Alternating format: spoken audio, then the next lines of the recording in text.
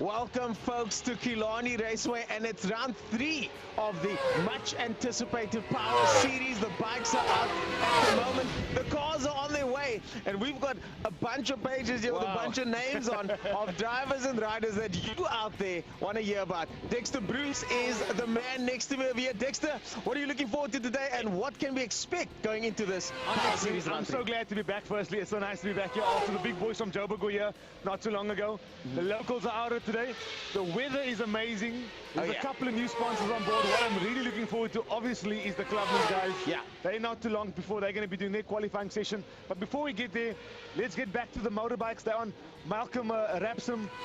Hilton Redling guys, they're out now. They're busy qualifying. Yes. Doing some really good times. The track, I believe, is quite good. It's quite dry. There's a couple of spaces where it's still a little bit cold down the back, they were saying. The air is a little bit cold, so that's good for the turbo cars.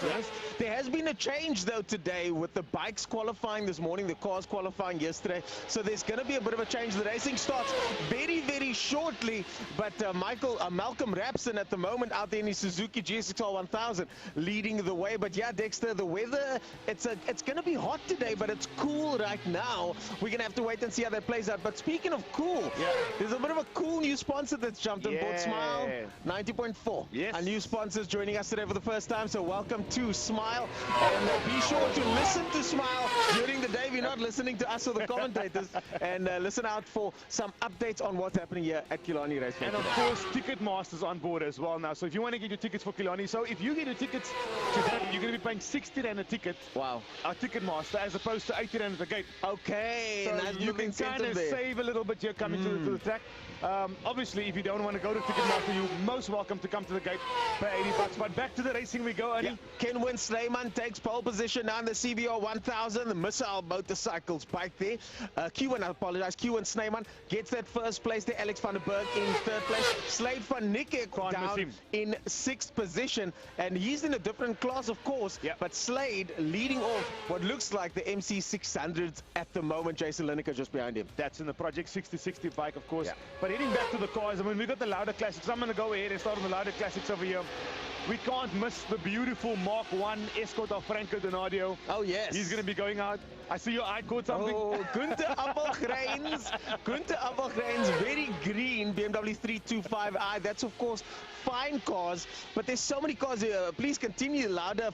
See, Franco Donadeo. Franco Donadeo in the Mark 1 escort challenging hard, of course, is Michael Hitchcock in that Ford Mustang. The two of them is kind of like the old good revival history, where you have the minis versus the big Ford Galaxy Fairlane. We've got the same thing going here. That's exactly it, and this is what it's all about, is having, in classics specifically, having a car that's exceptionally powerful and fast down the straight versus a car that's very good in the corners, and that's the titan battles we expect to see today in the classic car races. And then off all the way down, we've got Trevor Hutchins and Lane Hutchins. Those are the father and son trio in the HSC racing. I mean, we know them very well. We race against them in the rally HSC, interestingly, 3 bikes and 2 cars entered today. 5 modes of transport entered today for HSC, as you said earlier on. It's a whole house. It's so nice that a family's coming out racing. You got cousins, you got uncles, you got a grandfather. It's so nice to see that. So that's the Lauda Classic cars. They're going to be awesome to see a little bit later. Ernie, do you want to go do the Bijo? Oh, Bijo Trustees, fine cars.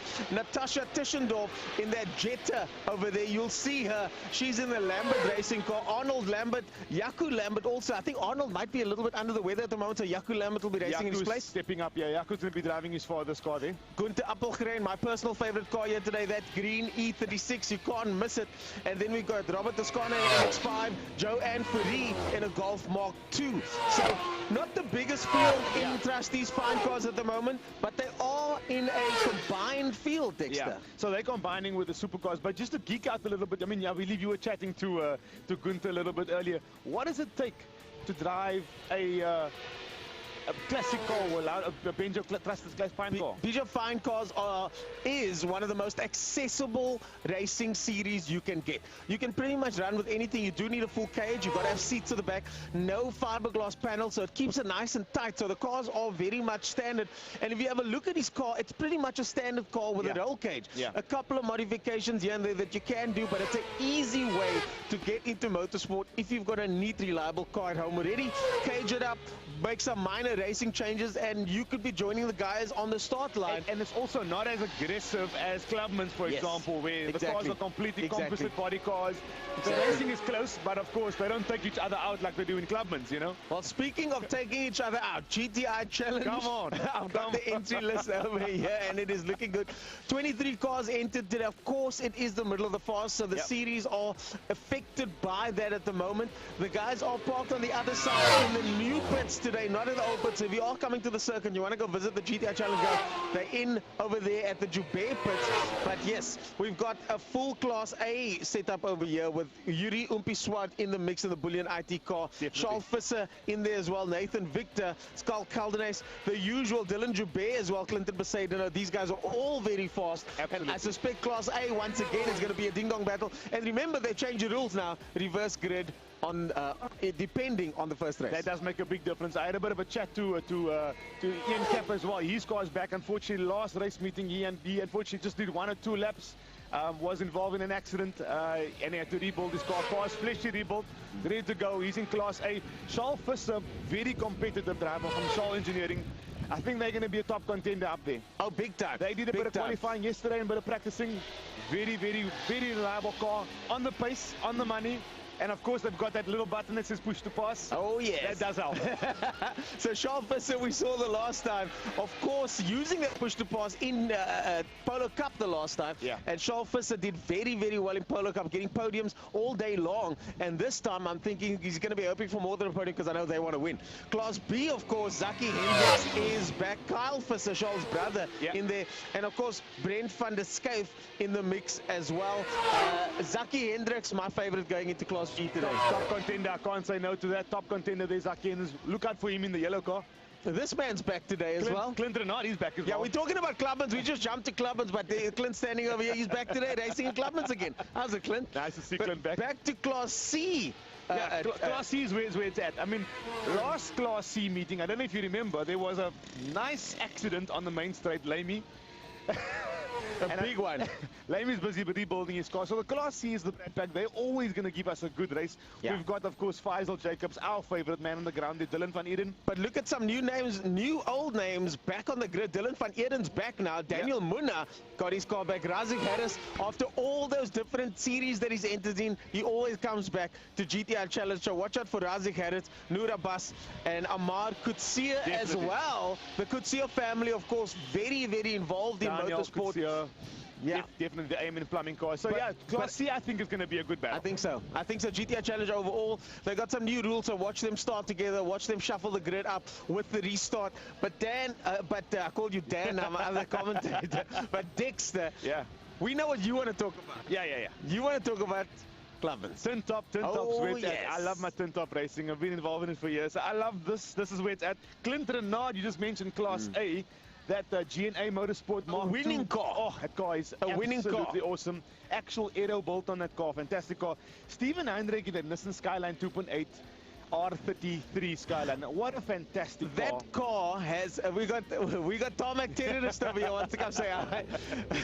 That, of course, is Mr. Long over there wanting to come say hi. People always walk up to them, they see the camera on, then they leave. We don't mind you guys coming to say hello. There he goes.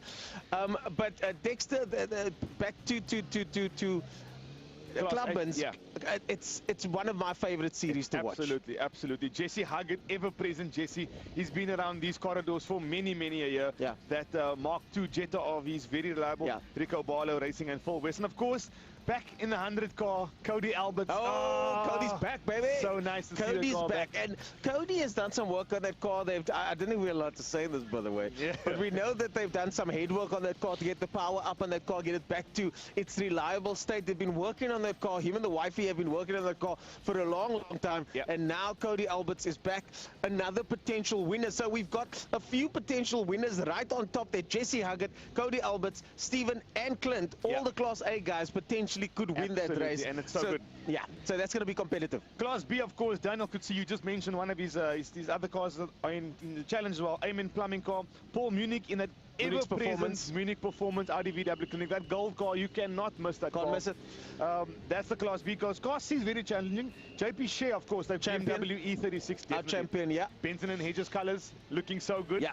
And then, of course, Eugene Gaspol in the silver E46 has stepped up quite a bit, starting in Class F, moving his way gradually. Definitely, I think those incremental racing things that we spoke about. It makes a difference. It does make a difference. It makes a difference. The guys are working their way up the grid. And, of course, Clubman's a system where it's bracket racing. You're in a certain time bracket. You break out, and then you jump up a class. And all these guys have started at Class X and worked their way up. And now we're starting to see more names bubbling to the top. Another name that's bubbled to the top, Kiara van Niekerk, previous champion from last year, now up one class, back in the game again in that Wingfield Motors car, which I'm sure we'll be seeing a lot more of. Definitely. And then, of course, at the back of the grid, Lee Fielding in his BMW E36. We've got a Chrysler 300C. It was a nice car to see out there. Interesting car. Basie Burgers, he told Dad to step aside now and relax by the huis. Cedric will know relax by the huis. And Cedric, if you're on the live stream, how's it? But they're driving your car again today. They're driving your car again today. Can pedal. Basie knows how to pedal. In the wet the other day, fantastic performance from Basie at the last race in the wet. So watch out for that green and white Ital Oven. The Ital Oven car. It's a beautiful looking car. Beautiful car. Well prepared car. Well prepared. So we can watch out for that one. I think there's going to be some action there. At the bottom, Craig Rapp in a 328 BMW that with the flags on it looks really good. Ever the toy Ford Falcon Engineering. Oh yes, and there's a new name, Adam Omar, brand new in Clubman's. Watch out for him. He's got a rich history in indoor karting. Okay. Having won multiple, the time attack, he always does well in indoor karting, right up there, has shown talent. And we've seen many guys come from karting, whether it's indoor or outdoor over here. I think the indoor karting doesn't always get the credence it deserves. And Adam Omar is going to be one of those guys we're going to watch out for to see how he does. But a series that's back this week is, and we've got a few minutes left now before the racing starts, is the Pirelli V8 Masters. And they are back in action today with Sean Moore, Marcel Angel, Fabio Tefani, Jason Ibbotson, Mark Ridgway, and the rest of the names all out on that list. They've got two classes today, the gold and the silver class. So watch out for them. But they're all driving the same cars. It's going to be very interesting. And they've had their elbows out recently. For me, it's one of the forms of racing that I actually like, is because everybody's got the same car. Yes. Everybody's got the same tire. So the racing is very competitive. And to be honest, these guys don't really care. They don't care. They don't care. So they send it. They send it on. It's like rallycross out there. But the thing is, they've got strict rules about sending it, Dexter. They're technically not supposed to send it too hard around the first corner. But I mean, these oaks don't take no for an answer, and they don't like second place. They don't like second place, and that's exactly why the V8 Masters is one of those must-see races. Because let's be honest, we come to the circuit not just to see racing, but to also see action, if you know what I mean. If you had enough bread, would you be doing that? Oh, yes. I know I would. Oh, yes. I would be there. The over 40s. So the Pirelli V8 Masters, the big boys out there in force, and I think Marcel Angel, definitely Sean Moore, Mark Ridgway, watch out for those guys. Absolutely. And of course, as I mentioned, they've got their silver class as well, Stuart, Spooner, and Mark out there as well. The racing today, though, starts very shortly. We're going to be starting the racing at 8:45 today. Officially, it's 8:30 now, so we've still got about 15 minutes to go before the Caltron Formula Supercars goes out. They joined by the Bejo Trustees Fine Cars. They're going out together, the Supercars and the Fine Cars. And just to, we haven't really spoken about Supercars much, but to give you guys a clue of what Supercars is, it's the old Opel four-wheeler that was built by Owen Ashley back in the day. And now they've got those 2-liter engines under the bonnet there with those Opel motors and Opel bodies. And I believe they're quite difficult cars to get a hold of. They're quite difficult cars to drive. Yeah, they're running on a 2-liter 8-valve engine, as you know. Supercar head, little bit of cam work done to the car, but the body and the whole chassis is nearly makes a difference, about 700 to 600 kilograms. It's light, it's light. It's very light. Extremely light. Very, light on tires as well. Very light.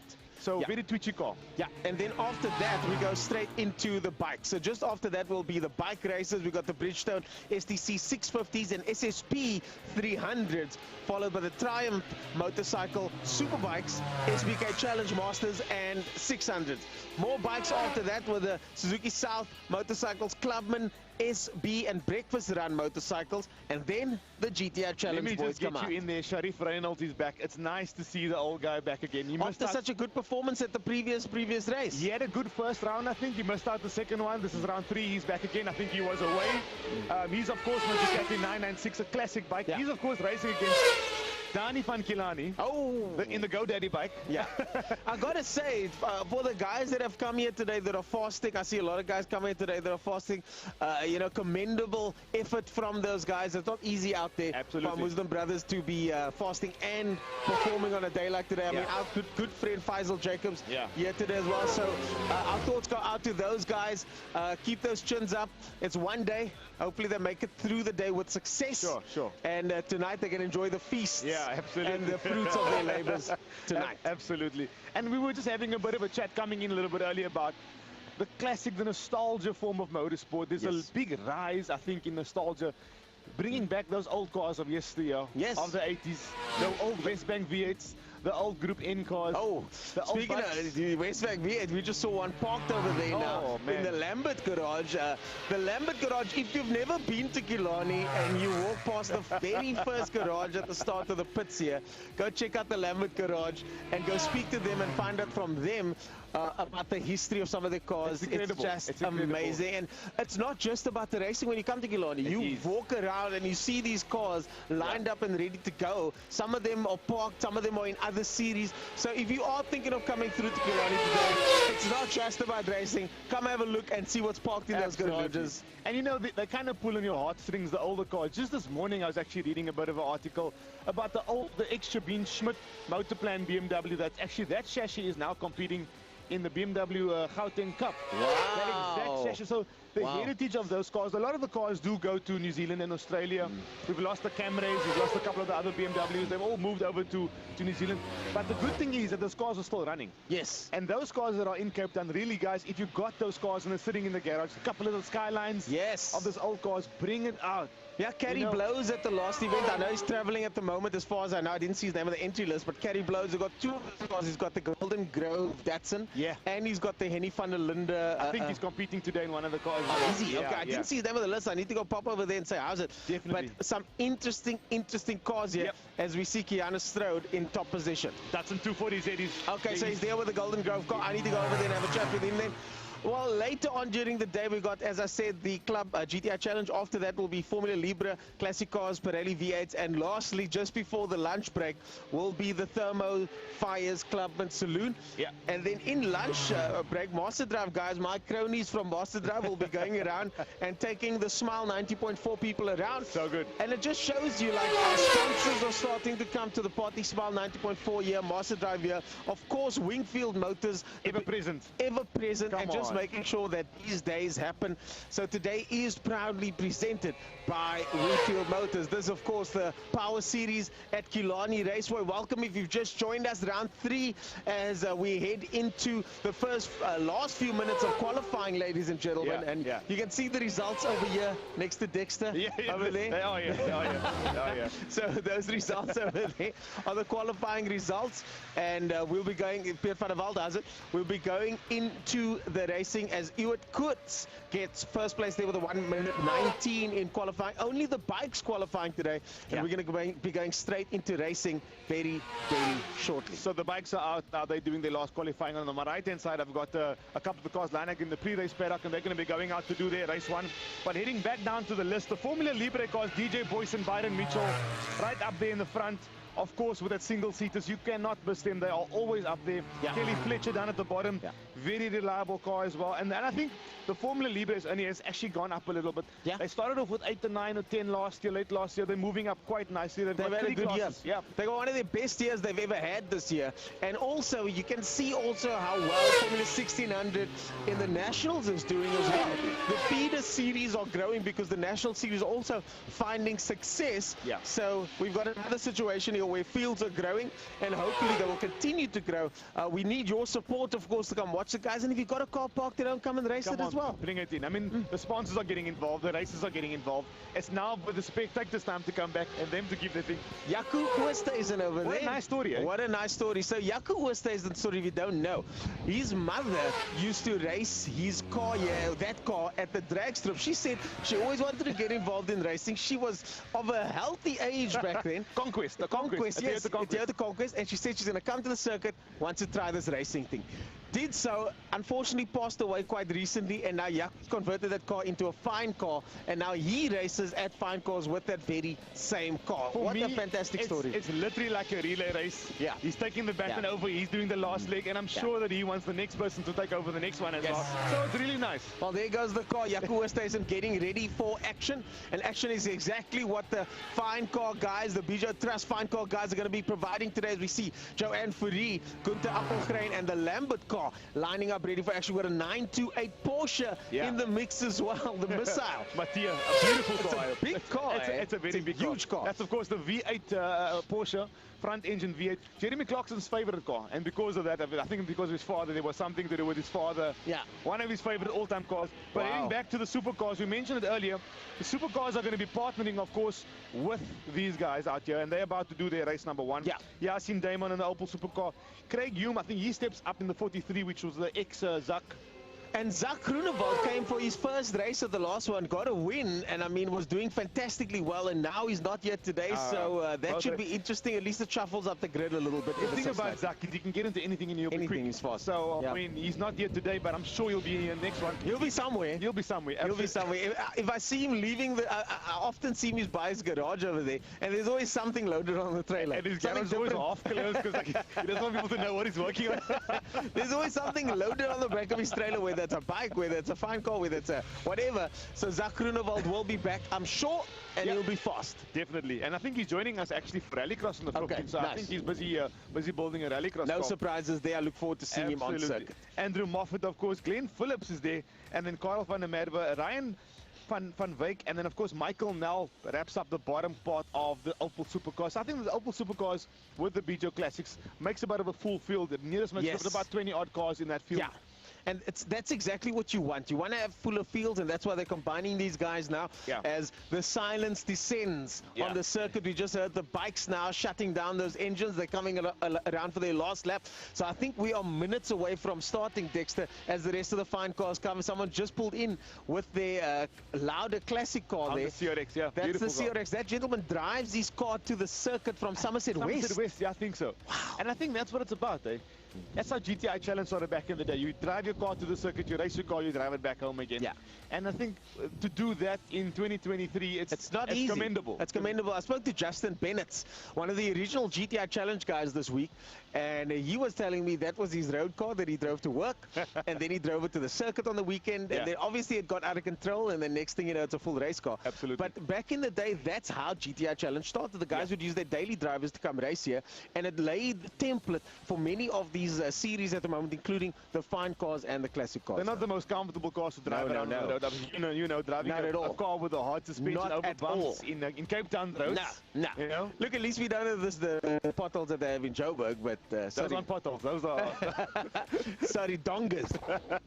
Well, looks like there we go. We now supercars and fine cars. The list has come on our screen, so we're going to be handing it over shortly to our commentators upstairs. As you can see on screen over there, Roger Lewis, Tischendorf, Mattia, Yasin Daman, and these guys are all mixed up at the moment. They'll set themselves apart ever so shortly, but some interesting racing. It's going to be very interesting when you mix these cars up. They won't be tussling with each other though. I think there's quite a speed difference between them. Speed difference between two. I think the Opel supercars will definitely be in the front, and then the rest of the guys will be at the back. But of course, there's a race within a race, and that's what's beautiful. There's constant battles from all the way to the front, all the way to the back, and they're just about to leave now.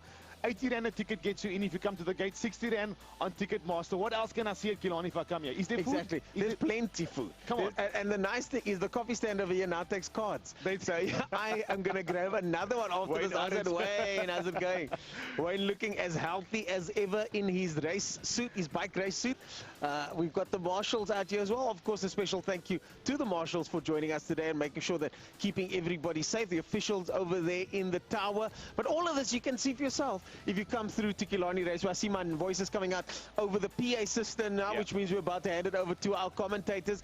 But ladies and gentlemen, it is Killarney Raceway. This is the Power Series. Welcome to round 3 of the Power Series. My name is Ernest Page, joined by Dexter Bruce, and this is some of the best local racing you can see at the circuit. Dexter, it's almost time to get going. Let's go racing. Let's go racing, ladies and gentlemen. Just a couple more minutes as we wait for the all clear from the guys on top. As you can see over there, the live timing is running. You can check out the live timing as well on zatiming.co.za. Go check that out, zatiming.co.za. And of course, this is the IMUSAT. Yeah. Let's see, can you pull it? I was hoping to complete that wheelie in front of us. You've got a random cyclist doing a wheelie over here. There we go. There we go. There we go. There we go. There we go. Well done. In the full power range gear, of course you can. And of course the cars that's not out today, of course, is the sports cars and the GTs. Yeah. Harp Motorsport. Appelgrein. Harp Motorsport and the guys, unfortunately, they're not out. They miss out today. Those are some of the bigger boys. Those are some of the bigger boys. And it's actually nice getting familiar with those cars now, understanding how they work and how quick they are, doing 109s, 110s. I mean, this other stuff you can see out as well is we've got Robbie Roberts. He's one of the live music entertainment. So we've got live music entertainment. Wow. We've got food. We've got a whole host. There's some display stands there as well. Some classic cars displays, some car displays, some bike displays. So there's so much happening over here. If you can come through, make your way through. We've just got the all clear that the commentators are ready to go. As mentioned again, Ernest Page, Dexter Bruce. We'll see you guys at lunchtime. Enjoy the racing. Power Series Round 3 continues now.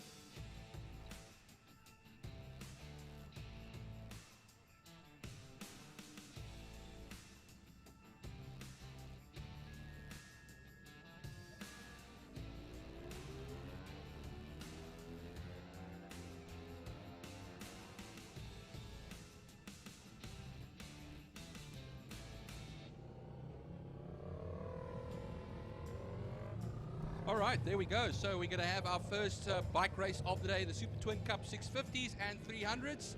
That's the Super Sports. And like I said, Nicholas Hutchings on pole position in the on the Suzuki SV 650. Zante Otto on her 650 Suzuki, sharing that front row. Ryan Kutsia in third position. David Enticott, Lance Jonas, and Nasheed Smart. That's row 2. Then Adrian Solomon and Abigail Bosson. Abigail Bosson on the Yamaha. That will be on row 3 with Raymond Alexander on the Kawasaki. The first, not the first of the 300s, the 300 pole man is Adrian Solomon. Adrian Solomon, like I said, on the pole for the 300 Supersport class. That's 7th on the overall grid. Mitch Robinson down in 10th position on his Quacker. Stavro Michel on the Suzuki in 11th. Braden Hutchings on the KTM, and that's the 390 KTM. Peter Hill, Arno Erasmus, Franco Flach back in the race, or back for the first time this year, I think, or maybe the second time. And then Jamie Hall, Rob DeVos, Sigurd Philip, and Abdul Isak on his Kawasaki will round everything off. We are looking to have 19 of them out there. Yeah, that's if they all pitch up there. That's a Bridgestone STC 650 and Super Sport 300 category, race number 1. And that front row is going to be absolutely amazing in the 650 category. Nicholas Hutchings, Zante Otto, and Ryan Kutsia.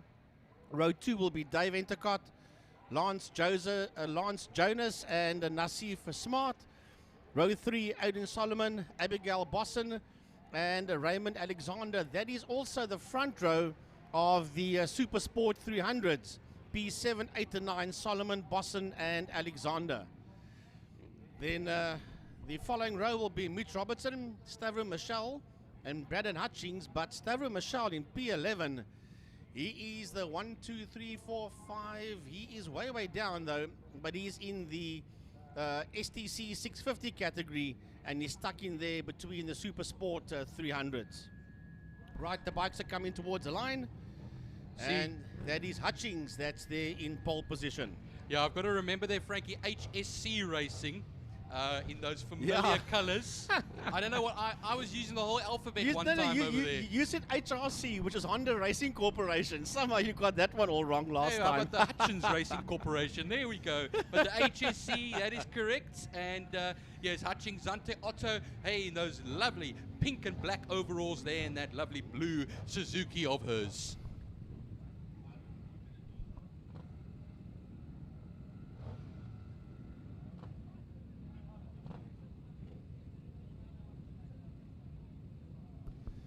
Right, so Nicholas Hutchings, Zante Otto in a pole position. And then we have got Ryan Kutsia. That's the front row of the grid. Then we've got the 78. That is Dave Enticott, Lance Jonas, and then Nasif Smart. Those are the first first 2 rows of your 650s. Then in pole position for the 300s, that's the number 4, that's Adrian Solomon. And on his outside is Abigail Bosson, followed there by Raymond Alexander. Right, I'll do the 650s and Byron will do the 300s. 6 of the 650s, that's the first 2 rows. And then there are a couple of them that's slightly out of sync. The 650s, they are stuck in there between the 300s, of which Stavro Michel is one of them. I just see the sometimes the usual grid Rubik's Cube going on over there towards the back, Frankie. They have to get everybody into their rightful positions near the back of the grid, and our officials do always a mighty job of that as well. They look to be happy, and we are ready to go racing here, Frankie. First of all, the bravest man in motorsport, John Green, who will run out with 5 seconds to spare. Yeah, John Green's got that 5-second paddle board, and then we will go racing shortly as we wait for them to get ready. 5-second paddles up, out the way, lights are on, lights are off, and away we go. And a massive start off the line there by Nicholas Hutchings. Ryan Kutsia is going to move up from P3 to P2, will he? Yes, he does. So he goes up one position. Into that second position is Ryan Coetzee, but it's all about Hutchings that sits out there in P1, making his way up the Jabez straight towards turn number 2. Hutchings sitting out there in P1. Then in second position, we've got Ryan Coetzee as they work their way out of turn 2 Quarry Corner. Yeah, I'm glad to say a good clean start for everybody as they make their way through turn 2, through the kink and into turn 3 Interceptor Corner. It's going to be a 9-lap race as they make their way onto the Tygerberg Straight now, and for the first time today into the right-hander at Sardo Sweep. Down the back straight they'll then run. Then we'll be able to pick up for you who is where as far as the 650s are concerned, as well as the 300s. Right, so down the back main they go. They're absolutely blasting their way down the back main. That looks like David Entercott that's there in that third position as they work their way down into turn number 5, into Fostron Corner. So Entercott was in P4. He was the first bike on that second row of the grid when the lights went off. And he is also busy making a move. He's gone up into that third position. And then behind Entercott, we've got the 73 coming through, and that is Zante Otto. So Otto sitting up there in that top 5 as they work their way out of turn 1 out of Holzoek.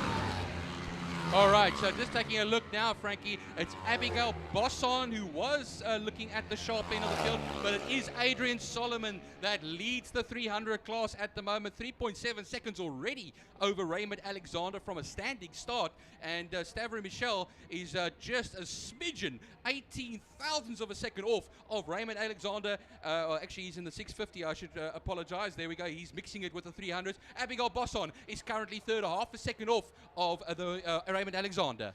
But heading now towards turn number 4 through Sidle Sweep. That's Nicholas Hutchings that sits out there in P1 in the HAC Hutchings Service Centre machine. Down the back main he goes. Ryan Coetzee is in that second position, followed there by Dave Entercott. And here comes Zante Otto. Zante Otto is going to have a serious look. She might even move up into that third position. The two of them are virtually side by side. And it looks like it is Entercott that hangs on to that third place as they work their way out of turn number 5, out of Fostron Corner, under the City of Cape Town and Wingfield Motors Bridge. Yes, it is. No, it's not. It's Otto that's gone up there ahead of David Entercott. So Zante Otto made the move, stick there in turn 5 as they work their way out of turn number 1. So she has demoted Entercott one position. So Zante Otto moves up now into that third position. Coming through in our position now, it looks like Abigail Bosson. I'm just trying to see if she's actually come up to second in the 300 class, ahead there of Arno Erasmus. Raymond Alexander must have had a moment somewhere because he has now dropped a few positions, but actually now it looks like everything's in order. I think it was just a transponder issue there, and it's still Adrian Solomon that leads by 7.6 seconds. And well, there we go. We just see them now. 7 laps left to go in this race, so still plenty to happen. So down the back straight they go, working their way now towards turn number 5. That's the 650s that are heading down the back straight, working their way towards turn number 5 into Fostron Corner. And in the 650s, it's still Nicholas Hutchings that sits out there in P1 with Ryan Coetzee in that second place. But Ryan is getting a lot closer now as they start another lap. Under the bridge they go, working their way to turn number 1. Then it's Zante Otto P3. Behind Otto, it's David Entercott. And then behind Dave Entercott, we've got Franco Vlag that's coming through there. Franco Vlag that's moved up into that 5th position. He's ahead there of Jamie Hall. Lance Jonas has dropped down to P7, followed there by Nassim Smart and then Robin DeVos in P9.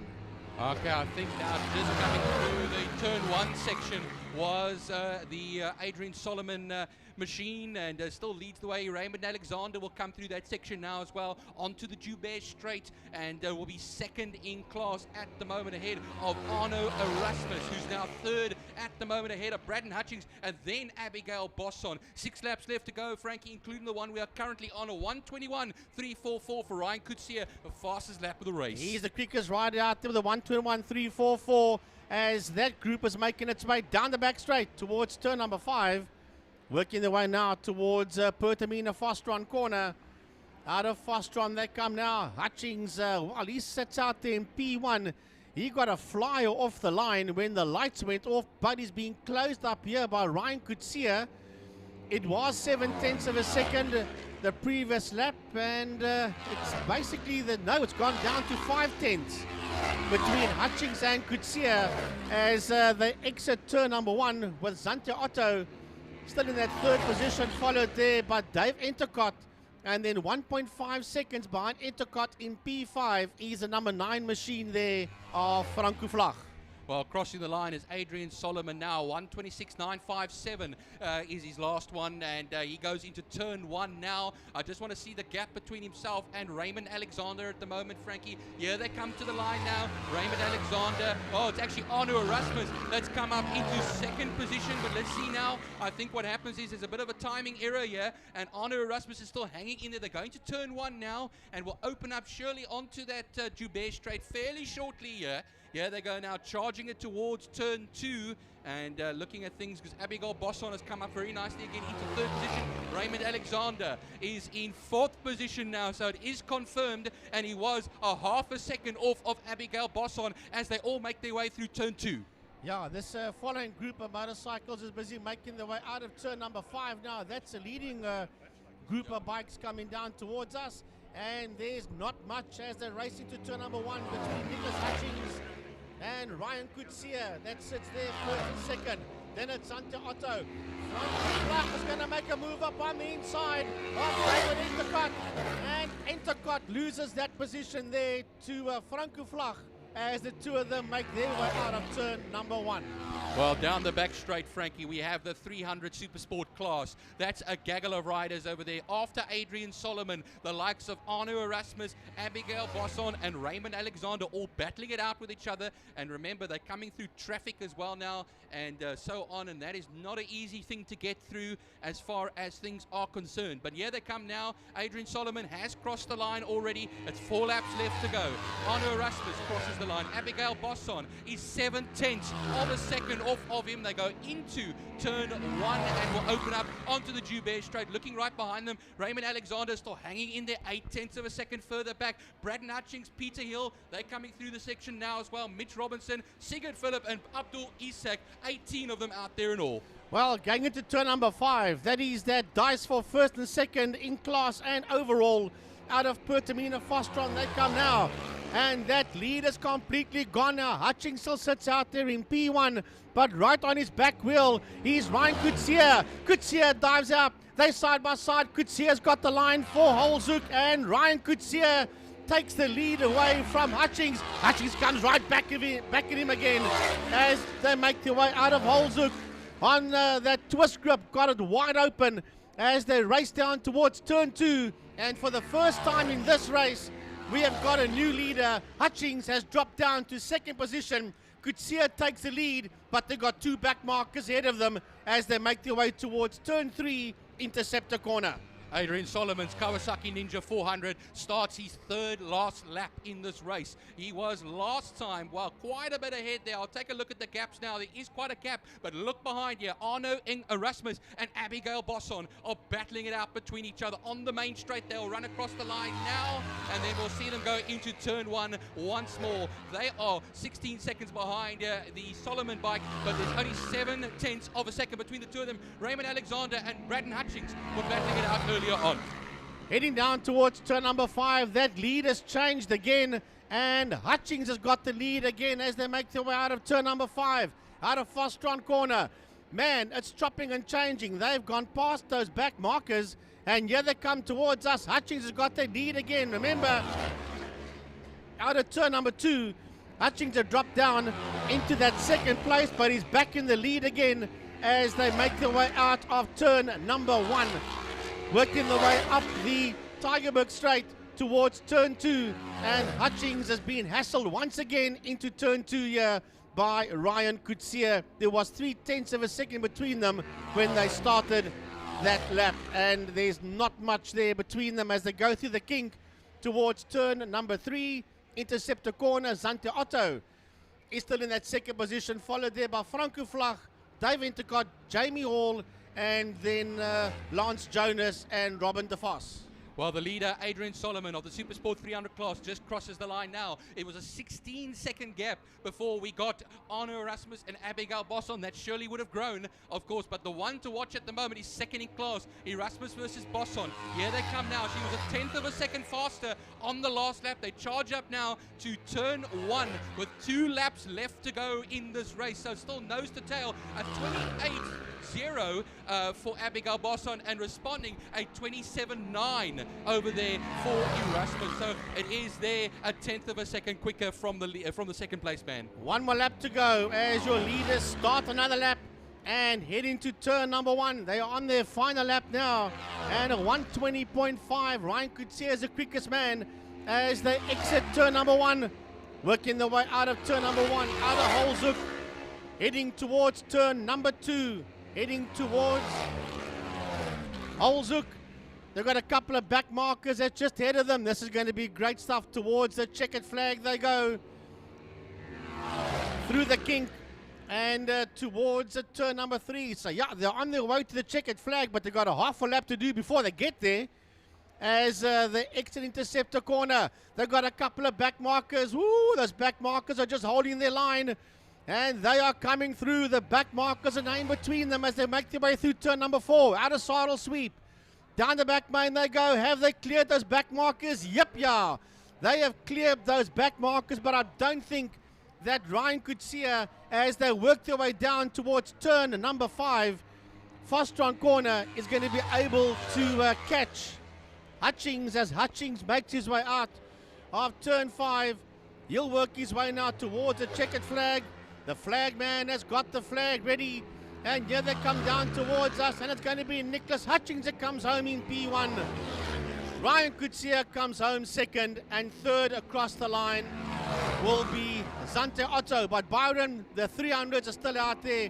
Coming towards the line now is Franco Vlag, and then right behind Vlag, I think that's Hall. Yes, it is. Jamie Hall. He got his nose ahead of Dave Entercott that dropped down to P6.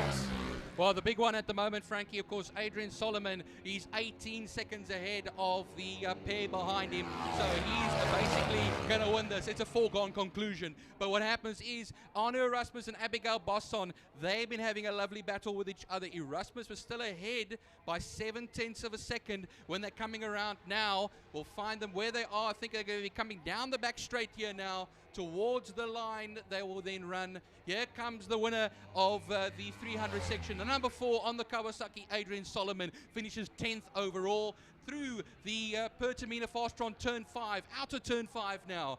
Running it to the line, it looks like it will be Arno Erasmus that will take the second place over here, but a valiant effort from Abigail Bosson as well. And there we go, bike number 21, the KTM will take that second place. Abigail Bosson will take third on the Yamaha. And then we wait for Raymond Alexander and Braden Hutchings. Here comes Raymond Alexander, bike number 11. That is, of course, the Quacker 300. And then the KTM of Braden Hutchings will just come through about a few seconds off in this race. So 18 of them started, well, actually 19 of them started, Frankie. I see Stavro Michel not finishing the race, unfortunately. So 18 of them saw the checkered flag. Yeah, he was on the grid. He started the race, and he was stuck in there between the Supersport 300s. And then, yeah, picked up a problem out there and finishes 5 laps behind the leader, which means it's a DNF there for Stavro Michel.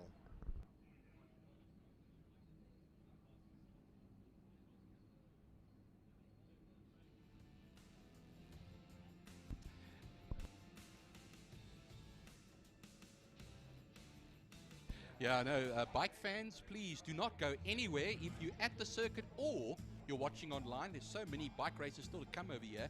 And we have the Triumph Motorcycle Superbike Challenge Masters and 600 class. 18 of them out there. We'll go off air for a short while so we can just get you to take a breath. And then we'll be joining you for that. Myself, Byron Height, Frankie Ennis, and of course our man here, Tiny's Pitbox man, Tiny himself, Emil Brunt. Praat met die mensen. Dat maakt het Good morning, everybody, and welcome to Killarney International Raceway. And I'm pleasantly surprised that, Byron, there is no rain today. Nice. Don't say that. A Don't lovely say day. that. Tops of 25 or 26 degrees today, so we have a dry circuit, a lovely day for racing, and yeah, and it should be very interesting. Nice full field of GTI Challenge cars. Much appreciative of that, and yeah, it should be an awesome day. No, thanks, Tiny, for bringing the sunshine today. It's a lovely racing day today. The wind is up, though. It's Cape Town. What can you expect? What do you expect? And we got plenty of great stuff happening today. Bikes, cars, you name it. And Tiny did mention it, of course. That GTI Challenge race is going to be superlative. I can tell you that much.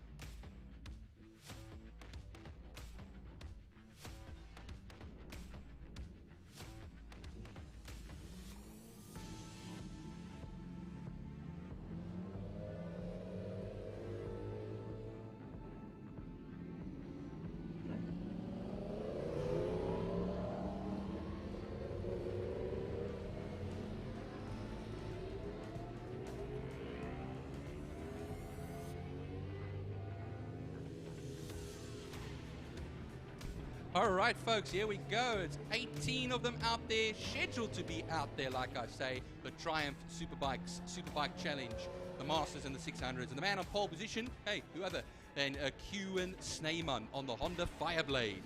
Yeah, Killarney put in a stunning time in the qualifying for the Triumph motorcycles, the Superbikes, SPK Challenge, Masters, and the 600s. And a big thanks to Triumph Motorcycles for the sponsorship of this class. Yes, 9 laps. They will be racing around Killarney International Raceway. So we wait for them to get to the line.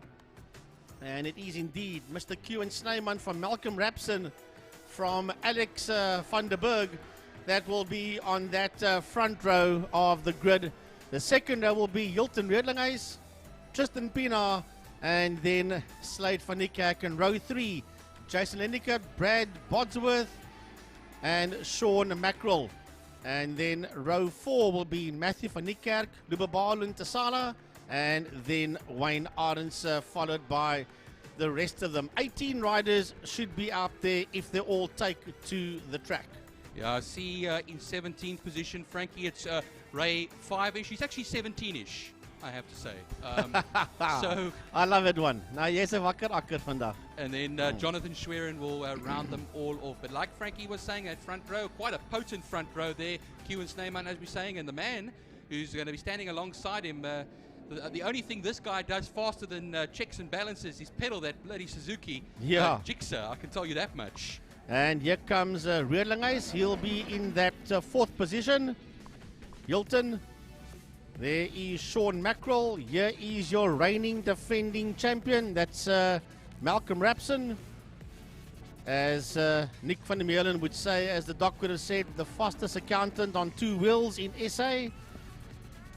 There's Tristan Pienaar on bike 50. Alex van der Berg is there on bike 54, the 54 machine. And then we've got the 111 of Slade van Niekerk. He sits there in P6. So Byron, this is going to be great stuff. You want to take them off the line?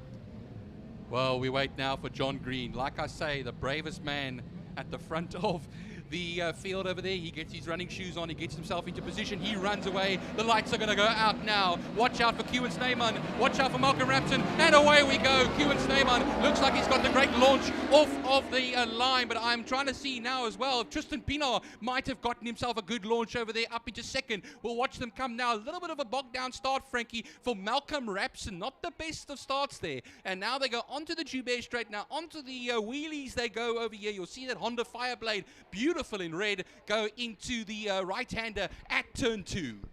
But Kewan Snyman doing what he does best, sitting out there in P1, working his way through the kink and racing down towards turn number 3. Through interceptor corner, Kewan goes now on that number 19 machine. And he's done a half a lap already. He's in sector 2. As a matter of fact, he's about 2/3 through sector 2 as they work through out of turn 4, out of saddle sweep. Working the way down the back main. Snyman starts sector 3 right now. And it is Van der Berg. That's Alex. That's in that second position as they race down towards turn number 5, Foston corner. Alex Van der Berg sits there in that second position. So let's have a look and see as they come out of Pertamina Fostron towards the Wingfield Motors and City of Cape Town Bridge. Alex Van der Berg is going to give him a go, that's for sure.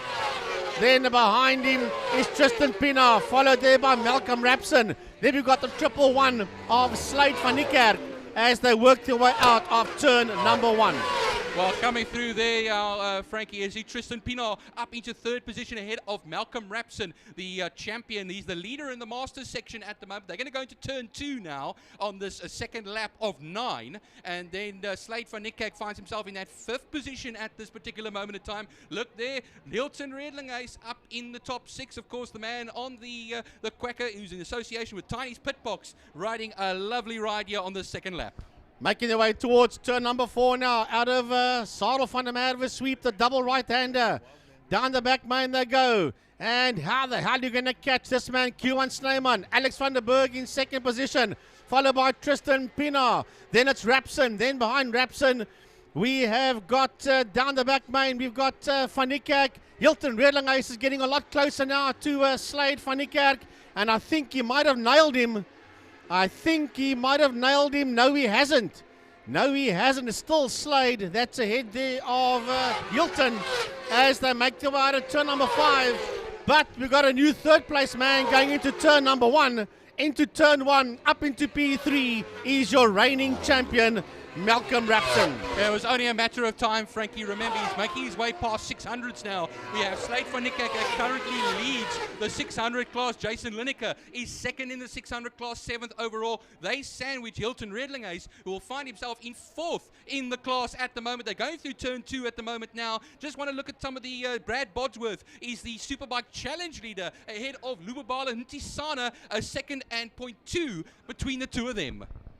Heading now towards turn number 4. Sadel van der Merwe sweep, and a bit further down, I see that Redlingays did leapfrog Van Niekerk, but down the back main they go. Slade van Niekerk, sorry, it is Kewan Snyman in P1. Down the back main he goes. Alex Van der Berg in that 2nd position. Then we've got Malcolm Rapson Malcolm's still in that 3rd position, sorry, as they exit turn number 5 out of Fostron corner. And race back down towards us under the bridge they go. It is Snyman. That's Van der Berg. Then we have got Rapson. Behind him is Tristan Pienaar. Behind Pienaar is Redlingays. Behind Redlingays into turn 1 is Van Niekerk. And then we've got the 93 coming through there. And that is Lineker. That is coming through there. And he makes his way out of turn number 1. Just looking through, Malcolm Rapson leads the Masters section, 3rd overall, of course, and then it is in 2nd is Hilton Redlingays, 5th overall, but 2nd in the Masters section, and 3rd in the Masters section is the leader currently of the Superbike Challenge class, Brad Bodsworth, and he finds himself ahead of Matthew van Niekerk there at the moment. But Kewan Snyman still going hammer and tongs over here, a 1:12.480, his fastest lap of the race, and 0.2 of a second slower the last time around with a 1:12.6. Down the back main, he goes, that man that Byron was talking about, Kewan Snyman into turn number 5. Racing down towards Pertamina Fostron. He's Kewan Snyman. Out of Fostron corner he comes now. And he's got a sizable lead as he works his way towards the City of Cape Town Bridge. Snyman in P1. Alex Van der Berg in that 2nd position. And it is still Rapson in 3rd. But he's been hassled heavily here by Tristan Pienaar as they make their way into turn number 1. Then it is Hilton Redlingays, Slade van Niekerk coming through. Then Jason Lineker. And behind Lineker, we've got the 31, and that's Brad Bodsworth sitting in P8. And he is the leader of the SPK Challenge category. That third place battle, Frankie, is still well and truly up for grabs over here. Malcolm Raptor is still battling it out for the 600 in the form of Tristan Pienaar, that R6. Yeah, they go now through a turn 3 interceptor corner, and it just shows you how much they're almost going to be trading paint, you could say, over there as they go towards Sardo sweep now. So the battle is far from over. 5 laps left to go, including the one we are currently on. Meanwhile, up the road from Alex van der Berg, Kewan Snyman, 1.9 seconds. Right, that's a lovely fight going down that back straight towards turn number 5. Malcolm Rapson, and he's got the young gun Tristan Pienaar right on his back wheel as they work their way out of turn number 5, out of Fostron corner. But towards the City of Cape Town bridge on the home straight is Kewan Snyman, followed by Alex van der Berg in second. 3 and 4 racing down towards turn number 1. It's a Rapson and Pienaar as they head towards turn number 1, followed by Hilton Redlinghuyse. Behind him is a Slate van Niekerk, then Jason Lineker coming through on that 93. Then we've got Brad Bodsworth coming through on that 41.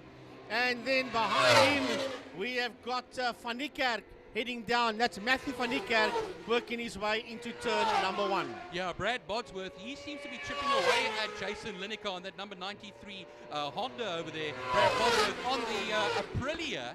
He's now currently leading that Superbike Challenge class. Lubabala Ntisana in 10th position. He's second in class. Wayne Arons, who's 0.4 of a second off of Ntisana, is currently third in class at the moment and is well and truly up in the Masters section. 11th overall for him. 4 laps left to go, Frankie. And still lots to happen here. We see Malcolm Rapson, Tristan Pienaar, last time around, only 0.2 of a second as they cross the line. Right, yeah, they come out of turn number 5, out of Fostron corner. Across the start-finish line goes Kewan Snyman, the man that sits out there in P1. Then in second is still Alex van der Berg going into turn number 1. Then right behind him is that massive war going on there. And it is... it's Pienaar and Redlinghuyse coming through now. We have just wanted to make sure. No, it's still the same. Into turn 2. Into turn 2, it's Malcolm Rapson and Tristan Pienaar. That's a fight for 3 and 4, making its way through the kink. And here comes a Tristan Pienaar. No! Rapson into turn 3, interceptor corner, slams the door in Pienaar's face. Here comes Tristan Pienaar. Man, this youngster is crowding that rear end of the Rapson motorcycle as they race down the back main. And this one's not done yet, but it is Rapson that pulls 3-4 bike lengths on him, Byron, as they race down towards Fostron corner, turn 5. Oh, remember, Frankie, this is a Superbike versus a 600. It's the Gixxer versus the R6 Yamaha over here. It's a very nimble 600 that it is known here, Killarney, as a 600 circuit. But yeah, they come now. So crossing the line, Kewan Snyman, Alex van der Berg. 5.2 seconds between the two of them. Malcolm Rapson, Tristan Pienaar, 4/10 as they cross the line. We wait now for Hilton Redlinghuyse. There's the man himself on the Quacker. He gets 5th at the moment. Then Slate van Niekerk, who's opened up the gap in the 600 class. He's second in the 600 class at the moment, ahead of Jason Lineker. Yeah, then Brad Bodsworth is the next man coming through on bike 4-1, heading into turn number 1, and he's been caught here by Matthew van Niekerk. Matthew's right on Bodsworth's case as they work their way out of turn number 1. Any mistake there by Brad, and Matthew will nail him as they exit turn number 1 and work their way up towards turn 2. Like I say, 2 laps left to go, including the one we are currently on at the moment. Snyman leads the way. 5.2 seconds between himself and Alex van den Berg. The main battle to watch, though, is the veteran, Malcolm Rapson, bike number 1, the champion. He's in 3rd, but how safe is that 3rd position with Tristan Pienaar lurking around him there as well? They've broken the gap from Hilton Redlinghuyse. Slate van Niekerk and Jason Lineker will follow suit. But yeah, they come through now, Frankie. 1 more lap left to go. 1 lap left. The leader's making his way out of turn number 1 already. And as a matter of fact, into turn number 1, Alex has been caught. He's been caught here by the 2 riders just there behind him. So it's going to be a 3-way fight for that 2nd position as they make their way up towards turn number 2. And here comes Rapson and here comes Pienaar on the case of Alex van der Berg as they work their way out of turn number 2. And this is indeed the last lap. No trouble for the leader. That's making his way up to turn number 4, Sidle Sweep. But making their way out of turn number 3 is that three-way battle, that three-way dice, Byron, for P2, 3, and 4. Well, yeah, we're on the last lap, frankly. The leader on the, coming onto the back straight right now. It's the Fireblade of Killarney. But meanwhile, the battle to watch at the moment. Alex van den Berg, they charge up to turn 5. Pertamina Fastron. First of all, though, Snyman will come and take the victory here, Frankie. A fantastic ride from Snyman. Snyman brings it home in P1 as he crosses the line now. But that fight's on for 2nd, 3rd, and 4th. Here they come towards us. Alex van den Berg. Alex van den Berg just gets home ahead of Malcolm Rapson, followed by Tristan Pienaar across the line. 2nd, 3rd, and 4th. What a fight we had out there. Heading towards a checkered flag now is Hilton Redlingeys. And he just rode away from Slade van Niekerk. That's the next man towards the checkered flag. And right on his case is Jason Lanica that crosses the line. And then we've got Brad Bodsworth that finishes, and he finishes just ahead there of Matthew van Niekerk. And then Lubabalo Huntisana will come through as well. Surely here comes a nice little tight battle. That's Wayne Arendse and Daniel Frost in there as well. To the line and then run. Oh! And Huntisana just gets it over Wayne Arendse. That, remember, is 2nd and 3rd in class by 25 thousandths of a second. Well done there to Lubabalo Huntisana, finishing here in P10, 200ths of a second ahead of Wayne Arendse. And he finished 8/10ths of a second ahead there of the man in P12, Daniel Frost. The man I was looking at across the line, Frankie, was Tristan Pienaar over there. You saw him shaking his head, just wanting to get every ounce of power out of that 600 all secret 1000. And on the left much because he was going, my goodness, are we sure that it was the 600 he was on? And on the last lap, the quickest time, 1:12.383 by Snyman. Wow.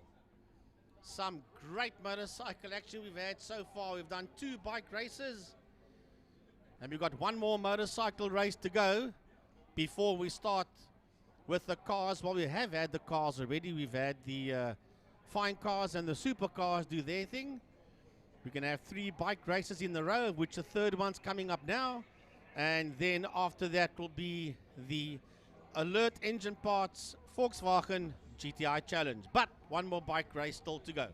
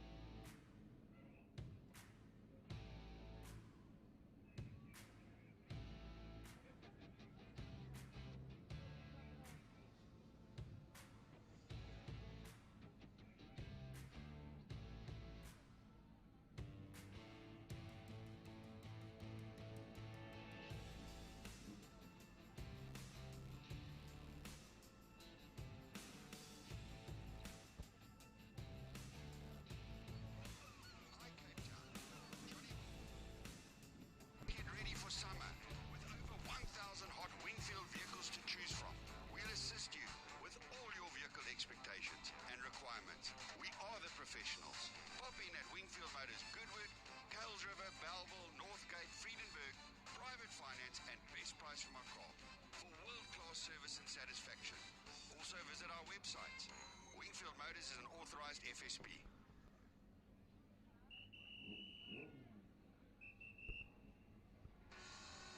Here's to the hard workers, the steady, the strong, and the bold. For the brave, the courageous, and the dedicated, the honorable ones.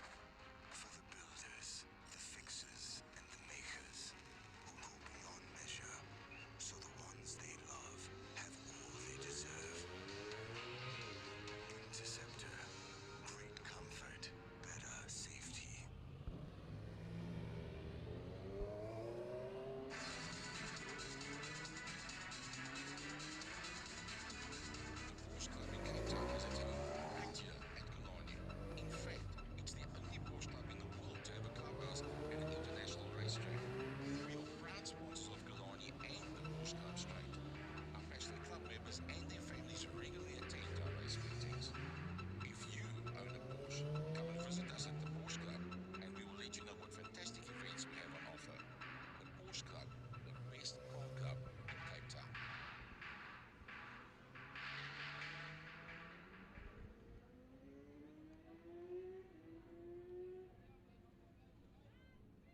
Right, a big thanks to all those sponsors. Want to say a big thanks as well to Pertamina Fostron, to King Tony's Tools, and then Smile 90.4 FM, that he's on board with us for the 2023 season, for the 2023 year. So big thanks to all those sponsors and all these people that make it possible. Yeah, we have now the Clubman's Classic Superbikes and Breakfast Run Motorcycles. As they always say, a little bit of a mixture or mixed bag, but it's always good to see a lot of the Newark riders, some of the older riders coming out there as well. We have a 16 entry field, it looks like it at the moment. Some questions were going around to see if Donnie Moritz would be coming out. And so I hear now from Dave Abrams that he celebrated his 69th birthday, Donnie van Killarney, on Thursday. So I can't believe it. I thought he was like, what, 29 still? Sure, well, I sorry, thought, did I say 59? Did I say 69? See, my numbers are always wrong, I was Dave, just so. going to say, where are you going with 69 years old? No, 59. trust me, people, 59, sorry, yeah. Donnie Moritz is not 69 years old. Scratch that now. Don't come to me later and beat me up, eh? 59 years old. Happy birthday, Donnie van Killarney. Yeah, man, I'm telling you, it's one of the big legends of Killarney. And, well, we are now getting them onto the grid. Doesn't look like a very big field. We had 16 entered. This is not quite 16. Well, we'll see when they come on there. So the man on pole is, number 69, Evert Koorts, in the Gixxer 750. And then we have Kiana Strode will be starting alongside on the ZX6. Willem Lowe, another name that we mentioned quite a lot through the years as well. Number 86 will be in third. There he sits, third place in the Quacker on the Kawasaki. Jason Butlerman will be in fourth position. That's on the BMW. Wayne Gress, number 95, row 2 with Shandon Thompson. It's a all Yamaha row. Sharif Reynolds on the Ducati 996. There comes the 70 of Kiana Strode into position. So a few less bikes. I see Mario Ferreira out there. He's usually in the Boxer Cup with, I see Matthew Reynard in there as well. That's on the 1100 BMWs.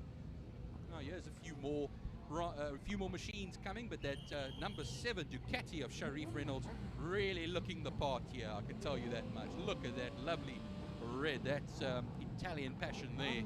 And John Kosterman will be starting along there as well. On 10th position, number 81, the Suzuki 1100. We are ready to go racing now. Watch them as they come off now. The lights are out and away we go. Oh, bit of a funny start there from Evert Koorts. Got a good start, then didn't, and then came back again. So going to be belting it. Whole shot into first one will be Evert Koorts. But the one I was looking at over there was Kiana Strode coming off the line.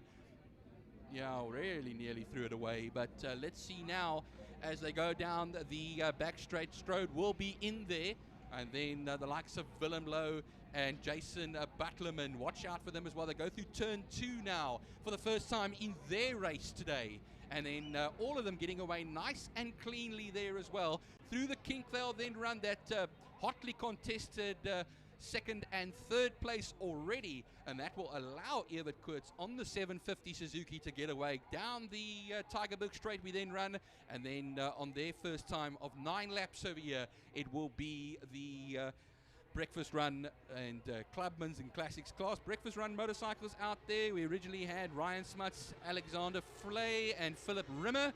A very small class of Breakfast Run motorcycles, but no, they will come now right to the end of the straight now. Turn 5 it is. Now we'll start picking up who is where when they come around through past the old chicane for the bikes and then towards the Wingfield Motors and City of Cape Town Bridge. It's going to be Evert Koorts that leads across the line. Then we have Willem Lowe, sorry. Then Kiana Strode, Butlerman, and Wayne Gress. Good start from Wayne Gress. Good first lap from Wayne Gress from a standing start over here as well now. So the classic bike class is currently Wayne Gress on the Yamaha. He leads that at the moment. And then if I look at the Breakfast Run class, when I just take a look, I see Mario Ferreira on the classics down in 13th position. Philip Rimmer currently leads the Breakfast Run class at the moment. on his Yamaha R1. Here we go through second corner once again on the second lap. Tight, not quite at the front, but for second, third and fourth at the moment. That is the Lowe, Strode and Butlerman trio. You see them as they come through now on the second lap, through into turn 4, out of turn 4. Kurtz will have quite a gap between himself and the three behind him, but they're also starting to breaking the spaces between all of them now as we run down the back straight. Right behind them though, that's the one to watch here, and I think what happens is the likes of Derek Hendricks and Shandon Thompson, 6th and 7th the last time around. I didn't see Sharif Reynolds. He should be in there with that Ducati. I'll see them as they come along now. Second lap has been completed, 7 to go. A 1:18.719 for Evert Kurtz as they come across the line. Kiana Strode comes across the line, 9/10 of a second ahead of Willem Lowe and Jason Butlerman. Into turn 1, they'll then run. Wayne Gress, Shandon Thompson will be in the Clubman's class. So Wayne Gress leads the classic class. Derek Hendricks in 7th. John Kosterman 2nd in the 1100, or on the 1100 in the classic class. Sharif Reynolds on the Ducati is 3rd in the classics class at the moment, and that is 9th position ahead of Ferdy Smith and Philip Rimmer, who is the Breakfast Club leader, ahead there of Ryan Smuts is 2nd in the Breakfast Run class, and Alexander Flay, and that's of course the 2 Honda Fireblades that you'll find in that Breakfast Run motorcycle class. So up at the front, it's still Kurtz by 4.6 seconds, a 1:18.719, the fastest lap on the very first flying lap of this particular race. Kiana Strode, a sector time of a 27.7, which is 6/10 faster than Evert Kurtz on the last lap, but on this last lap now, but a 23.9 is 0.3 of a second slower in sector 2. Here now comes Evert Kurtz. Bike number 69, the 750 Suzuki, a 1:18.504. It is going to be there. Kiana Strode will be 5 seconds further back. Willem Lowe comes through in 3rd position, still there, 3.6 seconds further back. Jason Butlerman, he's now 4th position at this particular moment in time, and right behind him, it's Wayne Gress having to fend off from Derek Hendricks and Shandon Thompson. All right, so Shandon Thompson, John Kosterman runs through there as well in that 8th position, but 2nd in the classics class, ahead of Sharif Reynolds Ducati. The Ducati still hanging in there as well, that lovely machine, and the number 7 in 9th position. Ferdy Smith in the Clubman's class as well, but look at the positions. He should be 6th in class, 10th overall, with Philip Rimmer, as I said, ahead there of Ryan Smuts and Matthew Reynard. So it looks like altogether 16 were entered, 16 are still out there. I see Mario Ferreira has gone to the tail of the field on the BMW. Him and William Morris were battling it out usually in the BMW Boxer Cup. But we wait now. Okay, yeah, Ryder is down at turn 5. Ryder down at turn 5. I want to just check now to see if that's a familiar color, to see if Evert Kurtz comes through. And it is Kiana Strode. That's Evert Kurtz. That's Evert Kurtz. The leader has dropped it at turn 5. He's got the bike right back up again. That means Kiana Strode will be now the new leader. Yellow flags will be waving in that section, and it looks like that the former leader, Evert Kurtz, is back on the bike, so everybody looks okay. That's the main thing, but I'll see now if he can get it back onto the circuit. It's going to be a bit of a tough ask over there. Willem Lowe is going to be in 2nd position. That's the top 2 Kawasaki's as well, with Jason Butlerman now up into 3rd position. Wayne Gress will not only be 4th, but he'll be the leader still in the classic bike class, with 5 laps left to go, including the one that are currently on at this particular moment in time. And that means now that there are 15 of them left in this race. 15 left in this race. Watch them as they come now. 1:18.504. It was for Evert Kurtz his fastest lap, but maybe pushing a little too hard over there. Let's see. I can't speak for what has happened down there, and he has gone off the circuit. It doesn't look like he has rejoined at this particular moment in time. So I think what happens is it could be a DNF. Anyway, Kiana Strode comes across the line right now, and that because the last lap was a 1:28.72.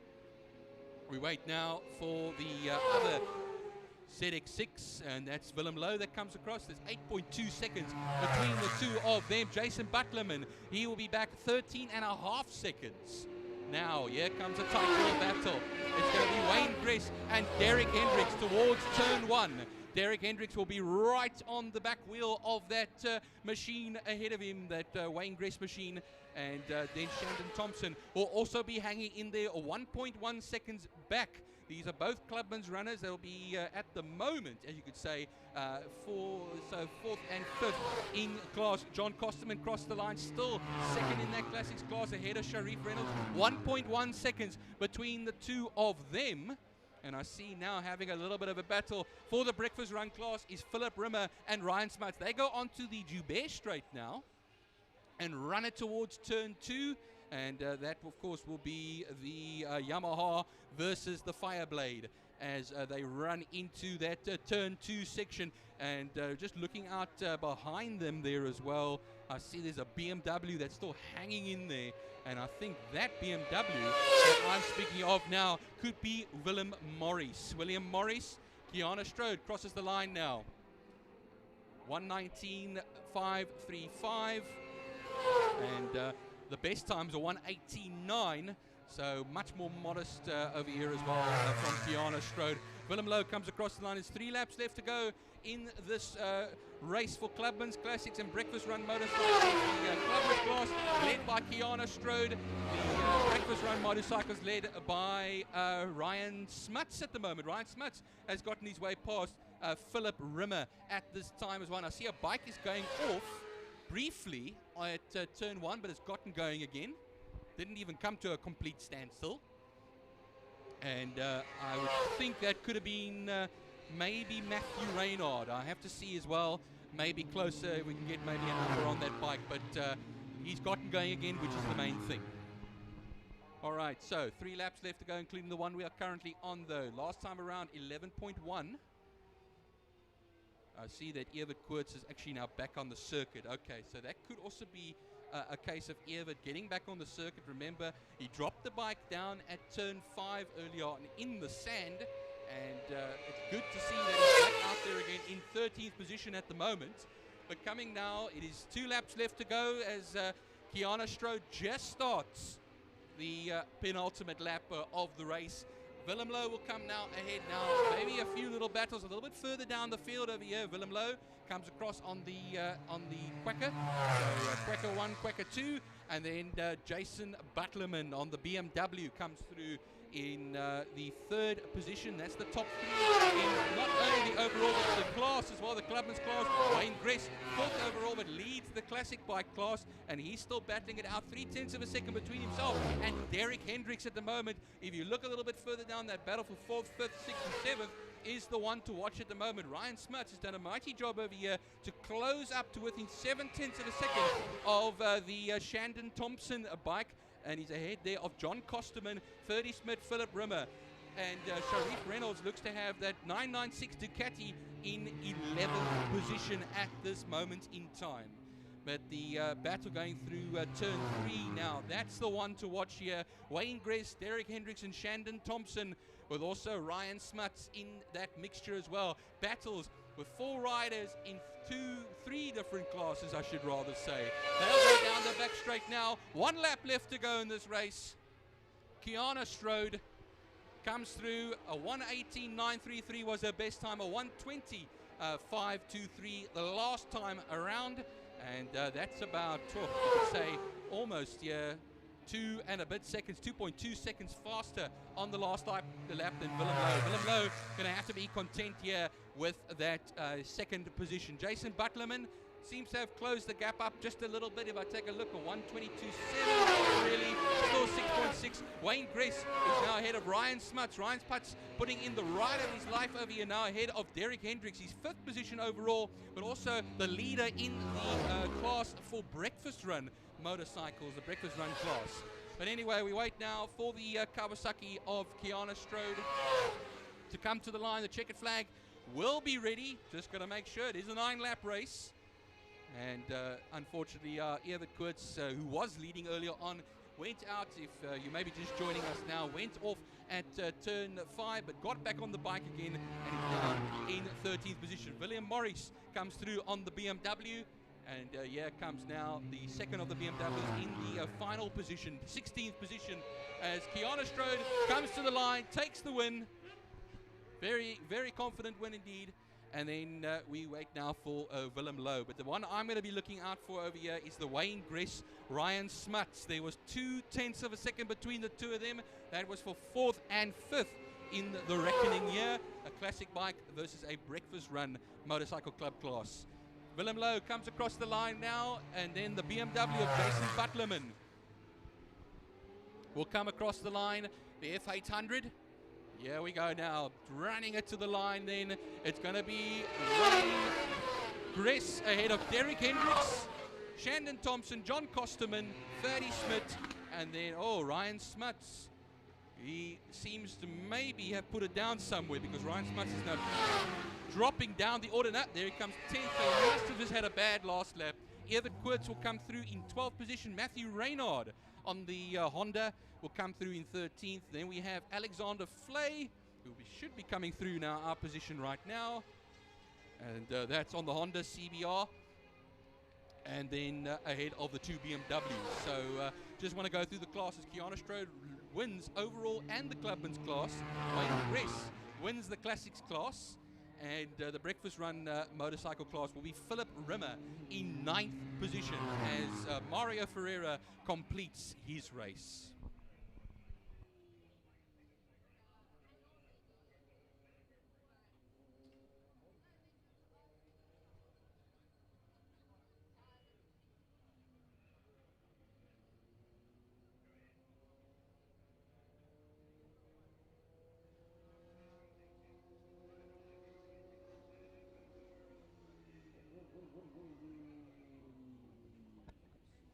Right, so next up will be the Alert Engine Parts GTI Challenge, race number 1. There's a replay of that motorcycle that went down. That was Koorts that put that bike down there in turn 5 in Fostron corner. Evert Koorts, he did finish in 12th position though. He picked up that bike and kept on going, putting it down there in turn 5. That's Pertamina Fostron, puts that bike down, gets up, walks towards the bike like just what the heck just happened now. Came out a corner and the tail end of that machine just stepped out on Mr. Koorts there, on Evert Koorts. And yeah, he wouldn't be happy with that because he was in the lead for quite some time, was Evert on the Suzuki GSXR 750, and then put that bike down, and that cost him the lead and the possible win. So race number 5 coming up, Alert Engine Parts VW GTI Challenge. Then we move on to Formula Libre, Lauda Classic Cars, Pirelli V8 Masters, Thermofires, Clubman's, Saloon Cars. Then we go to the lunch break, where passenger laps courtesy of Master Drive. They will have the tribute to Dennis Nathan and to Colin Meader. And then we will start the second half of the program again with the Keltron Formula Supercars and BJ Trustees Fine Cars. But that's a long way down the road. We're now moving on to race number 5. It's at 10 past 10, so we are basically ahead of time for Alert Engine Parts GTI Challenge.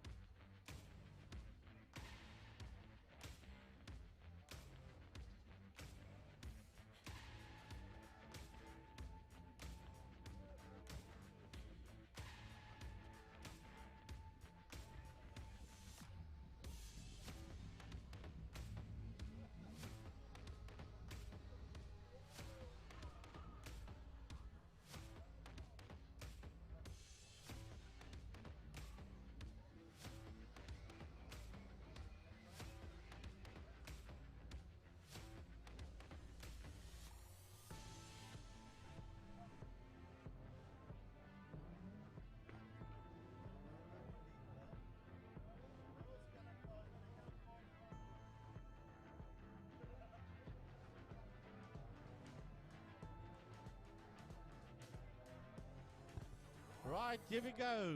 Four-wheel action again. Alert Engine Parts GTI Challenge. Race number 1. Rolls out onto the circuit. And, wow. That's Clint Poseidon that leads them into turn number 2. With Yuri Umpi-Swart in the house as well. As they work their way around the corners. There is Nathan Victor for Summit Racing. Dylan Jabir I see in the house as well. There's Skull Caldernace. And they're all working their way out of turn number 2. They'll come and line up here on grid proper. And then we'll get this one underway shortly. Alert Engine Parts VW GTI Challenge.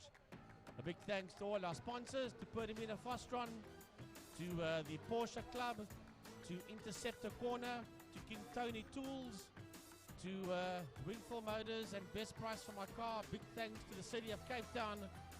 And a big major thank you to Smile 90.4 FM, the official media partner of the Western Province Motor Club, Killarney International Raceway. So big thanks to all there at Smile 90.4 FM. Well, this is where the action is going to be, that's for sure. There's Kai van Sail, came down the back lane. Brett van der Skyf, I think, is in that 69 car. It is indeed Brett van der Skyf.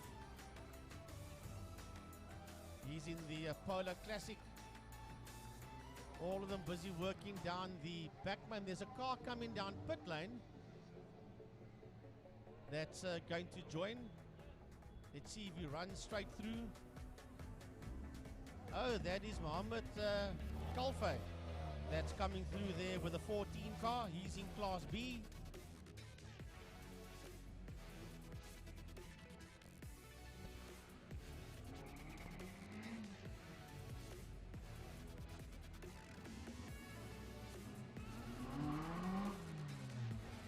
We go.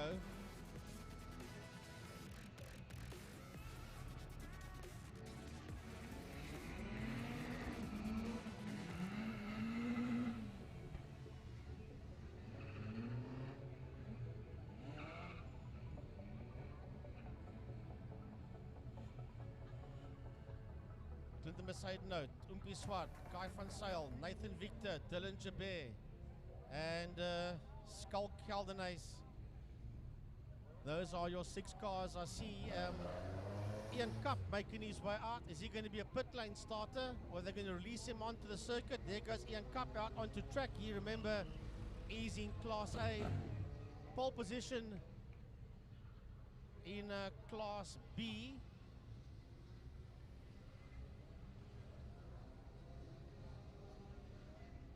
See, there's a 61 out on the circuit. That's not on my list here. We'll have a look and see. Oh, that is Carl Visser. He's the man that will be in pole in Class B. Carl Visser. I presume he'll be in pole because here comes Zaki Hendricks in that 7 car, so he'll be in second pole. Yep. Then Brett van der Skyf is there. And then the rest of the field will just take up their positions. Couple of cars coming out on the track that's come out late, but they will have enough time to slot into their grid slots. Donnie Sandenberg Jr. is there as well. He sits there just on the outside of the Polar Classic of Brent van der Skyf, and they will lock out the front row in Class B. Sorry, Class C. No, that is Class B. It's second row in Class B because the front row in Class B is Carl Visser and Zaki Hendricks.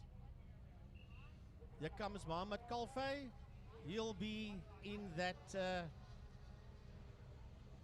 3rd position in Class B. So that means Van der Skyf and Sandenberg will then be on the 4th row. No, they'll be on the 3rd row in Class B. Yeah, they'll be in that 3rd row. Here comes Mark Thompson coming through as well. Thompson will pull in there on the outside of Kalfe. And then here comes Ian Cup. He'll be the last man in Class A in there behind the 10 car of Skulk Killarney. So it's almost time to go racing. VW GTI Challenge, sponsored by Alert Engine Parts. As all the cars are now in their grid boxes. And one more car coming towards us. That's one of the Class C Golfs that will move into position. And that is Dylan van Eden. So it's almost time to go GTI Challenge Racing as we wait for those lights to go off.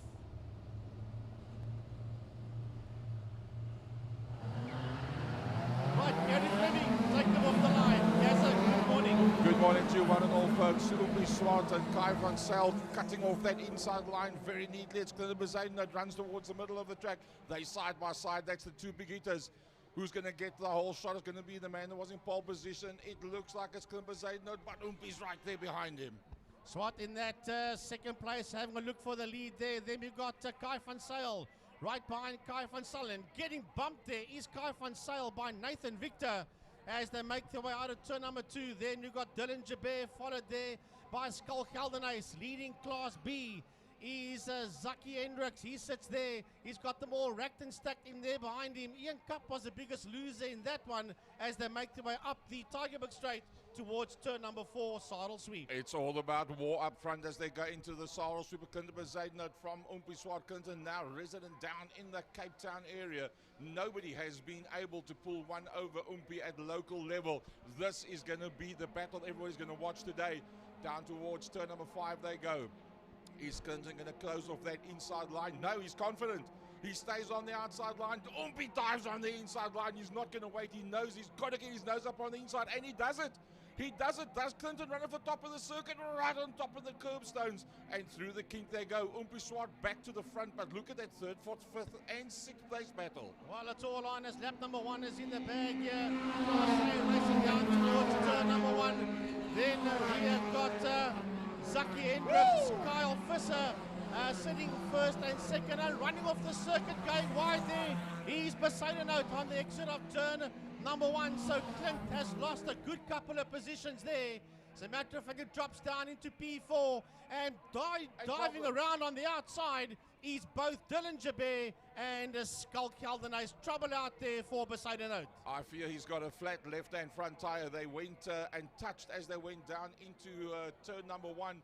He went wide. Only the likes of Killarney would be able to keep it out of the kitty. That he did that. Had to drop back into that 4th position, and unfortunately you could see it started smoking as he came up into the brake markers of turn number 2, which showed that he couldn't do the normal form of braking. So Umpi Swart through the Saddle Sweep. Oh, look at this. 2nd, 3rd, and 4th, and it's Nathan Victor. Nathan Victor's worked his way up on that inside line, and I think it's going to be him and Dylan Jabir that's going to have a battle down into 5. Right, Class B is also going down the backbone. There's a lovely fight for P1 and 2 between Zaki Hendricks and Kyle Visser. The two of them are side by side, and it's Visser that squeezes ahead there of Zaki Hendricks, working their way out of turn number 5, out of Fostron corner. Racing down towards us, right there for 1st and 2nd in Class B, and right there behind them is Mohammed Kalfe as they work their way to turn number 1, followed by Mark Thompson, Brett van der Skype. Then leading Class C is Dylan van Eden. He's right on the case there of van der Skype, and right behind him is the 3-0, and that is Matthew Rowe, and that is 1st and 2nd in Class C, right there with the Class B cars as they work towards turn 2. Going down to the Class A guys, down towards Interceptor corner, turn number 3. It's Umpi Swart that leads out. Nathan Victor's actually getting away from Carl van Zyl. I think van Zyl's actually battling to hold onto the pace of Victor. Killarney and Jabir starting to close up. Caps actually doing a pretty good job in the class. Right, so there's dust everywhere as these drivers are putting wheels on the dirt. They're using the track and a lot more. Down the back lane goes your Class A cars. They are using indeed the track and a lot more as Dylan Jabir is now making a move there. He sits up on the inside. They are side by side, heading down into turn number 5. Jabear's got the line. Will he be able to sneak through? And he does so as they exit turn 5. Out of Fostron corner, coming back towards us. Here they come. There's a lost Class C car there. And it is IMUSAT from Nathan Victor, from Sale, Dylan Jabear, followed there by Skull Killarney and Ian Cup. Then the Class B leader heading into turn number 1 now is Zaki Hendricks. Right behind him is Mohammed Kalfe, and we have lost Kyle Visser. Visser was right up there, Gary. I think he's dropped way down as Visser.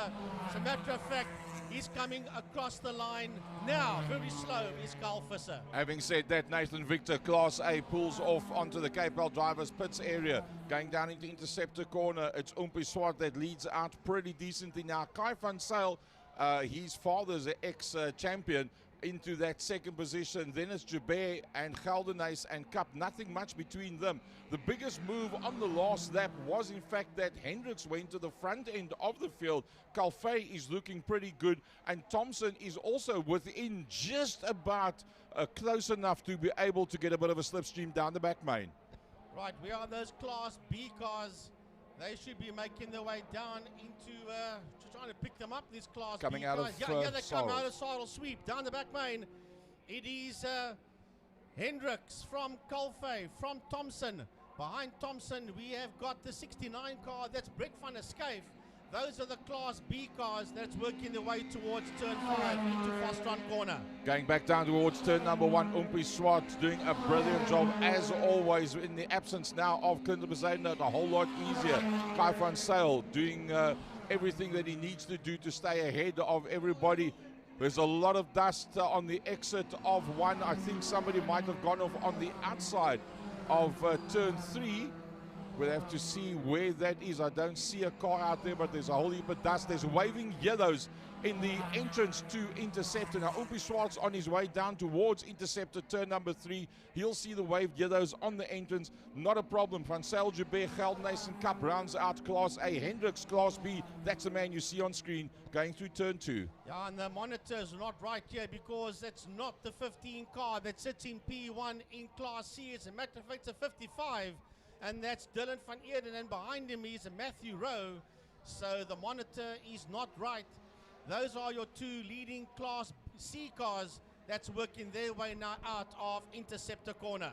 Leaders working their way down to turn 5, and it's IMUSAT that's leading out pretty decently. Last time around he had a 2.8 second gap on a Kai van Zyl. Kai not under too much pressure at this stage of the fight. He's got open ground in front of him. He's got a little bit of open ground behind him. Dylan Jabear right in there as well. Dylan Jabear was 1.9 off. I think Dylan might just be closing. Dylan's looking pretty good in this one as they work their way past the start-finish line. The Class B battle, Frankie, coming out of a Cape Town corner. And the ex-chairman, the man that's back in the seat again, Zaki Hendricks, is leading them out. Yeah, out of Fostron corner, under the bridge they come. That's Zaki Hendricks. And right behind him is Mohammed Kalfe, followed there by Mark Thompson, Brett van der Schyff. Then we've got Dylan van Eerden and Matthew Rowe crossing the line. Then behind them is a Faisal Jacobs. Then it's Nur Abbas coming through. Then Dani Sandenberg Senior. And only then do we see the 33 car come through there. And that is a Daniel Muna.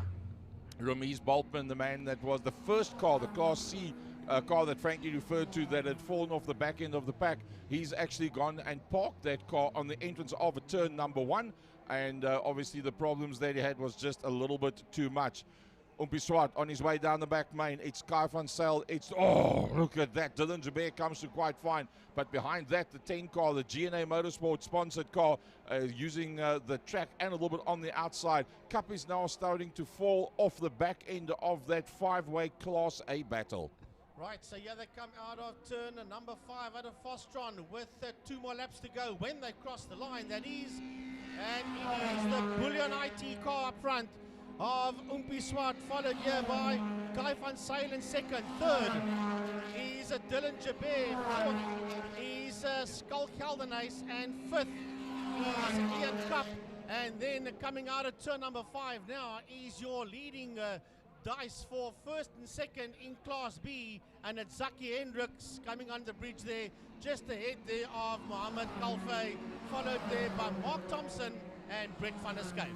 So with 2 laps to go, Swart on his way down towards turn 3, interceptor corners, up, dusted and disappeared. Kai van Zyl doing a lovely job as he works his way through there in second. He doesn't have too much of a problem to stay ahead of Dylan Joubert, who doesn't have too much of a problem to stay ahead of Geldenhuys, who same distance back to Cup.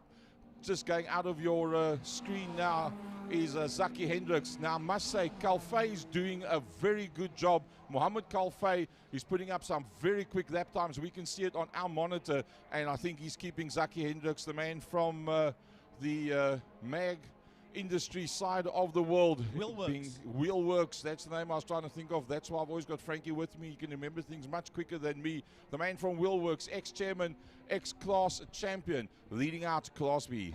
Right, here they come around to start their last lap. There's one more lap to go for Yuri Swart, and makes his way into turn number 1. Kai van Zyl, Dylan Joubert in P3, followed by Skull Geldenhuys, and then Ian Cup coming through. That's all the Class A cars that's working the way out of turn number 1, Gary, as the Class B brigade heads out of Fostron corner, turn 5. Can Zaki Hendricks hold out there from Mohammed Kalfay? Kalfay is closing. Kalfay is definitely closing, but there's a second problem, and that is Thompson, because Mark Thompson is closing down on Zaki Hendricks as well. Has Zaki overcooked those tires? It's possible. Zaki is under a lot of pressure. Out of turn number 1 they come. He's been closed down by Mohammed Kalfay. Frankie, Class C. Yeah, Class C. What you see on the monitor is incorrect, because it's Van Eerden is leading Class C, but according to the monitor, he's not even racing. But there he sits first in Class C behind Brett van der Schuyf, working his way into turn number 2. And behind him is Matthew Rowe. Then behind Matthew Rowe, as they make their way out there, Nur Abbas has also been in that fight. He's made a move there on the Class B man. That is Daniel Sandenberg. But the checkered flag is out, Gary, for your leader. Brilliant job, Swart. Pretty about the contact with Clinton Bezaden. It robbed us of a 1-2 between the two of them. Coming through in second, Kai van Zyl. Dylan Joubert in third. For once the car doesn't break on him, then it is Skull Geldenhuys, and then the next man through being Ian Cup. Then we go back, here he comes through now we go back to that Class B battle. Oh, Frankie, Zaki Hendricks through turn 5. It's very close. Very close, coming out of Pertamina Fostron for the final time. Under the City of Cape Town Bridge is going to be between Zaki Hendricks and Mohammed Kalfay. The checkered flag is out, and it's Hendricks that comes home, head of Kalfay, followed by Mark Thompson and Brett van der Schuyf. And then winning Class C is Dylan van Eerden across the line, with Matthew Rowe coming home in that second place. Faisal Jacobs will finish there in a third position. Then we've got a lost Class B car, that is Sandenberg. And then the next man in Class C will be Daniel Muna coming through. What has happened to Nur Abbas? Nur Abbas was in that fight as well with the 15 car. He has not come to the checkered flag as Nur Abbas. He has actually come past Frankie. He was just ahead of Daniel Muna. I missed him as well. Yes, I missed him. Correct. So according to the board, I do apologize. According to the board, Daniel Muna, who started at the back of Class C, ended up in second place in class. That's according to the board, and that's the way I think. I think Muna is correct, but I think you're also correct on Van Eerden in the 55. Well, Van Eerden sat right behind Van der Schuyf, followed by Rowe and Jacobs. They were sitting right behind the Thompson-Van der Schuyf battle, so I'm not too sure if our monitor is 100% correct. I think that of those pickups from the unit that gets put in the car, I think that the during transponders. the transponder, there's the second word of the day. I think that those transponders may be lost on one lap, and that's what created that the board was then incorrect. Brilliant drive by Swart. What a pity. Him and Clinton Bezaden, the two of them fighting for the same piece of tar. No quarter asked, no quarter given. You need to be dominant, to be on the right line flat foot, closing on 200 kilometers an hour, going down into turn number 1. If you're too tight in, you're going to come out slow. You're going to lose it up at Joubert Straight. If you're on the outside and you get pushed too wide, you're not going to have the right line for the braking going in. You're going to lose it into the exit of the corner and end up in that second position. Both of them fighting for the ultimate line. Unfortunately, wheels touching what looked like a flat wheel for Clinton Bezuidenhout. The nice thing is we get an opportunity later on today to watch them once again go one-on-one. Well, Tyne is getting all excited here because Dylan Joubert, that's a family of his, in Class A, finished there in that third position. So, yeah, well done there to Dylan. And now the leaderboard. Gary now gets fixed up. So it is definitely the way we saw it. Van Eerden, Rowe, Jacobs, Abbas, Muna, Harris, and Kutsia. So the way we saw it early on was incorrect. And I was right when I said that the 55 and the 30 was first and second behind the 81 and the 69 in Class B. So Van Eerden, Rowe, Jacobs, Abbas, Muna off the back of the pack, ahead then of Harris, Kutsia. Boltman was the one that fell off the back end of the pack, eventually slowed it down and parked it on the entrance to turn number 1. So let's hope they can get that one sorted out. The one that we don't know is the 61 Class B of Carl Visser that disappeared. Didn't see where he went off and or stopped. Let's hope they can get it sorted out. There was a point where the camera shot looking down the back main picked up a lot of dust in turn 4. I see that there is guys sweeping in turn 4 at the moment. So it could have been there that we ended up losing out on the young sensation, Carl Visser.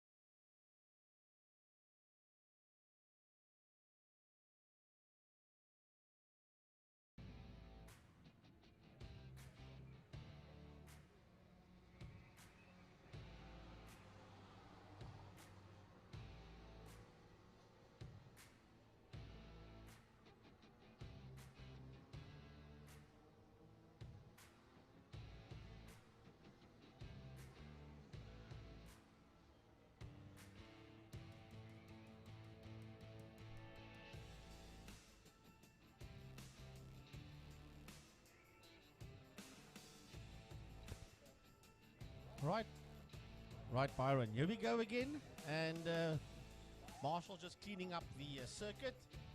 And next race out will be the Formula Libre single-seaters. Class S, Byron Mitchell, Storm Lanfear, and DJ Boyson. And I think it's going to be a lovely, lovely fight out there in Class S. Then Class C is Darren Liebenberg in the Formula M car. Hayden Elwood, he's in Class C as well. And then pole position in Class V is Andre Lariche.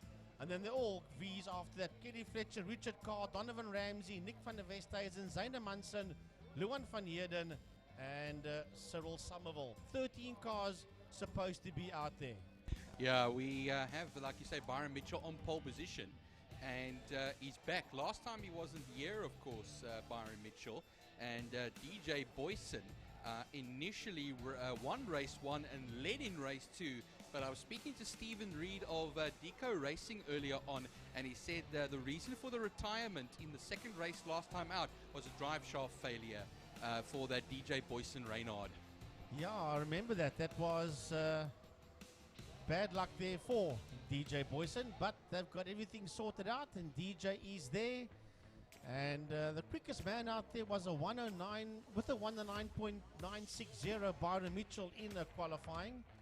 And then Storm Lanford a 111.7, so nearly 2 seconds slower than Mitchell in qualifying was Storm Lanford. Then DJ Boyson, Darren Liebenberg in the Formula M car, the pole sitter for Class C in qualifying, did a 123.325, and he was 3.3 seconds ahead of Hayden Elwood. That is second in Class C. Hayden did a 126 dead, 126.053 to be exact. And then Andre Lariche with a 126.0.9 and a 126.426 for Kelly Fletcher. So it's pretty close here in Class C with Richard Carr on a 127, Ramsey a 128.1, and Van der Westhuizen a 128.4. Well, Frankie, Darren Liebenberg, I chatted to him earlier on, as a matter of fact, and he is out in that Formula M car with a 636 Kawasaki motor and Kawasaki 6-speed box. Yeah.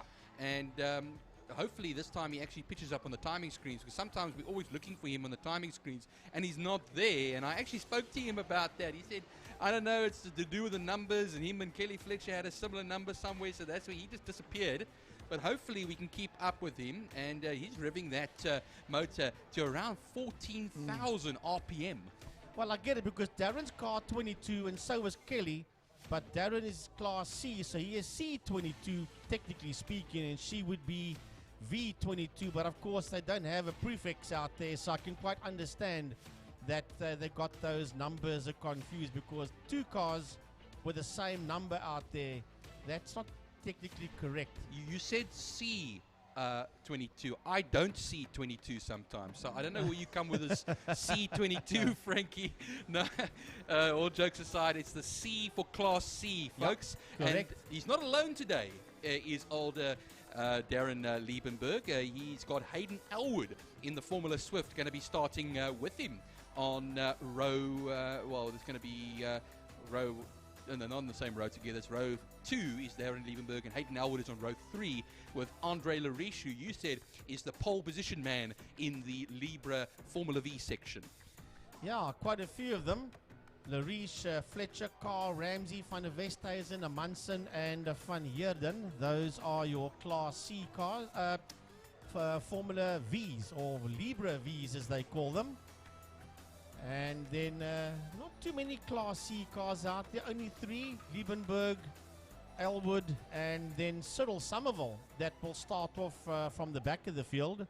There's no Class A and B cars, and 3 Class S cars in Mitchell, Lanfear, and Boyson. I see the leaf blowers are currently out, Frankie, as well, after that tremendous GTI challenge race. A bit of cleanup is always in always order. A cleanup after challenge. And I'm just looking at the cleanup crew now. Now, if anybody follows Colin Brown on Facebook, one of our esteemed photographers, he put something on the other day that just is a real mind bender, because there was a small little Marshall running on the circuit. Oh, you and there saw was a that big too? one. He and does all sorts of things. I don't know what I was seeing over there. Let me tell you one thing. I think we looked at these screens once, Frankie, when we were actually doing a commentary last year or so, and I just saw a car disappear into thin air once on the footage. I don't know if I only saw that or we saw that, but I think what happens is either there's some good camera trickery or I'm crazy. One of the two. Or alien abductions. That's the third option over there, which kind of scares the hell out of me. But yes, we do have a little bit of cleanup first. Of course, the GTI Challenge will be back a little bit later on, and we look forward to some great Formula Libre and V racing. But there's a little bit of a change going on downstairs. First of all, I want to say big thanks to Stephen Rhodes and his entire IMUSAT team. But there's a little bit of a cameraman change downstairs, and our good old friend Mr. Gary Gazza Fleming from the Western Cape Motorsport Commentators and from the Second Gear Productions and Talk Show, he's busy learning. Not that he really needs to learn the skills of camera work, because he does it very well when we do Second Gear Production iRacing. So he's got that all in the back of his mind already, and he's doing some of the camera work downstairs, Gaza. So he's listening to us very carefully in his headset. So he was up for the GTI Challenge race, and he's gone back down again to do some more camera shots, and he'll be up and down the whole day between the commentary box and the camera stand, if I can call it that, one floor beneath the VIP lounge. And like all of us, he'll be sleeping like a baby tonight, because let me tell you one thing, it's quite a workout that you get up here. When he came up to do the challenge, he was waving, saying, "I'm here." I know you're here, dude. Just get your breath back first, and I'll hand the microphone over to you. No, all jokes aside, now the marshals are, I think they've done the cleanup in turn one. Yes, they have, as the Formula Libres roll out onto the circuit. Yeah, that's Darren Liebenberg in the Formula M that comes out first. Hayden Elwood in that lovely Jordan 191 colour scheme, the 7-Up colour scheme. And the Jordan 191 was Jordan Grand Prix' first Formula One car in 1991. That's a bit of a homage to that, with Hayden Elwood in the Formula Swift. It's a Formula Ford, of course. But remember, the classes, most of the classes, are based on their times, except for the Libre Vs, who are all Formula Vs. I see the two Reynard Formula VWs coming out. That, of course, leading the way out is DJ Boyson, Deco Racing, and then we have Dolphin Engineering's Byron Mitchell in his Reynard VW. We have Storm Lanphier, a distinguished karter, going to be back out there again as well. In second, he's going to start on the front row with Byron Mitchell. DJ Boyson, Darren Liebenberg, they're going to be row 2. Darren Liebenberg in Class C pole position. Hayden Elwood in 5th position, sharing row 3 with Andre Lariche, the pole man in Formula V. Kelly Fletcher, Richard Carr, Donovan Ramsey, Nick van der Westhuizen, Zane Munson, Luan van Heerden, and Cyril Somerville should have all 13 of them out there for a 10-lap race. Their first one for today. We had a nice, good and early start, 9:45, and it is fine weather out there today here in Cape Town. Yeah, I want to say a big thanks to all our photographers as well out there. You mentioned Colin Brown. I know Patrick Vermaak was in the VIP lounge earlier, and he had people from the Tony Rust Raceway from Windhoek that was here, and or that was in the VIP lounge. They are here today, so we welcome our friends from Namibia that's come to join us. And they want to say big thanks to Aubrey de Bruin, all the guys out there, Frankie of Frankie's Funky Photos, Desmond Butler of Moment in Time Photography, and geez, there are so many of them. Want to say thank you to all of you guys. Yeah, they're coming around now on their sighting lap here. There comes Hayden Elwood. Will be pulling into his rightful position of 5th position. That is 76 is his number. Darren Liebenberg will edge his way past up into 4th position. You see the V's coming, the V's with no front or rear wings. The Formula Fords are likewise. And the little Formula M, no front or rear wings. Only the Reynards come through. They have slicks, front and rear wings. And that's, of course, the Class S Formula VWs that will come through, that were quite a mainstay on the national scene a number of years back. There's Deco Racing's DJ Boyson, pulls into third position. There's Stephen Reed, he's engineer, pulling him into position, making sure everything's there. A good handshake from the man himself, a man who never misses a main circuit event, national or regional. Byron, that Dyco Auto Electric on the side, that's his dad, that's Dirkie Boyson's company. They've been involved in motorsport since Dirkie was racing Formula M, and now I'm going back many years. And there's Storm Lanphier for Race Driver SA. He's there on the front row of the grid on the outside of Dolphin Engineering's mobile mag machine of Byron Mitchell that sits out there in pole position. Take him off the line, Byron. We are ready to go now when all lights go out. Oh, look at the wheel spin from that Reynard of Byron Mitchell, but he will get the whole shot into turn one. Dyco Racing's DJ Boyson up into second position, and third will be Storm Lanphier as they go into turn one. Watch them as they come around now. I think Liebenberg has kept the fourth position and the lead in Class C. Hayden Elwood will be under immense pressure over here as they go up into turn two, Frankie. Yeah, I know, storming through there. There could be contact. Is that Zaina Munson? Yes, it's a Munson that comes to Elite Class V. Sitting there behind Elwood. Man, it's getting real out there. Richard Carr's in the house as well. Larisha's in there. That's a lovely fight that's making its way through turn number 3. That's all those Formula Vs that are racked and stacked out of Interceptor corner. But the leader's going down the back main. He is flying down the back main. That's Byron Mitchell from DJ Boyson from Storm Lanphier. Heading down the back straight towards turn number 5, towards Pertamina Fostron. The Class S cars are beginning to hightail out here already. Well, good start there from DJ Boyson from third on the grid, Frankie, and he made his way past that Storm Lanphier Reynard. Storm Lanphier holds it in third position at the moment. They'll cross the line now, and we'll see the gap between the two of them. Byron Mitchell crosses the line. It is now, if I take a look at the times, going to be 0.4 of a second between second and third, but he goes wide as the DJ Boyson car goes wide in turn 1, and will take the place, of course, away from him will be Storm Lanphier. So there's a change up at the front, Frankie. Meanwhile, into turn 1 comes our Formula V battle. Is that Zaina Munson that's made it ahead of all of them? Look at that. What a mighty start. Yeah, heading up towards turn number 2 now. We've got to go into that one. That's all these Formula Vs heading into turn number 2. It's Zaina Munson, it's Richard Carr. And then it is Andre Lariche that is there in that third position, followed by Nick van der Westhuizen, Fletcher, Ramsey, and Van Heerden, as this whole group of Formula Vs work their way out of turn number 3 out of Interceptor corner. Well, Darren Liebenberg has everything under control, Frankie, in fourth position and the leader of Class C at the moment. I see the timing screens are a little bit different because Hayden Elwood seems to have dropped on the timing screens to the tail end of the field. I do not think that is the case. Meanwhile, on the main straight, charging up to turn 1 now. Look at this, in the slipstream. DJ Boyson, will he make a move? No, he's not close enough to the back of Storm Lanphier. Lanphier will hold second at the moment. Meanwhile, sprinting off into the distance, 5.7 seconds ahead is Byron Mitchell, making it through turn 2. Right, going into turn number 1 now, we have got Darren Liebenberg.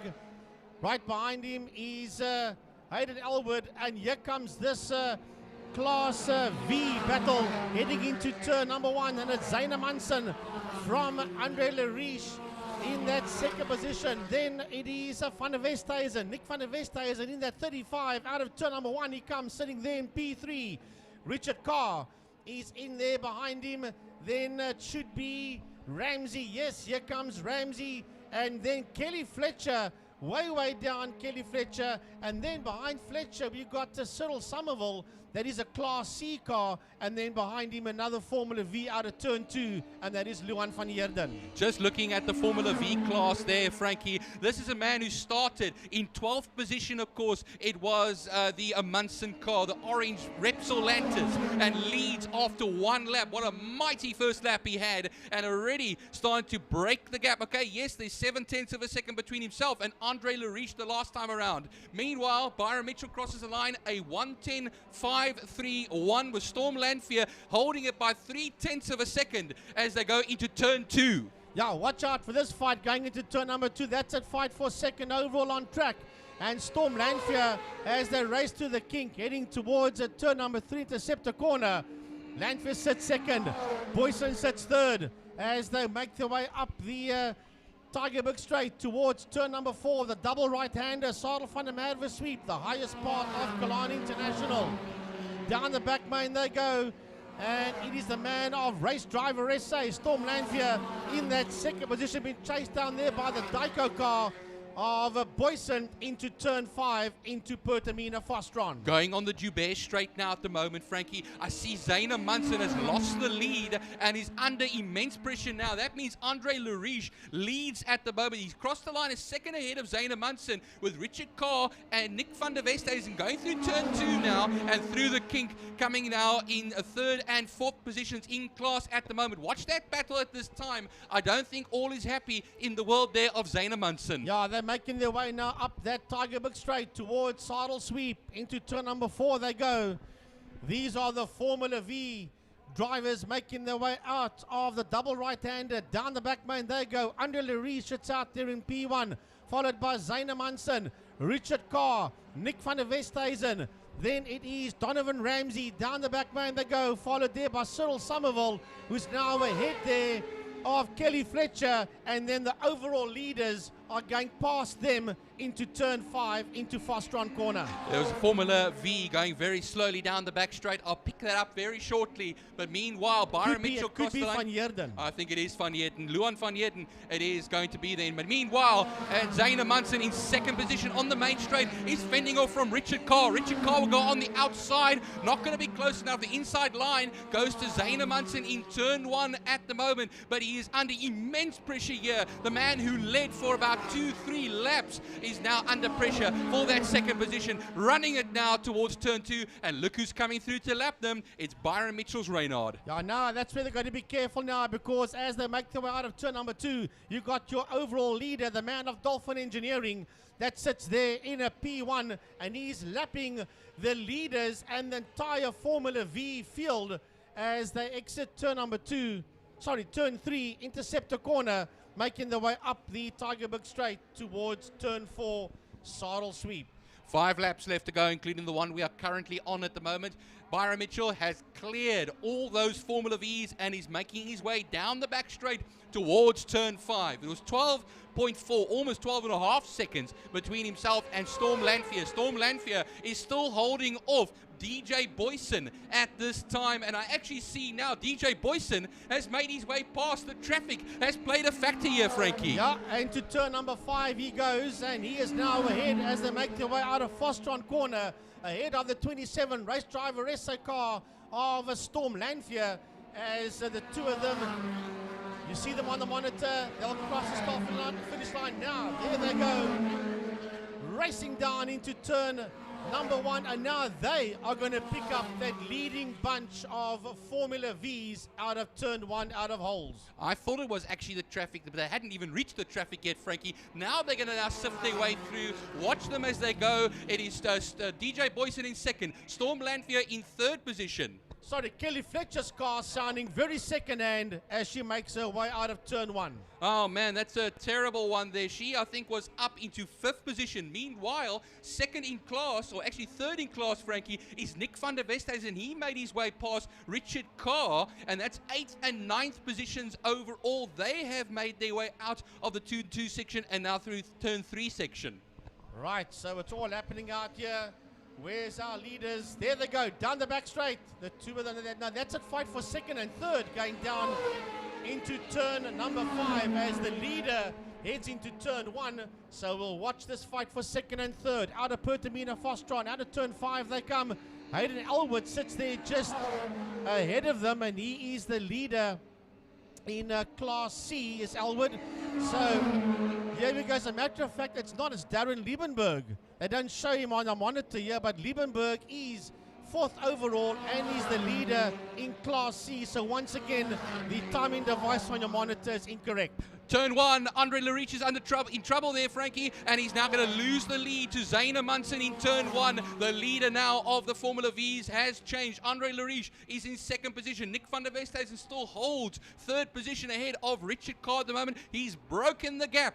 He has Donovan Ramsey, Cyril Somerville will come through in 10th and 11th. Luan van Heerden is still running in this race as well. And there goes Kelly Fletcher. Look at this fight coming out of turn number 4. Out of Sorrel Sweep. The fight for 2nd and 3rd place overall. Down the back main they go. Oh, DJ Boyson has got Storm Lanfear right on his wing there, as they race down the back main towards turn number 5, towards Fostron corner. Lanfear's up on the inside. Surely Storm Lanfear must move up into P2. And yep, yeah, he gets that car ahead there of DJ Boyson out of turn 5 Fostron. A few hundred meters, they'll start their penultimate lap. And DJ Boyson, he's not done yet. He's in the slipstream across the line. Watch them towards turn 1. He will go out of the slipstream, onto the inside. Will he be able to make it, or will he have his nose cut off there? They are side by side, out onto the Joubert Straight, and he's now 2nd place once again for DJ Boyson of Dyko Racing. Well, the man from Dyko Auto Electrical sitting right ahead there of the man of Race Driver SA. That is Boyson and Lanfear.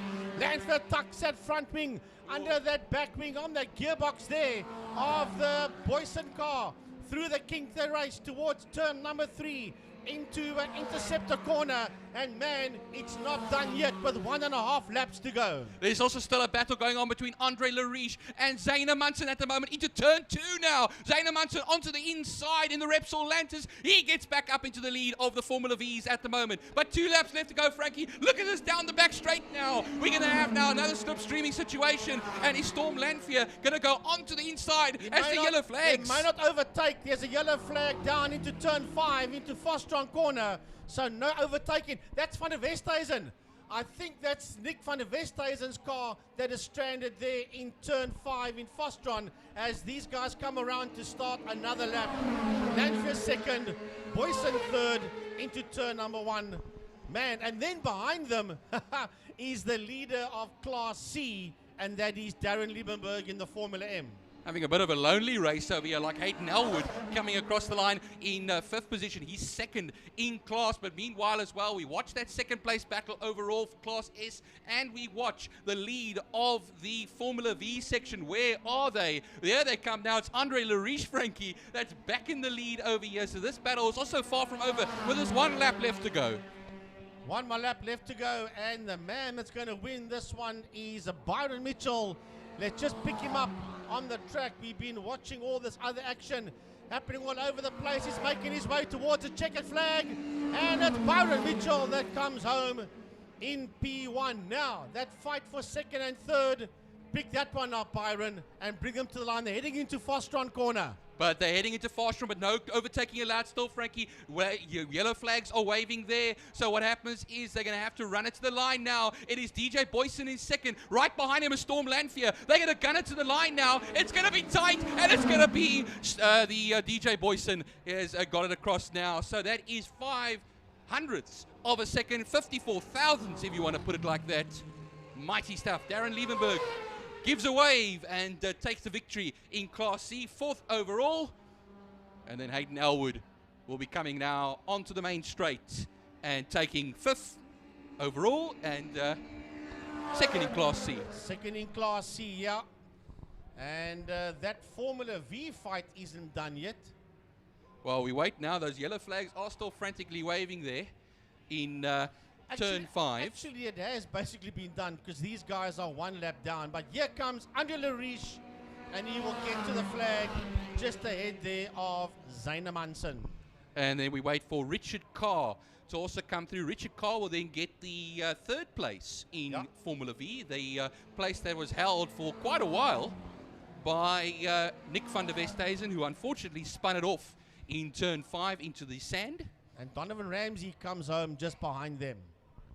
What a mighty race that was, eh? We had action everywhere, and DJ Boyson and Storm Lanfear, wow, man, they gave us quite a bit of excitement here. Look at how they finished. Well, on the last lap, he was quicker by 0.3 of a second, Storm Lanfear, on the last lap. And like I said, 54 thousandths of a second between the two of them.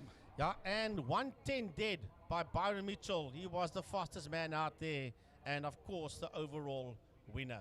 What? He was out there? But He was so fast I couldn't see him. Once again, the 22 problem. You see, 22 Fletcher, fourth, wrong. 22 Liebenberg, second. Once again, that what you and he spoke about just popped up on the leaderboard, that they got the wrong 22. You see, for Frankie. Class win.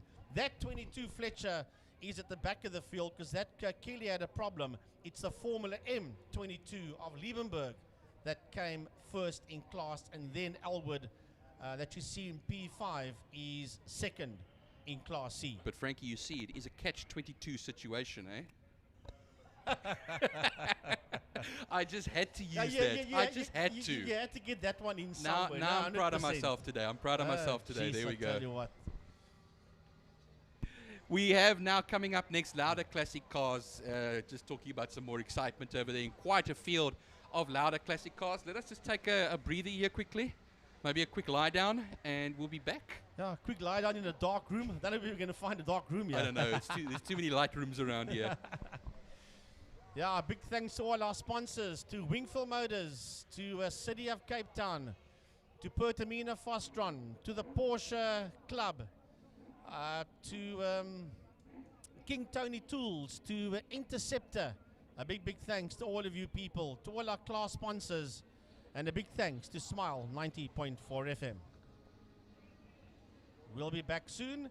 As you see on your TV at home, they were just recovering the 35 Formula V of Nick van der Westhuizen in Turn 5 in Fostron.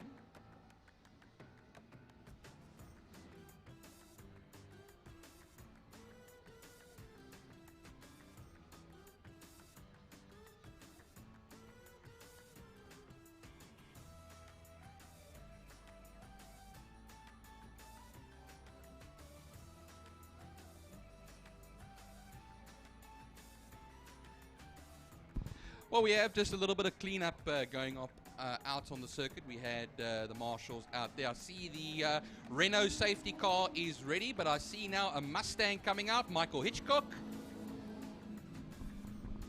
And he'll be waving the black flag over there coming out. Of course, that's for Colin Meader Sr. as Donadio comes out in the Mark 1 Escort. Andrew Honeywell, 30 Mouton, Mustang and 944 Porsche. Bruce Avon-Taplin in the Toyota Corolla. He's got the front bodywork, the splitter back on.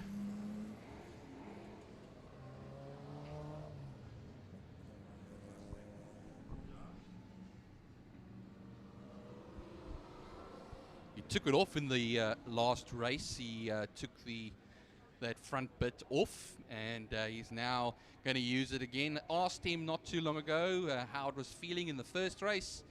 He said towards the end of the straight, the back straight, he was starting to feel a bit more of a difference there. So maybe he's made a few tweaks, we don't know. So let's see what happens over there. I saw in the list as well that Neon DeToy would be back out there in the Piranha.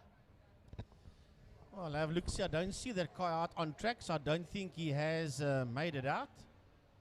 Yeah, the Capri Piranha that he raced in round 1, Frankie, and then of course we feared the worst when he had a whole puff of smoke, and then we found out it was just oil seeping out from where the filter and is. our safety car today is the Renault Triber. That is the safety car slash pace car that is on circuit. Big thanks to Renault for providing the Renault Triber as the safety and pace car. Is it Phil Herald maybe? Because Phil Herald's been doing a lot of driving lately. He has been doing a lot of driving, that's for sure. I know Dave Milan is usually our designated safety car man, but I think he's sharing the duties nowadays with Phil Herald. See down there as well, Vance Kearney in the VW Jetta. I see initially entered Clinton Lawrence in the XJS Jag. I haven't seen that Jag anywhere around, that V12 TWR homage Jag, but no. So here comes Michael Hitchcock now. He'll be pulling into pole position, the number 67 Mustang. Oh, what a sound. Blips the throttle, and a lovely little roar comes out there of that V8. Yeah, Franco Donadio of Donadio Plant Hire is in there as well. There's Andrew Honeywell coming through P6. That is Fadi Maton Jr. But there's supposed to be a 777 Mustang out on circuit, and that's supposed to be in the hands of Arnie Neveling, the man that does the Nationals in the Polar Cup. Don't see that car out on track, to be quite honest with you. He's supposed to be in second pole. And here comes that Sabat Skyline. And if my facts are right, that's supposed to be, I think it's Jared Evans that's supposed to be in that car today, because Jandre Boertes is not on the entry list for today. And yes, there is actually, you could see the Van der Linde name there above on the bodywork over there. That's of course Henny van der Linde. That's of course the grandfather of our Van der Linde brothers that are doing very great things overseas. And he but remember that he campaigned in that car many years ago, did Henny, in the West Bank Modifieds. Yes, and that car has been driven today by Jared Evans. So everybody into position surely now. I see that second place would have been Neveling. Well, let's have a look. See, there's another Mustang coming down here, and here he comes. Here comes Arnie Neveling in the 777, and he is there on the front row of the grid. That's Arnold Neveling. Nice to see him come have some fun here. I presume it's the same Arnie Neerfling that does the Nationals. Must be. Arnold Neerfling. Lovely, lovely to see him out here. But Byron, it's a whole Ford Mustang lockout on the front row of the grid. Well, let me tell you one thing. You're going to watch that little Ford of Donadio make a good go of it into turn 1 as well there, Frankie. Little in stature, but pretty damn quick on track, that's for sure. And it's going to be lovely to watch. So the Renault Triber, as Frankie had pointed out, will take them off the line for their warm-up lap, and then a whole bunch. I see Vance Kearney, they just want to get him into position as well. That's the VW Jetta with the camel livery. Behind that Beetle, and I just want to say again, who is in that Beetle? Dave Rowley. Dave Rowley, there we go. And it's got the Gulf color scheme on that Beetle. Lovely looking color scheme. You can say that's a little mini 917 Porsche in there. You know what happens is air-cooled engine, boxer. You know, there we go. All right, we're off the line there. Oh, the Hutchings as well. Trevor Hutchings in the Sirocco, and Lane, his son, alongside him there in the Mark II Golf. There's a 2002 BMW in there as well. And that 2002 BMW, I just want to take a look through the list. It's a turbo of Robert Rowe. Robert Rowe's had a few BMW products that he's campaigned. The E36 at one stage as well on the fine cars. Well, as the Renault Triber makes its way out of turn 2, those Mustangs of Michael Hitchcock and Arnie Neerfling on the front row, then Franco Donadio, Jared Evans, Andrew Honeywell, Ferdi Maton, 3 thundering Mustangs out there.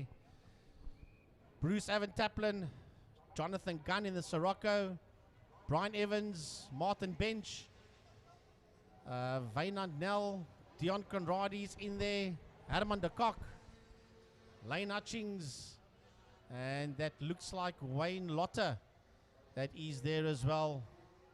Followed there by Trevor Hutchings, and then we've got the Beetle there of Dave Rowley as the field works its way out of turn 3, up the Tygerberg Straight towards turn 4, behind the safety car, the Renault Triber. All right, slowly but surely does it. 30 were entered, looking like it. I see Anton Rolino out there as well in the Morris Minor. Coming now through Saro sweep now, 2 Mustangs, followed by the Skyline on the inside, and on the outside, Donadio in the Pinto-powered Ford Escort Mark I.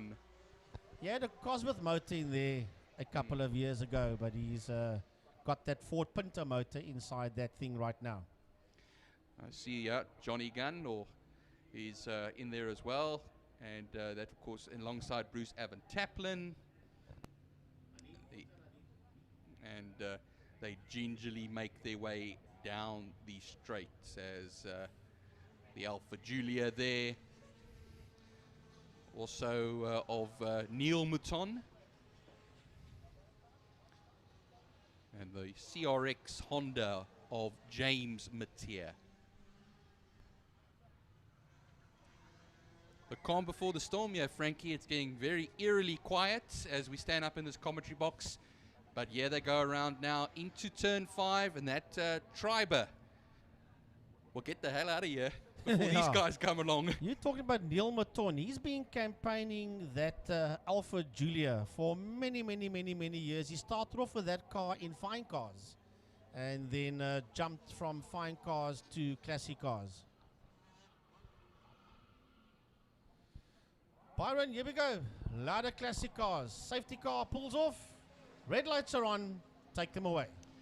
Watch the lights over there as well. 5 of them will go out all simultaneously. 2 Mustangs will lead them off. And now as we go and run it up to turn 1, it looks like it's going to be the pole man that will take the whole shot, Michael Hitchcock. Look at Donadio. He comes up into second position. What a nice little move on the inside there. And he's going to challenge for the lead as they go onto the Joubert straight now. Watch there, Neerfeling will be on the outside of Donadio, but Donadio will be on the outside of Hitchcock. Won't make it move there. Honeywell will be in fourth position. What a start for Bruce Avon-Taplin. He's fifth into turn 2. And he's ahead there of Jared Evans as they make their way through the kink and run down towards turn 3.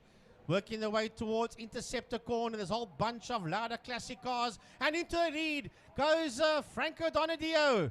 He puts that Ford Escort into P1. Now watch those thundering V8s come after him, Byron, as they work their way down the back straight. Yeah, this is pretty much their territory here, Frankie, but they're slipstreaming each other as Neerfeling is in the slipstream of Hitchcock. Down the straight they'll go. You can see the superior power of those V8s on the outside into turn 5, but on the brakes, that is where the man lives, of course, in the lead at the moment, and he will get it. It's going to be Donadio that holds that lead now as he comes down to the line, and you'll let those two Mustangs behind him keep each other occupied. Well, I'll tell you what, they're going to go up on the inside of him and into the lead goes Arnie Neerfeling, and here comes Hitchcock, but Hitchcock does not go for the move.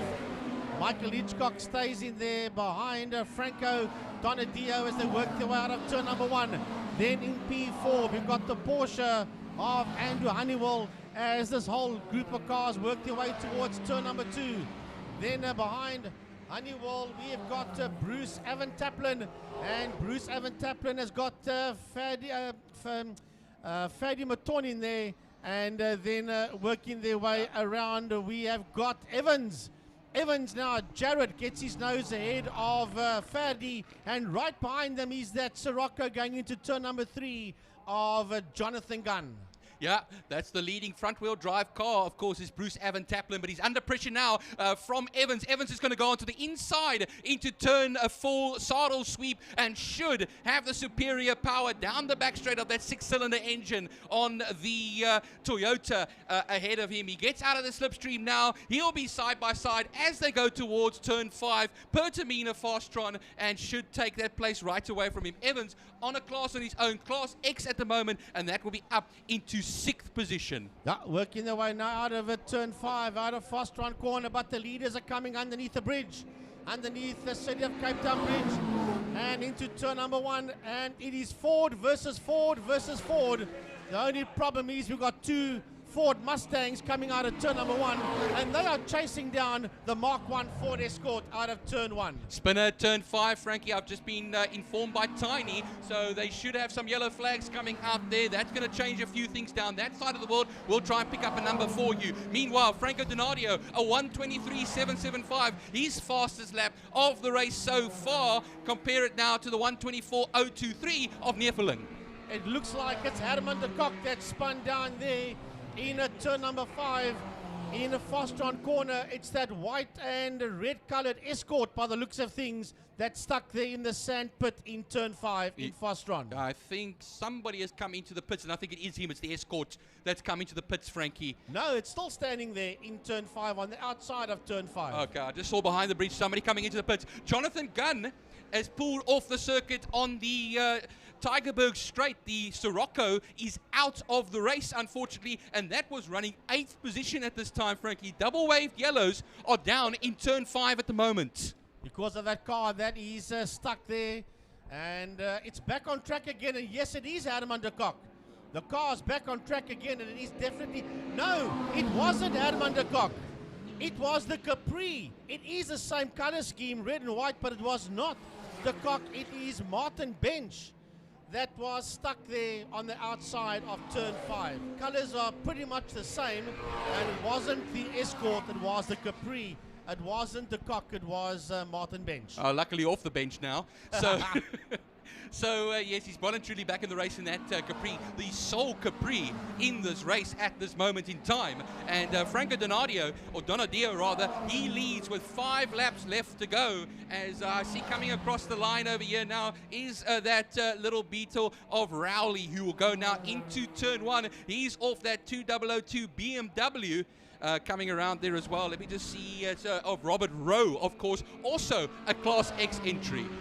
So down the back straight goes your leader, Franco Donadio, and he's getting away from these two Mustangs that are second and third, Arnie Nefeling and Michael Hitchcock, as they work their way into turn 5, into Fostron corner, and then being lapped now is the Capri that was in the kitty litter, and he's been lapped into turn 5 there by Andrew Honeywell, as Andrew Honeywell goes through into turn number 5, into Fostron corner, and then we have got that Sabat Nissan Skyline of Jared Evans that's coming out of turn 5 right now out of Fostron. Then behind him we've got the Fadi Maton Mustang coming into view, and then directly behind him is the Toyota Sprinter of Bruce Evan Taplin. Yeah, he's 7th at the moment after a brilliant start. They got him up into 5th position. He's hanging on for dear life there in 7th position. Now we wait a little bit, Frankie, because we have Brian Evans coming up now. Brian Evans will find himself in that escort ahead there of Trevor Hutchings. Trevor Hutchings will be then ahead of Conradi in the Conquest, and then Lane Hutchings will be feeling his way around that section into turn 1 at the moment now. This is a lovely little all battle there for Class C. There's a whole gaggle of them. Yeah, working their way to turn number 1.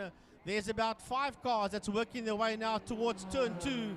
Brian Evans and then the Trevor Hutchings Sirocco right there behind him, working the way to turn number 2, and then right behind them it is the Conquest of Dion Conradi. He's got Lane Hutchings right there with him, and then the Ford Anglia of Vainan Nell is in that fight as well, and that's those 5 cars that's working their way out of Interceptor corner turn 3. Watch them as they come out there now, nose to tail. Lane Hutchings is now coming onto the Tigerberg straight. He could poke his nose on the inside of Conradi, and he will take it. The Mark II Golf goes past the Conquest, and that will be up into 10th position and 3rd in class. But coming out of turn number 1, here we go. Those 2 Mustangs are right on the heels there of Franco Donadio as they work their way towards turn number 2. They're busy going into turn number 2 now. They've got that slower back marker just there with him. He'll keep right out the way and allow these 3 Ford products to come through the kink and down into Interceptor corner. But believe it or not, the Mark I Ford Escort is ahead of those 2 thundering V8 Ford Mustangs as they head towards turn 4 saddle sweep. Well, Trevor Hutchings in the Sirocco has taken the lead of Class C ahead of Brian Evans. Now 3 seconds back.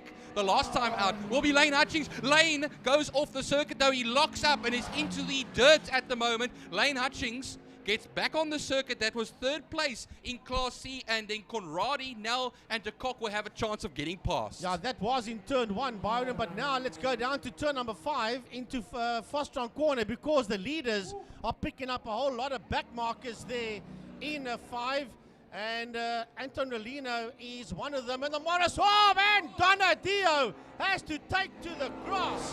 Wow, Franco Donadio, how the heck he kept that thing in a straight line, I don't know.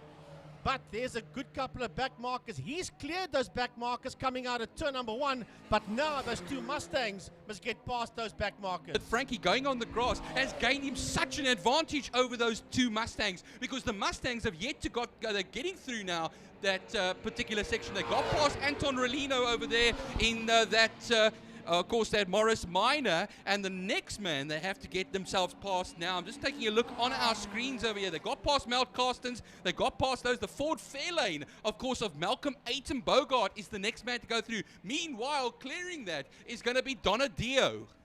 And they got past Jan Willem Ande de la Portes out there in that 240Z Datsun. And he's driving that car today. But the leader down the back main, oh man, he's all on his own. He's got a lap, well, less than a lap and a half to go as he races down towards a turn number 5 towards Fostron corner.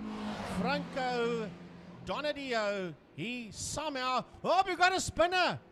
We got a car that just spun itself around there, and that has kept up those 2 Mustangs, and somehow they get past him. And now with 1 more lap to go, nobody is going to catch your race leader, Franco Donadio. And I think that's Pete Mattia in that 928 Porsche, yep. Frankie, yes, who you're spun right. it. You're quite right there, Byron. Well, 1 lap left to go, Frankie. Here come the Mustangs now. They cross the line, and while Donadio has almost checked out of here now as they run now. I see some of the guys look like they're slowing down, maybe just a little bit of confusion there, but I see a whole gaggle of cars. Andrew Honeywell is trying to carve his way through in that fourth position. That's in the 944 Porsche. He's currently in fourth position, but also leads Class B ahead of Fadi Mouton and Bruce Taplin in the Toyota, who's third in Class B at the moment. Meanwhile, here comes Jared Evans cutting his way through the field and right on the back there of the Honeywell Porsche. Keeping an eye on that fight that's going down into turn number 5 into Fostron corner. Heading under the bridge right now, we've got Brian Evans in the Mark 1 Ford Escort. Behind him is Wayne Arnell heading into turn number 1, and behind him we've got Dion Conradi Byron as the action comes out of turn number 5, out of Fostron. Yellow flags are still waving there, Frankie. I think there's another car actually over there. It's not Pete Mathieu that I see, but here comes Donadio. That's going to make his way to the line now and take a fantastic win. Yeah, he puts the lights on, switches the lights on, takes the win ahead there of Michael Hitchcock. And, well, actually, look at this. This last lap must have been quite bad there for Neerfeling, because Neerfeling is quite a bit back here. Crosses the line in third position. And then we just wait now for the likes of Andrew Honeywell. Here he comes now. Michael Hitchcock got the fastest lap on the last lap of this race, but Michael Hitchcock comes through, Honeywell comes through in fourth position in the Porsche. Jared Evans fifth in the Skyline. And then Fadi Mouton comes through on the lead lap. And then behind him, well, that's Martin Bench, but he is a lap down as Martin Bench. And here comes Bruce Taplin towards the checkered flag in the Toyota Sprinter. Bruce Taplin coming around to finish his race. And there's not much behind him, although they're busy coming out of turn number 5, out of Fostron corner. Now they're working their way out there towards the checkered flag. And it's Brian Evans that comes towards the flag. Behind him is Wayne Arnell. And behind Wayne Arnell is the conquest of Dion Conradi. Well, Frankie, Brian Evans wins Class C. That was being led by Trevor Hutchings, and Trevor Hutchings is no longer in this race. He had to pull out somewhere, unfortunately. Meanwhile, Lane Hutchings comes down. Yeah, Lane Hutchings, Herman de Kock finishes his race as well. And then here comes the Dave Rowley Beetle that finishes his race. I've identified that car that's standing on the outside. That's Mel Carsten's, yes, in the Ford Cortina. Yeah, I thought from this distance, I was taking a guess that it is a Ford Cortina sitting there. Yeah, unfortunately, Mel Carsten's only having completed 5 laps completely, and unfortunately out of the race. Trevor Hutchings, meanwhile, is parked on the entrance of turn 3. The marshals are busy pushing that Sirocco. So he's had a few problems now recently with that Sirocco. Well, there they gave him a bump start, push start, and the car's going. But yeah, he'll have to come back a bit later on this afternoon and redo the fight. He will, and well, the fastest lap from that race was a 1:22.292 by the Mustang of Michael Hitchcock. Of course, if you look on your screens as well, there's Johnny Gunn that's parked at the side as well. So the Sirocco's not having the best of time out there as Trevor Hutchings drives past. Yeah, both of them with a DNF, both Trevor Hutchings and that red Sirocco you see on your screen. They have ex-Carter, that's Jonathan Gunn, but his woes surely will not continue in the second heat, and I'm sure he'll do a lot better. Wow, great stuff out there as we move on to the Pirelli V8 Masters. We'll chat to you soon.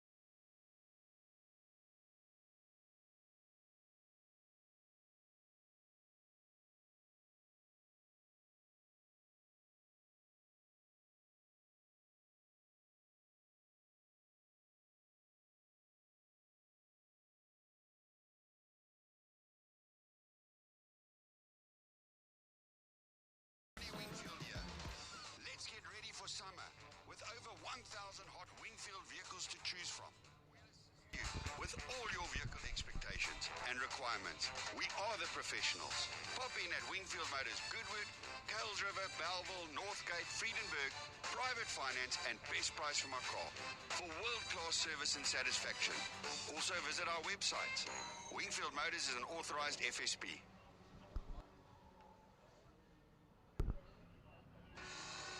Here's to the hard workers, the steady, the strong, and the bold.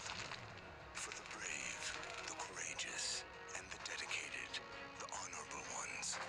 For the builders, the fixers, and the makers, who go beyond measure, so the ones they love have all they deserve. Interceptor, great comfort, better safety.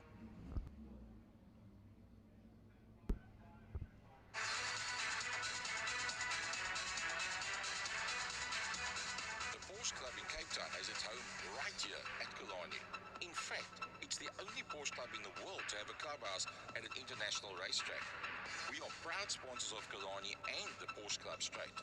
Our passionate club members and their families regularly attend our race meetings. If you own a Porsche, come and visit us at the Porsche Club and we will let you know what fantastic events we have on offer. The Porsche Club, the best car club in Cape Town.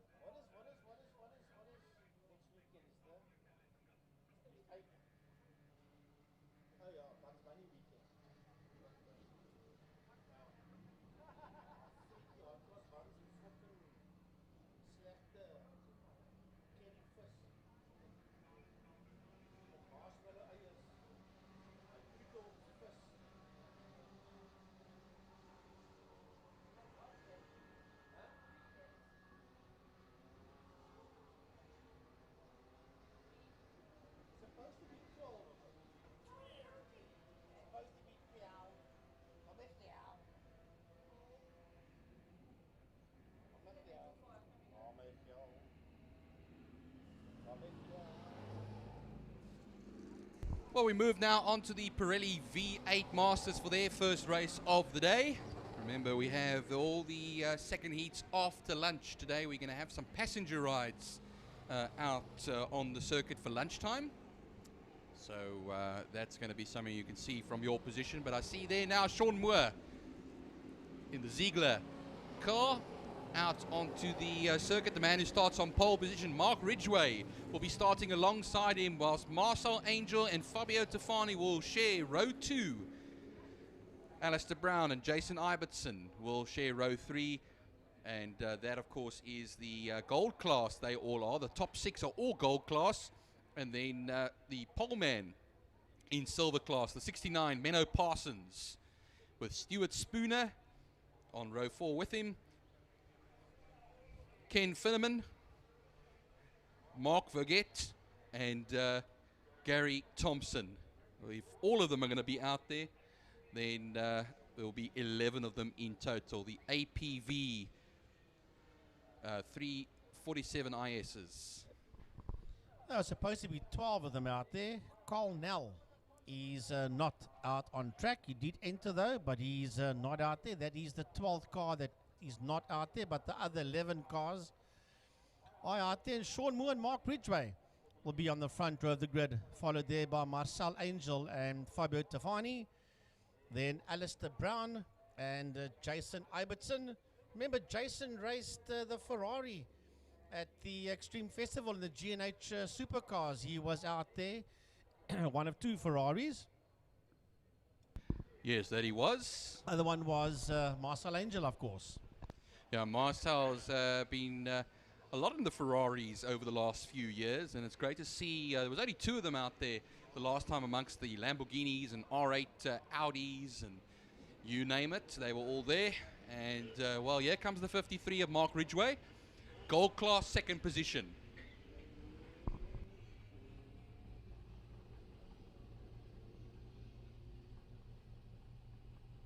So there's going to be 8 laps racing that we're going to be doing here for this first Pirelli V8 Masters race.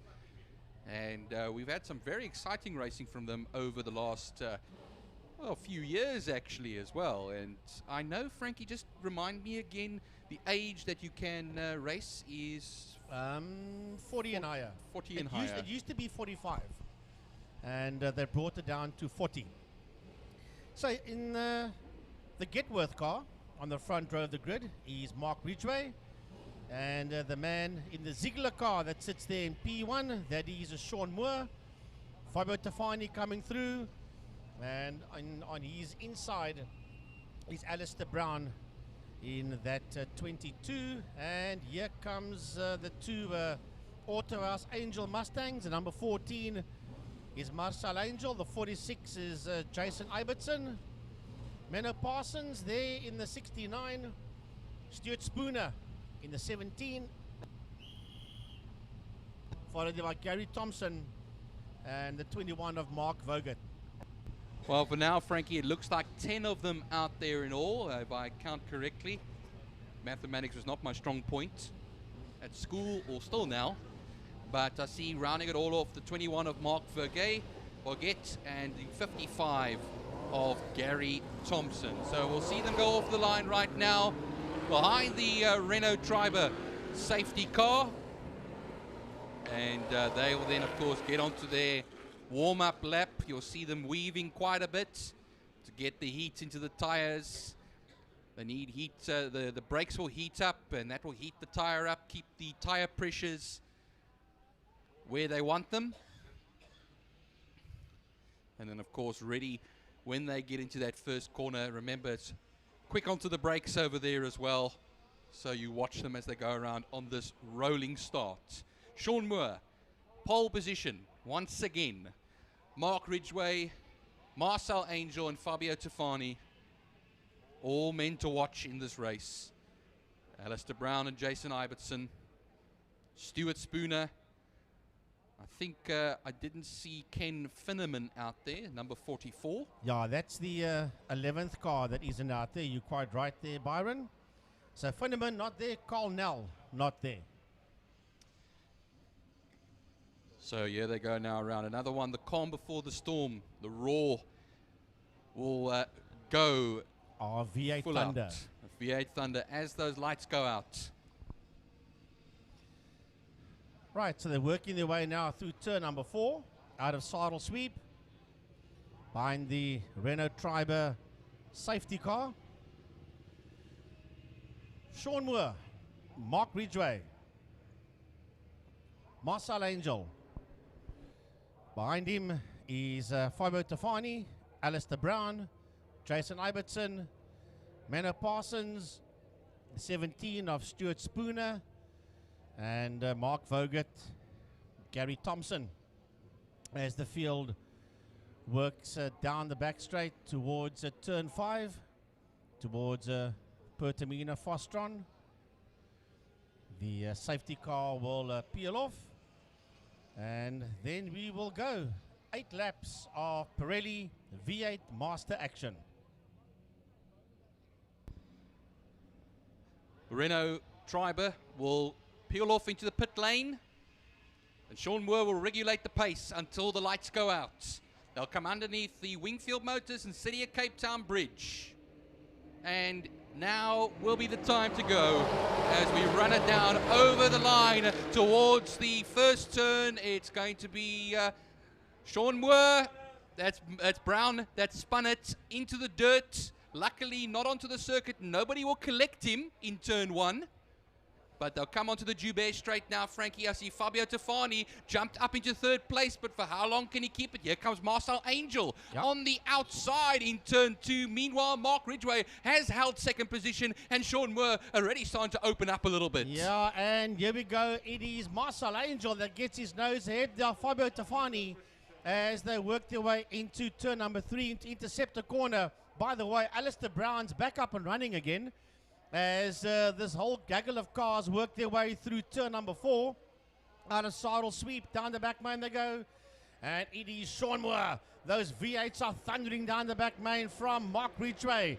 Behind Ridgway, it's Marcel Angel, followed there by Fabio Tafani. That's the first 4 cars heading down into turn 5 fast run.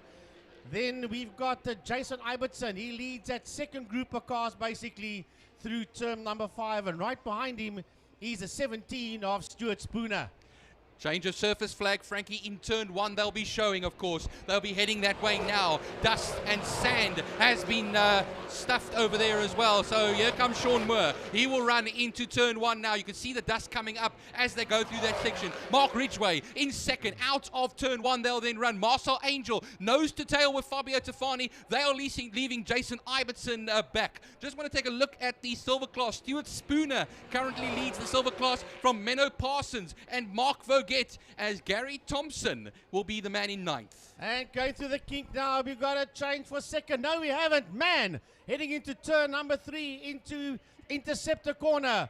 It was Marcel Angel that tried to move up there into second. As a matter of fact, he's even lost out there to Tafani, and he sits just ahead of Ibertson. So the 2 Autowas Angel Ford Mustangs are one behind each other, sitting in P4 and 5 down the back main with the Stuart Spooner getting a lot closer. Behind them, it is Menno Parsons, Mark Vogt, and then the 55 of Gary Thompson, and still out there, but way down is the 22 of Alistair Brown. Change of second position in turn 5, Frankie. Pertamina fast run. It's Fabio Tafani now up into second position, but he's in danger. Right behind him is Mark Ridgway. Mark Ridgway will take a look. He'll go a little left just to take a look. He'll dive onto the inside, and right between them almost will be Marcel Angel. That's going to allow Ibertson to close up the gap as they go through turn 1 and onto the Joubert straight, leaving Sean Moore to edge away ever so slightly. Well, down into turn number 2 they go. Now it's a fight for second, third, fourth, and fifth positions.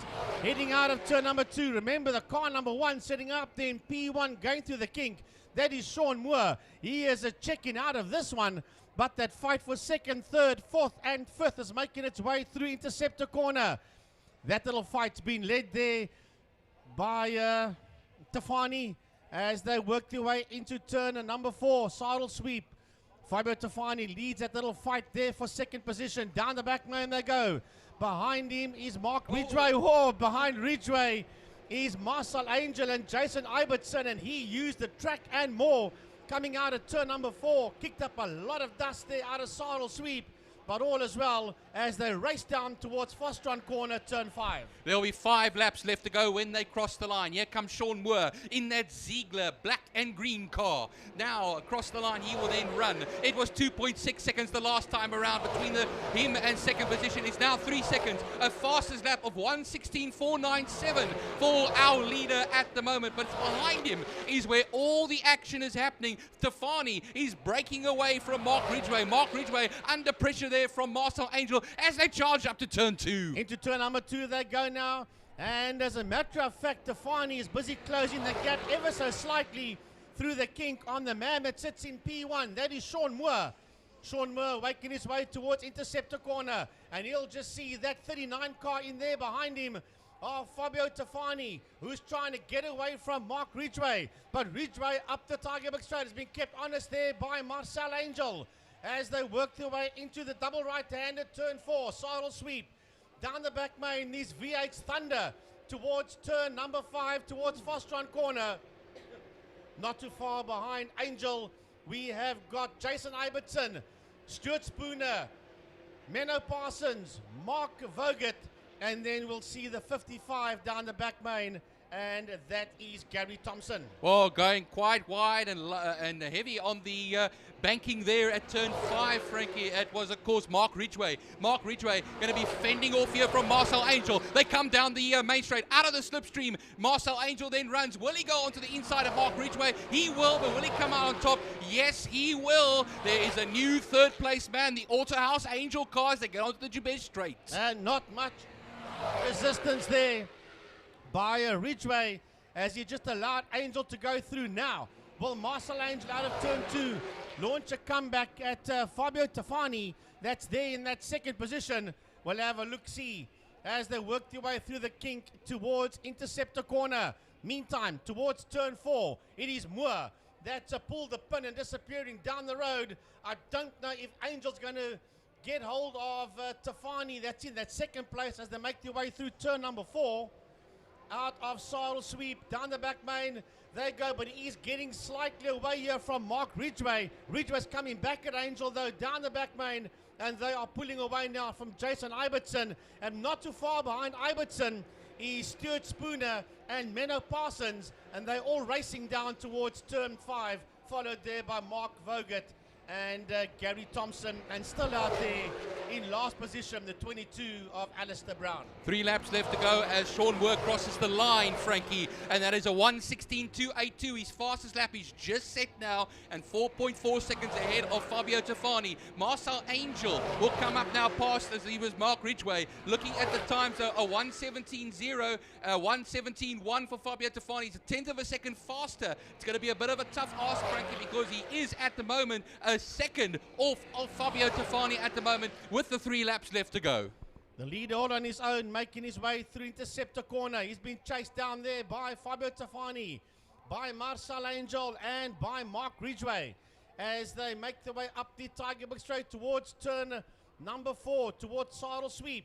Lots of gaps out there, but there is one little fight that's making its way out of Interceptor Corner. And we'll keep an eye on that one because Menno Parsons is in there, and I think it is Stuart Spooner that's headed. Slowing right down is Marcel Angel down the back straight.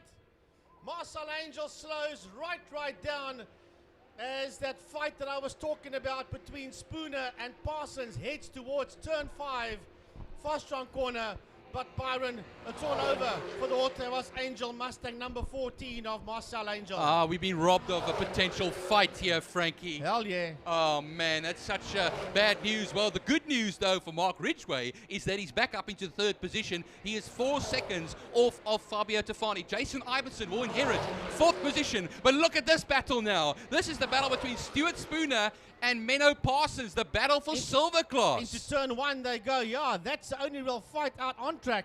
That's making its way out of turn number 1, out of Holzoek. And that's a fight behind Jason Ibbotson that's heading into turn number 2. And it is Spooner. And right behind Spooner is Menno Parsons. Parsons and Spooner. Spooner trying to get away from Parsons as they work their way through the kink towards Interceptor Corner.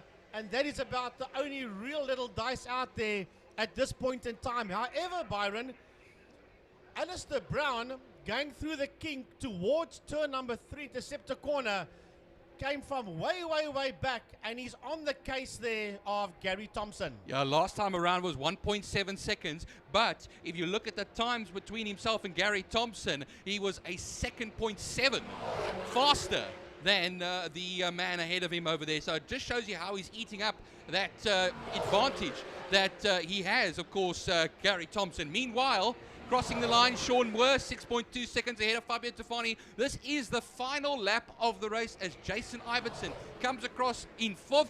Stuart Spooner will come across ahead of Menno Parsons by a second as they come into turn 1 once more for the last time in this race.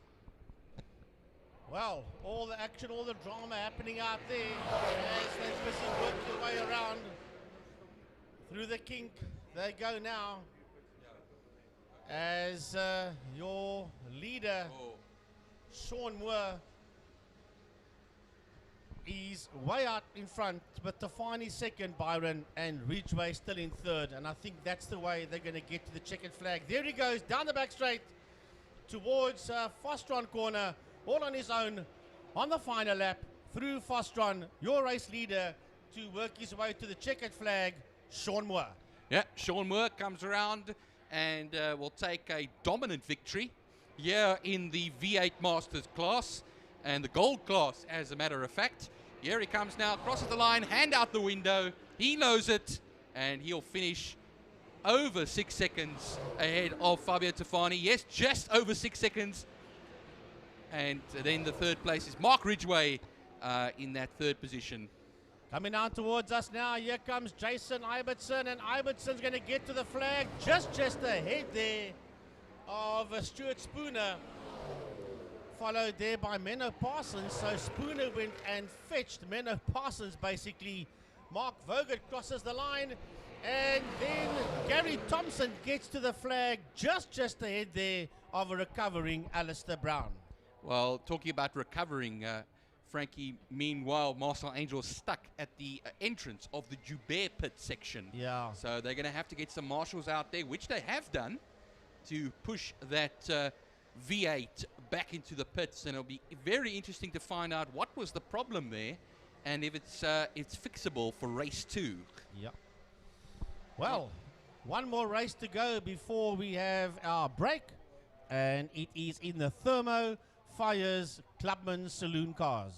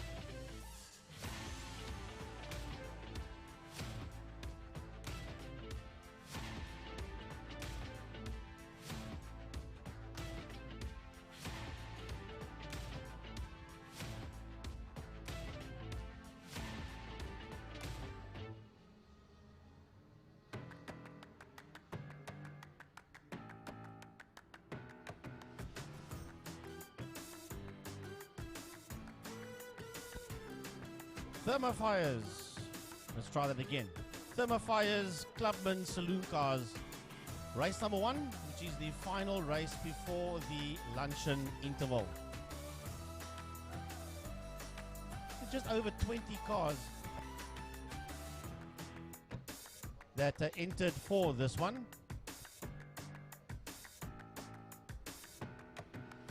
Around about 24, 25, somewhere around there that entered for this. As the Clubman's cars work their way around. There's that Nissan Skyline of Stephen Heidenrich. It's making its way down the back straight. Jesse Huggett. Paul Minnick is there. JP Shea. Hey, Eugene Gaspry in the Silver Dream Machine. And then Van Rooyen out there as well. In the 149 Golf. That's Graham Van Rooyen. As the rest of the field make their way into turn 5. So, joining me Mike's side will be Gary Fleming, back up from the camera side of it. Gary, here we go. Thermofires Clubman's race 1. Yeah, and a big thanks to Stephen Gous of Thermofires, and he is due to be out on the circuit today as well. Let's hope that he makes it out on circuit. Would be nice to have Stephen out there. I don't see his name on the list. He was one of the entries for today's race. So it's going to be pretty interesting to see how this one plays itself out as they move up on towards the grid.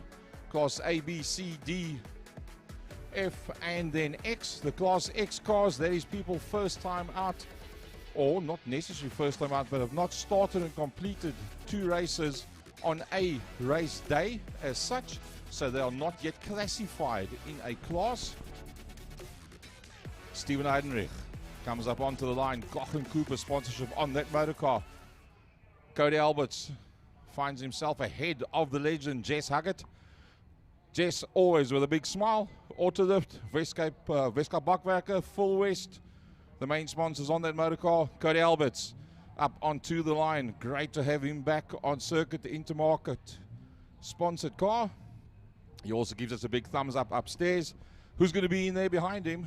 The ex-class champion, the ex-scrutineer, the ex-technical advisor, Clint Renard. Great to have him down there on the circuit as well.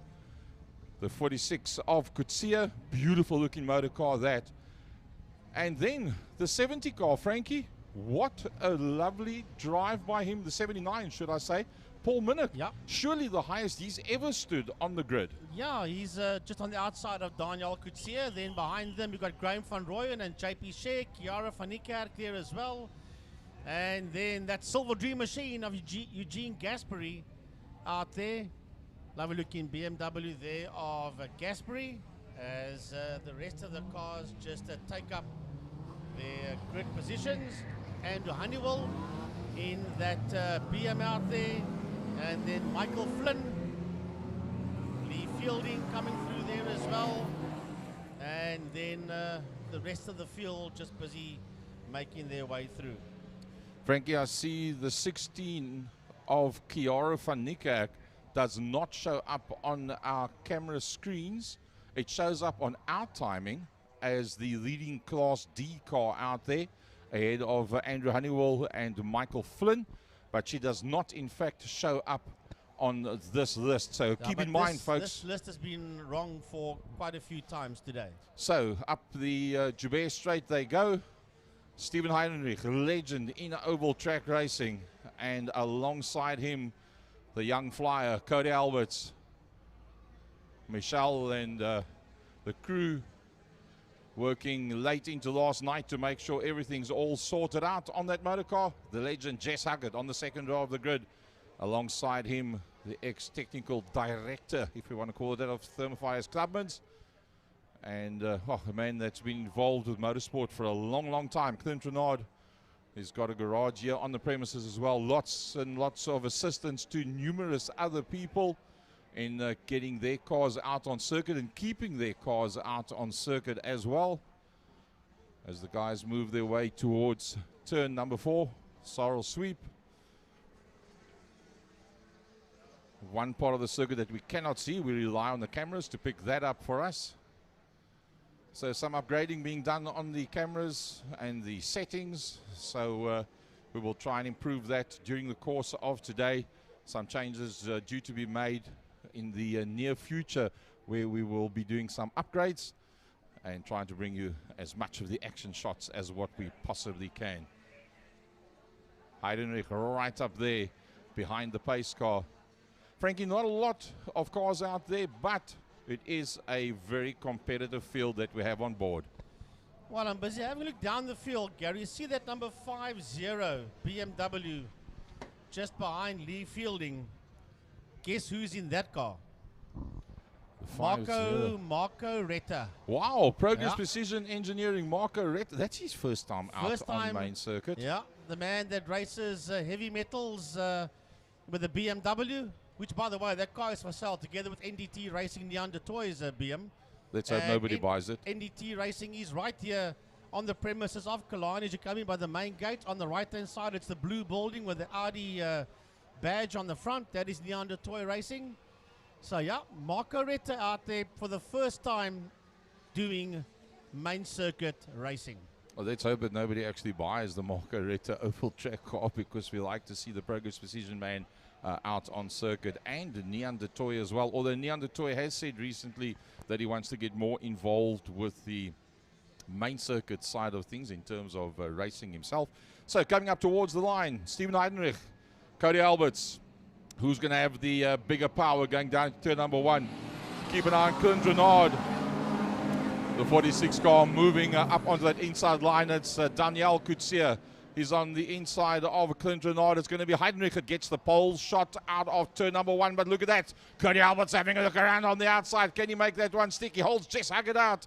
He's up into second. Yeah, then behind Haggard is Daniel Kutsia, followed there by Clint Renard. That's those first 5 cars working into turn number 2. Out of turn 2 they go now. Kutsia running a touch wide, but holds on to that 4th position. That next group of cars has been led there by Graham van Rooyen. Then we got Paul Minnick in there. Then Cedric Berger in that fight as well. Right on his heels is Kiara van Niekerk, almost tagging the back end of the Honda Ballard. And then not too far behind them is that Silver Dream Racing BMW of Eugene Gasperi. It was very, very close. The Wingfield Lass had to brake very hard going down into Interceptor corner. It's Heidenreich that leads him down the back main. He's got the hammer down. Cody Alberts being hassled there by Jess Haggard. Jess Haggard goes for the inside line. Cody Alberts feeling pretty confident that he can carry that speed through the apex of the corner. He runs it high and wide. Jess pops up on the inside. Cody Alberts looks for the cutback. I think Jess has made those new tires work through Cape Town corner. He's up into second. Cody Alberts into third. Here comes Daniel Kutsia, and alongside Daniel Kutsia is going to be Clint Renard as they work their way down towards turn number 1. Well, working their way out of a turn number 1. Yeah, that is Barcy Berger. That's in that Ballard. It's not Cedric Berger. Just wanted to make double sure of that one. So it is Barcy Berger in that fight. But let's go back to turn number 2. Into turn 2 they come now. That's the first 5 cars out of turn 2. That's Stephen Heidenreich. The 2 oval track boys are sitting in P1 and 2 at this stage of the game. That's Heidenreich from Jess Haggard. Then it's Cody Alberts. Bit of a gap before we see Clint Renard. He's ahead of Daniel Kutsia as they work their way out of Interceptor corner. Heading up towards turn number 4 now. Then it's Barcy Berger in the Ballard. He's getting away there from Paul Minnick. Behind Minnick is Graham van Rooyen. Behind Van Rooyen is Cedric Berger. Eugene Gasperi is right in that fight as well as they head there out of turn number 4. This whole gaggle of cars racing down towards turn 5, Fostron corner. Yep, down into turn 5 they go. Heidenreich leads them out. A massive battle for that second position. Cody Alberts outbreaks Jess Haggard down into Cape Town corner, back up into that second position. Now remember, Daniel Kutsia is 5th overall behind Clint Renard, but he in fact, Frankie, is the leading Class B car. The leading Class F car is in fact Barcy Berger that's in there behind that. Having had one outing with Dad's car, this is the second one. Jess Haggard locks up. Jess Haggard locks up big time in there behind Cody Alberts, that in the 3rd position. Yeah, going through now into turn number 1. There's a lot of cars working their way through into a turn number 1. Busy coming out of turn one. There's a whole gaggle of cars that's coming out there. That group has been led there by Paul Minnick, working its way out of turn one. That's just behind Barcy Burger. That's working their way into turn two. As there's about 5 of them that's working their way through turn number 2 right now, and that group has been led there by that Golf of Paul Minnick. Remember, Paul Minnick actually started third of the grid on the outside. He started in the 6th position, so he's done very, very well to hold on. Only Barcy Burger that's in the Class X entry. That's the car that's actually owned by his dad. He's doing some testing with that motor car. Jess Hugger down the back, mate, having a look at Clint Renard. Just behind that, Clint Renard's got a bird's eye view. Jess Hugger up on the inside. Can he make that one stick? Stephen Hayden. Oh, Jess Hugger locks it up once again. He had to go very late on the brakes to get in there past the young charger, Cody Alberts. It's still all about Heidenreich. The Class A battle comes through towards the city of Cape Town and Wingfield Motors Bridge. It's Heidenreich, it's Huggett, it's Alberts, and then in behind that is Clint Renard. The first of the Class B cars is Daniel Kutsia. Then the leading Class F car, Barcy Burger, he comes through directly behind that. Then Paul Minnick, second in Class B. And then the first of the Class C riders, and that is Van Rooyen. Graham Van Rooyen coming through there as well, but Paul Minnick and Graham Van Rooyen are busy making their way through into turn number 1. Honeywell also coming through now. Here comes Michael Flynn heading into turn number 1. Michael Flynn, we've got a few cars. JP Shea is far down. He's heading under the city of Cape Town Bridge right now as JP Shea. He had fair problems out there at the last event, and then making his way now into turn number 1 in NDT Racing. That's Marco Retta that's making his way now into turn 1 into Holzhoek. Well, remember that Class D one that's not in there. In fact, the leader in Class D, for the folks sitting at home, you will not be able to see that on your screen. It shows Honeywell from Flynn. In fact, ahead of Honeywell is the 16 car of a Chiara van Niekerk, the leading Class D entry. And that behind Graham van Rooyen, that is the leading Class C entry. Heidenreich still holding sway. Oh, here comes Clint Renard. Clint Renard's on the move. Clint Renard runs around the outside of Cody Alberts. He gets the drive on the back end of Jess Huggett, where he found the extra power. Frankie, maybe he's got a push to pass. You might have a push to pass, that's for sure now, but these 4 cars making their way out of turn number 1. And it's Stephen Heidenreich working his way up towards turn number 2. Behind him it's Jess Huggett, and here comes Clint Renard. How many push-to passes do you have, Clint Renard? Because Cody Alberts is coming back on the outside. Cody on that second line, pulls in there behind him. Then heading towards turn 2 now is Daniel Kutsia, and he's been caught there by the Honda Ballard of Barcy Burger. So Daniel Kutsia leading out Class B as he works his way through towards the kink. Our leaders on the way past the main grandstand. Lovely to see so many people on the main grandstand once again. So the man that started in pole position still leading them out. The oval track sensation is Stephen Heidenreich. The man that started in 3rd position, Jess Huggett in 2nd. The man that started in 4th, the GNA Motorsport entry of Clint Renard, working his way through. Frankie, we've got one slow runner down the back main. We'll try and pick it up. I think it's the number 80. That's 160. I've been looking for that motor car. No program, no book anywhere do I see who's in car 160. So that is a complete mystery driver car combination out there. Not in the book, not on the program, not on the monitor. So I've got no idea who's in car 160. We'll try and get Tiny to find out for us. Cody Alberts has got problems. Cody Alberts slowed right down, backed right off the back end of that second place battle. Heidenreich from Huggett, from Renard. Then it is falling back pretty quickly. I don't know if he's going to be able to finish this one. With still 3 to go. It's Cody Alberts. He'll be closed down by the leading Class B car of Daniel Kutsia. Daniel Kutsia has been closed down by Barcy Burger as the leading Class F. We could actually say Class X. He's only driven the car once, and he got the car into Class F, but obviously if he starts and finishes both races today, it'll be a whole lot higher than that. Paul Minnick, having started in a 6th position, finds himself in 7th on the exit of turn number 2, that ahead of the Class D leader, which is Honeywell. Honeywell making his way out of turn number 2, then followed by Graham van Rooyen into turn 2 now. The gaps are pretty big out there, and here comes Michael Flynn and JP Shea heading towards turn 2. Flynn in the Golf, Shea in the BMW. working their way out of turn number 2. Right now, there you see them on your monitor, way down, and a good couple of cars still out there on track as we're heading towards the end of this one. But your leader making his way across the start-finish line and into turn number 1. That is Stephen Heidenreich. And now Jess Huggett into turn 1 comes under attack there from Clint Renard. And Huggett pulls off. Jesse Huggett pulls off onto the escape road in turn 1. That opens up Class A. Heidenreich then with a big gap. Jess Huggett falling by the wayside. Clint Renard, that was in that battle, is a fair distance behind that. We've just got a message that it is a airflow meter that's giving problems on the Cody Alberts car, and that's why he's running so much slower. He's been closed down now by Barcy Berger. That will be closing down on him, so he might drop down one more position. I don't think it'll be much more than that. Minnick out there ahead of Honeywell, and he finds himself second in class, having started 6th overall in the grid, now in a 7th position. That Class D battle actually shows Honeywell as being in front, but it in fact is Kiara van Niekerk that's directly behind Paul Minnick. She's actually the fastest qualifier in Class D and leading Class D as she works her way towards Sarel Sweep. Well, heading under the bridge now, there's another fight going on. There comes Marco Retta, and he's got that Chrysler 300 in there with him. And in that Chrysler, we have got Andre van der Merwe. That is a heavy motor car to pedal around this track. And that's Marco Retta and Andre van der Merwe working their way towards turn 2. That's the BMW and that big old tank, that Chrysler, and they're making their way out of turn 2.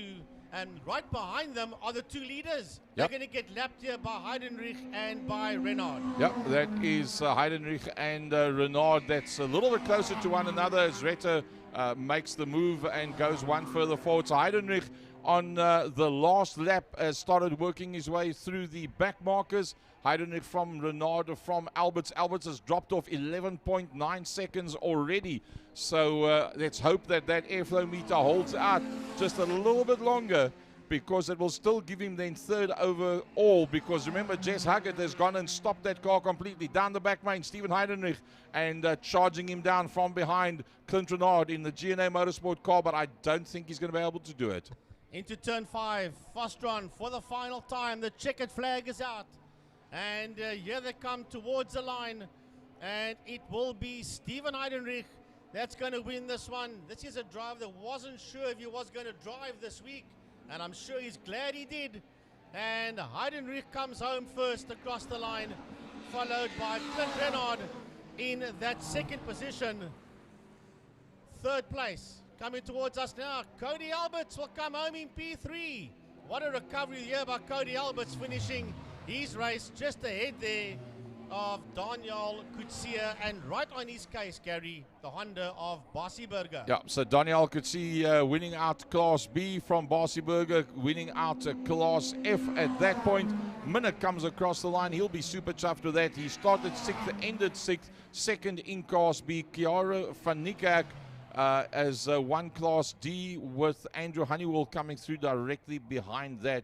JP Shea is the leading Class C car, Frankie, but a long way further back than what we're accustomed to seeing him. Yeah, JP was having a fight earlier on. Here he comes across the line now with Michael Flynn, as a matter of fact, and Graham van Rooyen finishes, and here comes Michael Flynn across the line. So JP did get his nose ahead of Michael Flynn, and just between them was the 149 Golf of Graham van Rooyen.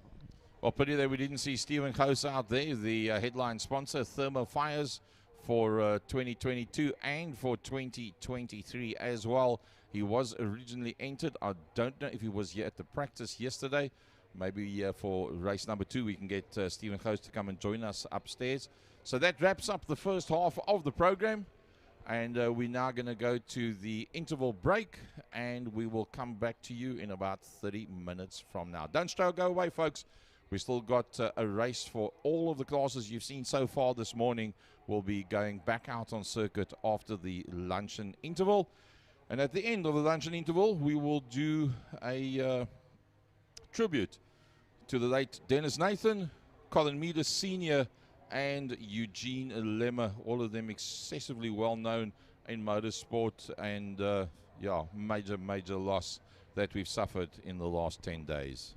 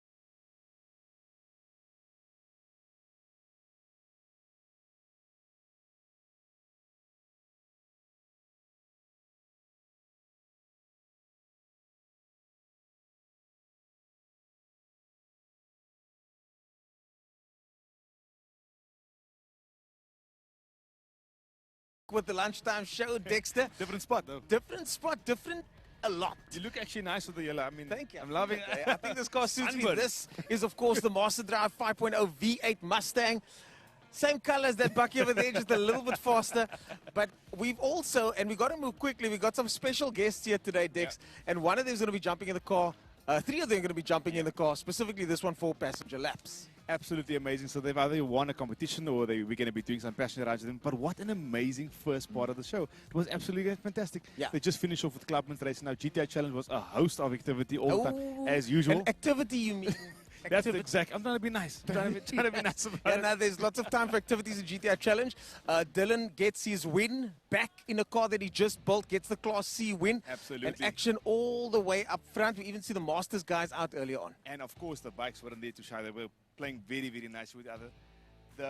For me, the fine cars was really, really Yes. good. I really enjoyed the fine car race. Bijo fine cars, and I've got to say the nice thing about being here in the pits is that before the cars go out, you can go chat to the drivers. Yeah. You can go look at the cars. So if you're still out there and you're thinking of coming to the track, it is still enough time to make it here to the circuit and come have some fun with us here at Killarney Raceway. Back to the Mustangs. Back to the Mustang and back to this gentleman over here. We can get him into the shot. Sia, how's it? Nice to meet you. How's it going? There you go. There's your mic. You were talking to the mic like that. My name is Ernest, and that is a bright yellow Mustang behind you. How, on a scale of 1 to 10, how excited are you to drive in this car right now?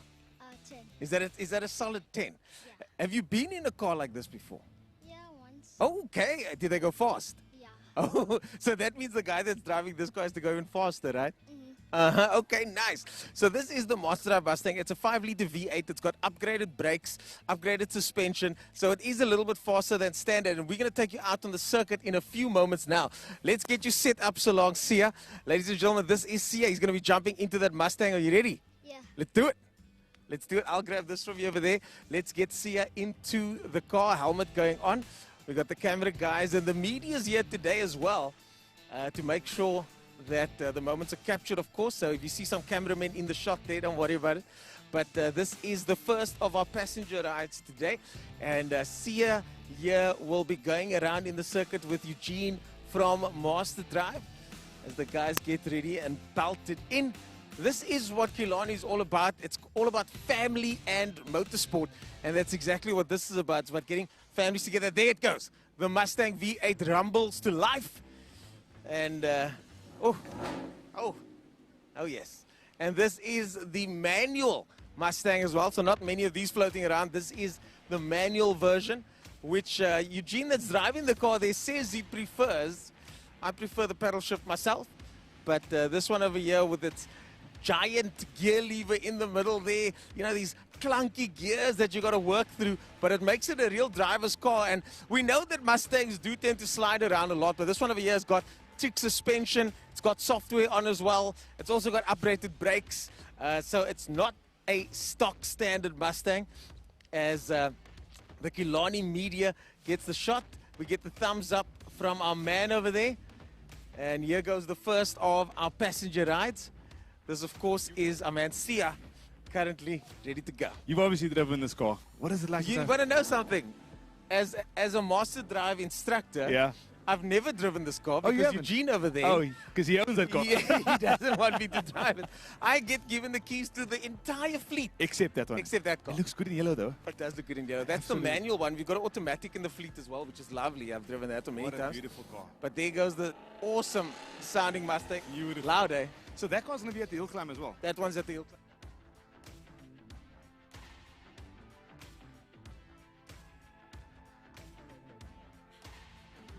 Somewhere there.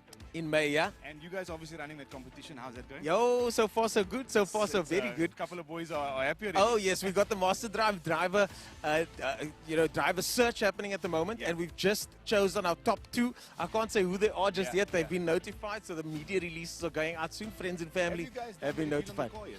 Yes, we have. Okay, So so they've what's seen the car. They've got a Ford ex-Dani van Niekerk Ford production car. And the car's just been shaken down recently. Yeah. So we had a selection process of 40 drivers.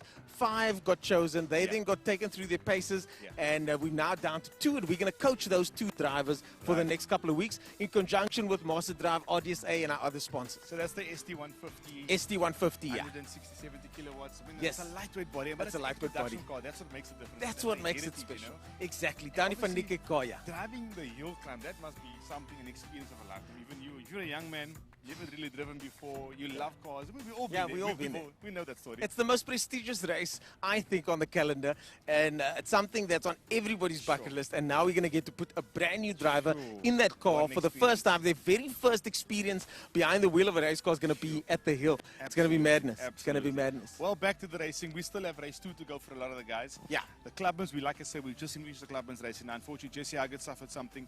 Fighting for What the happened? car. I don't know. There was a bit of issues with the car. Didn't see that he finished the race. Of course, there we go. The Mustang coming past, flying past. Go see ya. Yo. Gee You know whiz. the thing about that is Gee that whiz. could be the next racing driver. I That think. could be. That's the That thing. could be the next That's the driver. thing. We want to plant those Plant the seeds, seeds. these young guys. Plant the We seeds. want to So- plant those seeds and come His right. mother's loving it. Oh, loving it, loving it, loving it. She's hiding here. We can't even get. We can't. We got this. I don't know if this is loving it. I don't know what that means. When they do this, I don't know what that means. What that means in mother, but I've seen my mother do that when I did wheelies on my bicycle.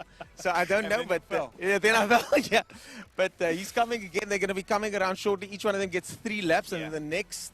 A passenger will go out, and we've got Smile FM here as well, joining us for the It's first time so today. good The to have banners are over there. a big radio station like that joining Killarney. What a nice surprise. And I I've mean, got a couple of questions for them as well to find out, what it's been like Yeah. working with us here Yeah, at yeah. Killarney Raceway. and it's fantastic. I love the fact that we can able to link in with that. Obviously, it reaches so much more people than just Yes. what we're able to do Exactly. and what social media is able to Exactly. do. And that's really fantastic. Yeah, it's awesome being involved with a platform like that, a respected radio Yeah. station in They've Cape been Town. around. They've been around. They've been around. I know when I'm looking for my favorite songs, 90.4. Smile FM. Smile bro. 90.4. You know, 90.4. if That's you're what going it's for that about. long road trip Oh, yes. and you don't have No, but the Smile, problem that's is, your partner. that it's Cape Town. So I can listen to all the good tunes, and then I have to listen to the Joburg nonsense after When that. you get to that other part, that RSG there, like the reason it's called The grens. But the sauna no, is there. we're What's in Cape Town now, so we can enjoy 90.4. Speaking of Cape Town, it's a hot summer's day in Cape Town, 28 degrees. Today, I think it's a blistering day. It's a good day for the bikes. Obviously, this time around, Sia on his lap 2. He's Coming having a around, good yeah, time. no, He's they're having a not good going time. slowly there. No, it's 28 degrees today. I think that the track temperature is obviously warming up now quite a bit. The bikes are going to have a fantastic time out Yeah. now. They're going to be first up, and I think then they'll be done for the day. Mm. But as the track progresses, this is the thing about racing, as you know. Later the day, the more rubber gets laid down, the more grip there's to Yes. put down. The worst, and the reverse actually is for rallycross. Yeah, yeah, no, the track gets That's the worse, opposite. which I'm still trying to figure out. But today's racing, it's not over yet. No, it's not. The first half of the day, folks, is usually one race for each category, and then the second half of the day Yeah. is the second race for that category. So Yeah. if you, like I said, you're still at home, you're living here in Bloberg side of the world, and you're thinking of popping in, Definitely. it's a quick drive to Killarney. It takes you 10 minutes to get from there, anywhere in the Absolutely. surrounds, and Absolutely. come check it out. Still race 2 of 2 to happen in the second And half obviously of today. that's the kind of the second race when everybody throws the kitchen sink at it. Yeah. And they kind of want to win, and they kind of want Yes. to go a little bit more than 10 tenths, and what they Yes. are capable, all the tires are capable of. So that's kind of when you see the best racing. Is it now? Yeah. Or crashing? Crashing, But that's yeah. when you see the best part of it. Well, we spoke to Cody Alberts early on. We saw him going out there for the first time. He's Yeah, back now yeah, yeah. and did exceptionally well in that car.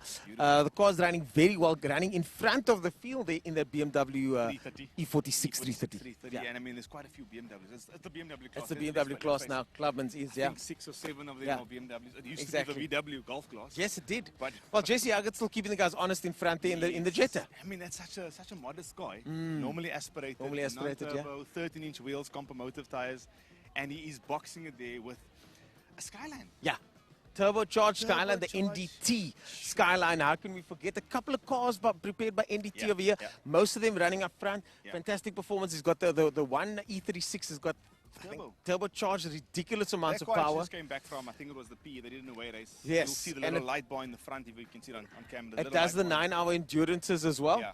And then we saw the Formula Libre as well. RDSA cars were in the mix there. A couple of Formula VWs in the mix there as well. Definitely. And the action today was just incredible. We heard the buzzer now. Yeah. And this is Sia making his way way back back, now. yep. And Sia should be coming through should be in the coming yellow back. Mustang. He's The back. mother's He's happy. back. He's back. He's in one piece, and so is the car. And Sia now makes his way back into the pit lane. Let's get his reaction as he comes through. But a sigh of relief there coming from the parentals. Is he there? Yes, he's there. There he is. Big round of applause there for Sia driving around in that Mustang. It's a big smile on his face there. Dexter, what's Sia have to say? Sia, how was that? Really good. He says it was really good. Really good.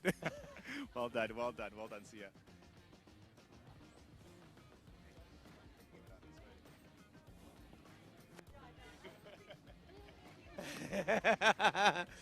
Can you smell the brakes on this thing? I can smell the brakes. Eugene not being shy. He's not being Not shy. at He's, all. he's sending it. Not He's absolutely at all. sending Thankfully, though, there are a tick brakes on this car. it. I think we can have Chiara the next van one. Niekerk, how's it going? Lekker. Chiara van Niekerk, our champion in clubmans in a class last year, moving up one class as we wait. Oh, the first bump to the driver, Sia. And we've got more people coming through now as we can send through the next person. And we've got the next person coming through. There we go. All right. So we're just waiting for the next person to come through. Smile Hello, how's it? FM 90. How's it, Ernest? Let me give you guys this Hi, Craig, microphone. nice to meet you. There you go, you can grab one of those. What brings you guys to Killarney today? Okay, Smile FM. So that's you guys over there. That's you guys over there. So really exciting. I would have gone at the drive, but I know that Oh. Smile. Okay, so Craig, you can grab that one. I'll work with Craig over here. So Craig, you're the petrol head. Yes, I'm the petrol head, yeah. Okay. So looking excited. Yeah. And obviously mixed emotion here because, like I say, excitement, adrenaline pumping. And it's not every day in today's economy that you can ride in a 5-liter V8. Yeah. Now look, I've driven some of these cars, and the fuel just to take this car around here, that fuel needle literally goes as fast as the rev counter.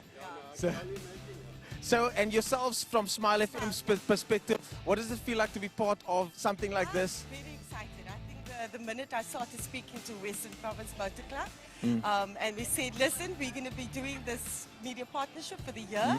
I was very excited. The clients are excited. Yes. You know, so it's amazing to see how many people are into motoring. Yes, You know? 100%. Loads. 100%. Cape Town is a big motorsport culture, but we're also a big music culture. The two mix well together. And I mean, you've got the same matching colors here as well.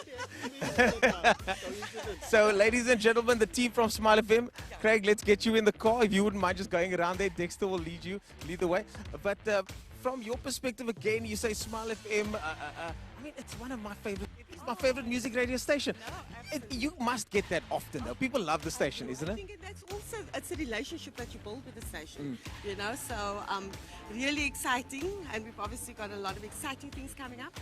So, yeah, and this is the beginning of an amazing relationship. With Awesome, everybody, yeah. awesome, So, awesome. really excited about Well, as you can see, the helmets are going on now. So this is how it works. The helmet goes on. The sunglasses must go on. Oh, yes. You got to continue to look cool. Yeah. Seatbelt engaged. And just confirming the GoPro over there. Okay. So GoPro is running. Can you just do a final check there for us? Just hold the mic a bit closer. Okay. So yeah, we're just checking that all the cameras are running. Obviously, we want to make sure we grab the moment. Thumbs up given. Thumbs up given. Off they go. Exciting. Yeah, there we go. So that's how it's done. But from our side, thank you so much for joining us. It's such a pleasure to have a radio station like Smile involved with Killarney Raceway, and we look forward to a fruitful relationship. Awesome. Thank you. Thank you very much. Well, there you go, ladies and gentlemen. Smile FM currently out on circuit. Dexter back in frame. And I know, right? The yellow t-shirt. I know, matching colors. It's all about the relationships, and so far off to a good start.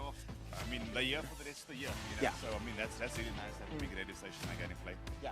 Guys seemed a bit nervous, I must be honest. Yo, We asked Craig. Eugene the question, have you done this before? Oh, and what- Eugene's response was as normal. Not the one before this, but this is my first time. But that's the thing, though. You got to make them think twice. Yes, Make them yes. think twice, and then when they go into the first braking zone. Yeah, it's a late braking zone area here in Yeah. Cape Town. Yeah. The first corner specifically, and then of course the Of back course, at the turn weight 5. down. the weight It's a goes big down. heavy car. It is It's a huge. big heavy Yeah, car, the Mustang V8, 5 liter. It's a fast car, but a heavy car. That car goes through quite a fair bit of tires, fair bit Yes. of brakes. Yeah. It is done by, I think, but you guys have the Ford Performance race pads on there. Yes, we got Dunlop tires on there as well. Dunlop tires on there, and I mean, it's a heavy car, and that's one of the things that doesn't weigh well with shoes the punch Exactly. with a race car. With a race car, You don't want exactly. the car to weigh out. Little weights, but that's what makes the Mustang so difficult and challenging to drive. is sending when it. you're sending it. He's Can you hear it screaming in the background there? It makes it very challenging to drive those Yeah. cars because when they brake, they don't really want to turn. Yeah. You got to make them turn. Yeah. But as I said, the Master Drive cars are fettled slightly. And what we found as drive is that people like to drive iconic cars. You know, people like to drive the Ford Mustang. It's something that, for some people, it's their favorite car. So even though it might not be the most suited for track driving, it's still a heck of an experience. What we spoke about earlier, just bringing in the heritage of what it was. I mean, having a good time there. Having a good time. Late in the brakes. Oh, the lights are flashing. The lights are flashing. Yeah. He made it through. He's okay. Yo, lights are flashing on the brakes there, you know, then the car's doing this. Then it's doing that. But the heritage of yesteryear's motoring, seeing that car or a Mustang like that back on TV, and now you're sitting in one, that must be such a good feeling, you know? Yeah. And I think that's like what we were saying in the breakfast show this morning, bringing back the old. Yeah. There's so much more classic cars coming through. Classic bikes are now a thing as well. And just watching, actually, Richard Hammond, watching one of his shows. Crashing a drag car? No, he was actually... Oh, the other one. We're walking through his house and showing us what's known as his clubhouse. How many sort of classic bikes he's got inside his place. And I mean, he's just a guy, obviously TV presenter, but it's nice to see that these things are coming back and reliving those old days. Yeah. Exactly. There's lots to relive, and the Mustang specifically has that heritage. Speaking of Mustangs, plenty Mustangs in the classic car race earlier, giving Franco Donadeo a hard time. Pal, a hard time. Even the start, when you saw the start of that race, these guys were packed tightly close together. And there's supposed to be no elbows out, gentlemen racing. That didn't look like it. That looked like the elbows were out. That Escort got some wide arches on it, right? And I mean, he made that car extra wide trying to keep that Mustang behind. But on the straight, you can just check that Mustang coming and blasting past. Yeah. But the nimble little Escort, it's just the beauty and the beast, just dancing its way through the turns, mid-turn, getting on the power easy. And Michael Hitchcock, very credit to him, he can drive that Mustang. If he knows if he gets into the power early, the thing is going to step out. It's going to step out, yeah. Really, really nice to see. It's got to be measured in that car, doesn't it? It's got to be very much measured. Just like this one over here, you got to really manage that throttle when you get on the power. Absolutely. And I think that was, we've now seen him come past. We should see him coming to the pit lane now after this. That is Eugene from Master Drive, Eugene Norse from Master Drive, Cape Town. And thanks to them taking the guys out today for a bit of a spin And around of course, the if you circuit. want to get involved, you can get in touch with Eugene from Master Drive. But another thing is, right, that we don't just have Smile FM here. We don't just have the young man Sia here today. We've also got someone that won the opportunity. And just like you out there, you can win this opportunity to drive in that car. And I'm going to step away for a second and see if I can get that person here for a quick interview. And I'm one of the most unlucky people. I don't win anything. I've never won anything. So for you to have won a competition like this is fantastic. The other day I just entered a competition actually to win tires, and obviously I didn't win the competition. I lost the competition.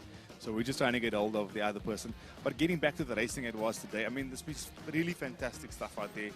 The louder classic cars were fantastic. The Benjo Trusty Fine cars were absolutely awesome. And these cars are so well prepared. The racing is very, very nice and neat and tidy as well. Gunther Appelgren, just having a chat to him this morning, a stock standard 325 E36 BMW wrapped in green. It looks really, really good. He did fantastically well as well. Just talking about I'm just going to walk into frame here like this. You do what you do. I've got Nick over here. Sorry to interrupt. Nick's here. Yeah, Nick's the one. He's the passenger ride driver over there. And Nick, tell us a bit more about what you do. And are you a car enthusiast yourself? Yes, personally, I really do enjoy cars. I don't always know too much about them, but I do know there's a nice one when I see it, you know. And this one is a bit nicer than most. Oh, definitely, I'd say so. I'm looking forward to going quite fast. You know, I do enjoy speed. Have you been around the track before? Yeah, once been in the BM pace car at a stage. Oh, nice. Did a couple of laps in that. So okay, lekker. That was always good fun. Oh, that's the sound of the buzzer over there, folks. When a car comes into the pit lane, the buzzer actually makes a noise to let someone know that they should be stepping out the way. And that was the buzzer now as the Mustang makes its way through. Dexter there getting ready to assist and get on hand. And Nick, you say you've been around here before in a pace car. How fast were they going at the time? Yo, I'm not too sure, but it was definitely fun. Maybe like mid 200s. Oh my goodness! So they were pushing a little bit though. Yeah, no, down the back straight. Okay, we got nice speed. So nice, really enjoyable. So I think that this car should do the same. I think they will do the same. By the sound of things, he wasn't holding back much, but I do think he's just going to cool those brakes down a little bit. Let me go check those brakes actually. Yeah, those brakes are steaming over there. The brakes are steaming. I'm going to have a quick chat with Eugene from Master Drive. Eugene, how's it going out there? Oh, it's good, eh? It's always good. It's always good. As long as we stay on the black stuff and then we're good. That's going to be good fun. So the Mustang over here, 5.0 V8, suspension mods, a couple of tricks under the bonnet there. How's it feeling out on the circuit? feeling good. She's staying where she needs to, stepping out a little bit in turn 2, as she usually does. But other than that, working well. The brakes are holding up. It's really hot as well. So Right, just a quick announcement but for the people that are around the circuit. they're doing well. Nice, There and I'm is seeing the a fuel gauge is looking all right, so you're quite fine for now. On the grass Sure, by the I made sure that I topped it up literally there's before I pulled into the track. Well, it's totally necessary to top it up. These Mustangs do use quite a bit of fuel. As Nick gets ready now to make his way out onto the circuit, we got Craig over there checking out the camera to make sure everything's all sorted. The camera is still running, and Nick is now getting suited and booted and ready to go out on the circuit. Now, the thing about going out on track like this, it doesn't happen often. Passenger rides are usually reserved for other days, simply because we can't have all sorts of other cars on the circuit during lunchtime. But this is a very special occasion to commemorate our partnership with Smile 90.4, and of course, the young man Sia joining us as well, as Uncle Phil comes to walk towards us. How much time have we got left here? How much time? Okay, now, if you get the thumbs up, if Phil gives the thumbs up, then it's still okay. So this will be the last run, and then we'll be cutting to some interviews, and after that we'll start the rest of the day's racing. My name is Ernest Page, joined by Dexter Bruce. That is the Master Drive V8 Mustang, and for the final time, they head out onto the circuit for a passenger ride. We've got Nick in the car at the moment now. Whew. Must be so excited, eh? I watched him open his hairnet. Listen to that thing. Oh.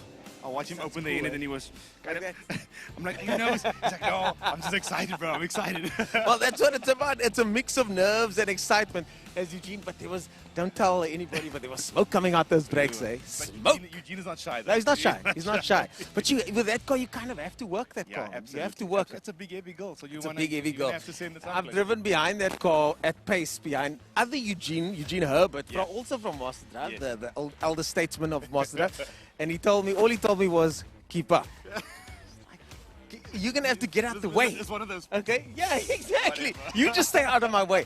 And I tell you what, he drove that Mustang. It moves around all the time, eh? All the time it moves around. Even if you look at actually the 65 Mustangs that they're driving in the fine cars, that car's got 3 or 5 wide tires. But on. they still dance. They still dance. They That's what they do. So you got to get, and this is Eugene Herbert's background is historic racing. Yeah. So in historic racing, you got to get used to the car moving around. I mean, some of the newer cars in clubments even have traction control on nowadays. Absolutely. So the older cars, or this type of car, the big engine in front, live axle at the back, that's the problem. It's gonna move around. I mean, like you that. put a big V8 in a Nissan Shambaki, you're gonna get a car that's gonna dance around, and that's exactly what's happening. That's exactly. You know? So for the rest of the day, Dexter, let's walk through the different series. We've got Formula Libre, which is your open top racing, which will happen later on today. Then, of course, we've got GTI Challenge.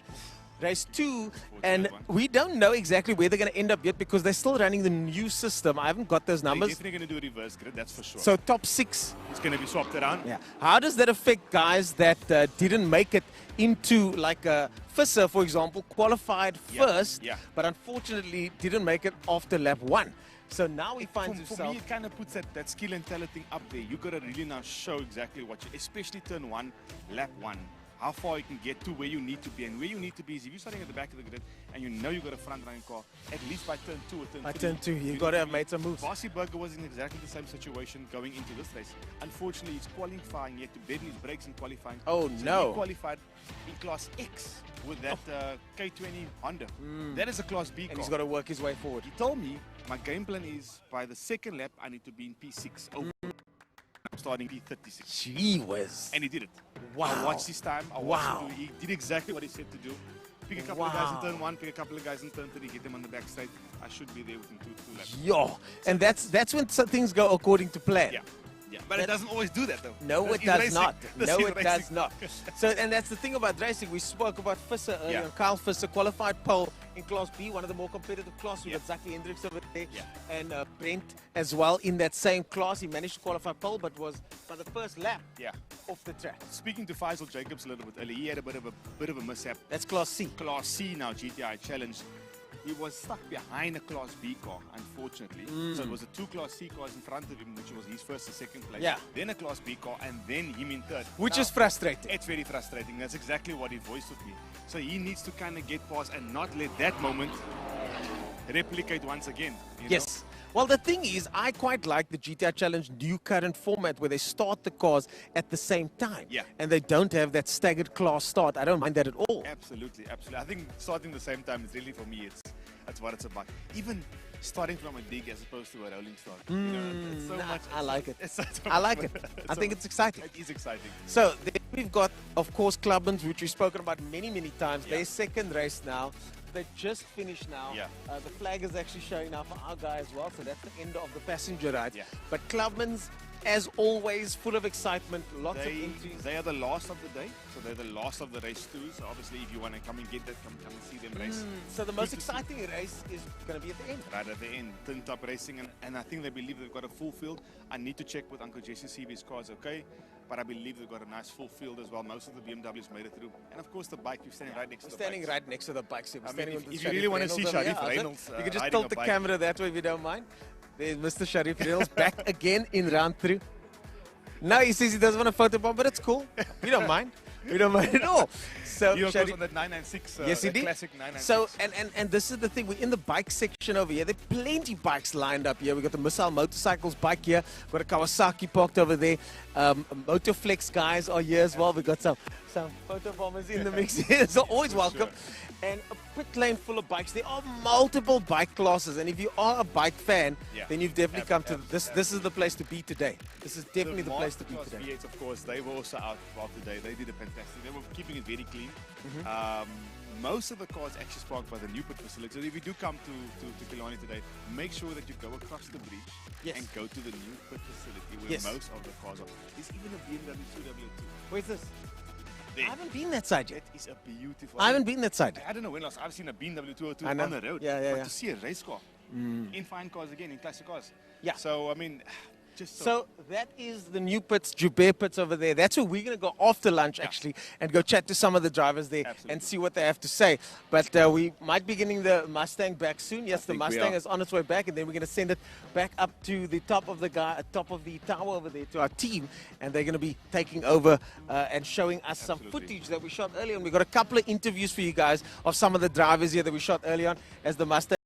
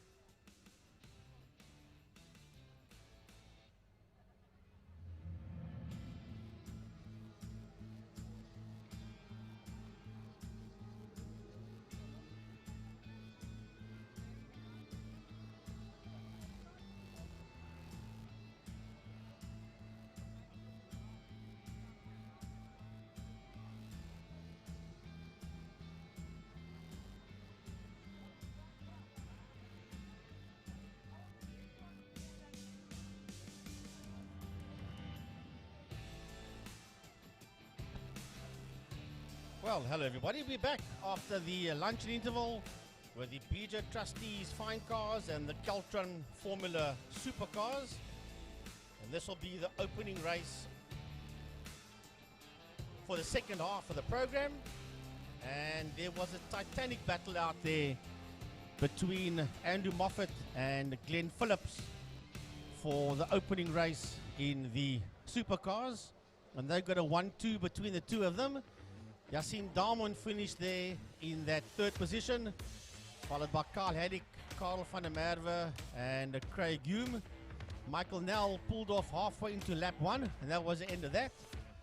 And then Arnold Lambert, or shall I say Jaco Lambert, did very well out there in the opening race for the fine cars. Günther Appelgren, Robert Toscano, Natasha Tischendorf, Koenie Mathieu, Roger Lewis was in there. Jaco Oosthuizen was also in there for a while with the Conquest, and then he fell down by the wayside. And Joanne Fourie did not take part in the opening race for the BJ Trustees Fine Cars. So we hit the reset button and we do everything over again for race number 1 of the second half of the program. Proudly brought to you by Wingfield Motors and Best Price for My Car, backed up by the City of Cape Town and Smile 90.4 FM. Right, here we go. With Andrew Moffat, that's on pole position. Glenn Phillips there on his outside, followed by Yassine Darmon. Then Carl Haddock is there, Karel van der Merwe, Craig Hume and Michael Nell that got a DNF in race number 1. He is back on the grid again for the Keltron Formula Supercar. Byron, the fine cars, the BJ Trustee fine cars are making their way to the grid. Well, Poleman will be taken. Oh, actually, Poleman, as I'm talking now, goes into the pits. That is going to be Jaco Lambert in the Jetta. And I hope there's not any particular problem over there. It doesn't look like he's going any further than his pit box. However, here comes Günther Appelgren, who finished second in race 1. Had a chat to him at lunch. Also did the Gymkhana last week in his Mark 1 Golf. And he will pull into second position in that class. There's Robert Toscano will be right behind him in the Mazda. Natasha Tischendorf in her CLI Jetta. And then there is the 928 of Koenie Mathieu, rather, I should say. There's 2 Mathieu's today in 928s. There's Piet Mathieu in the classic cars. And I see the Toyota of Jaco Oosthuizen has joined the field. And as well as Joanne Fourie, both those two missed the race last time around. I see coming to the end of pit lane now, it is Jaco Lambert. So we'll have to see if he joins the field as they move off of the grid.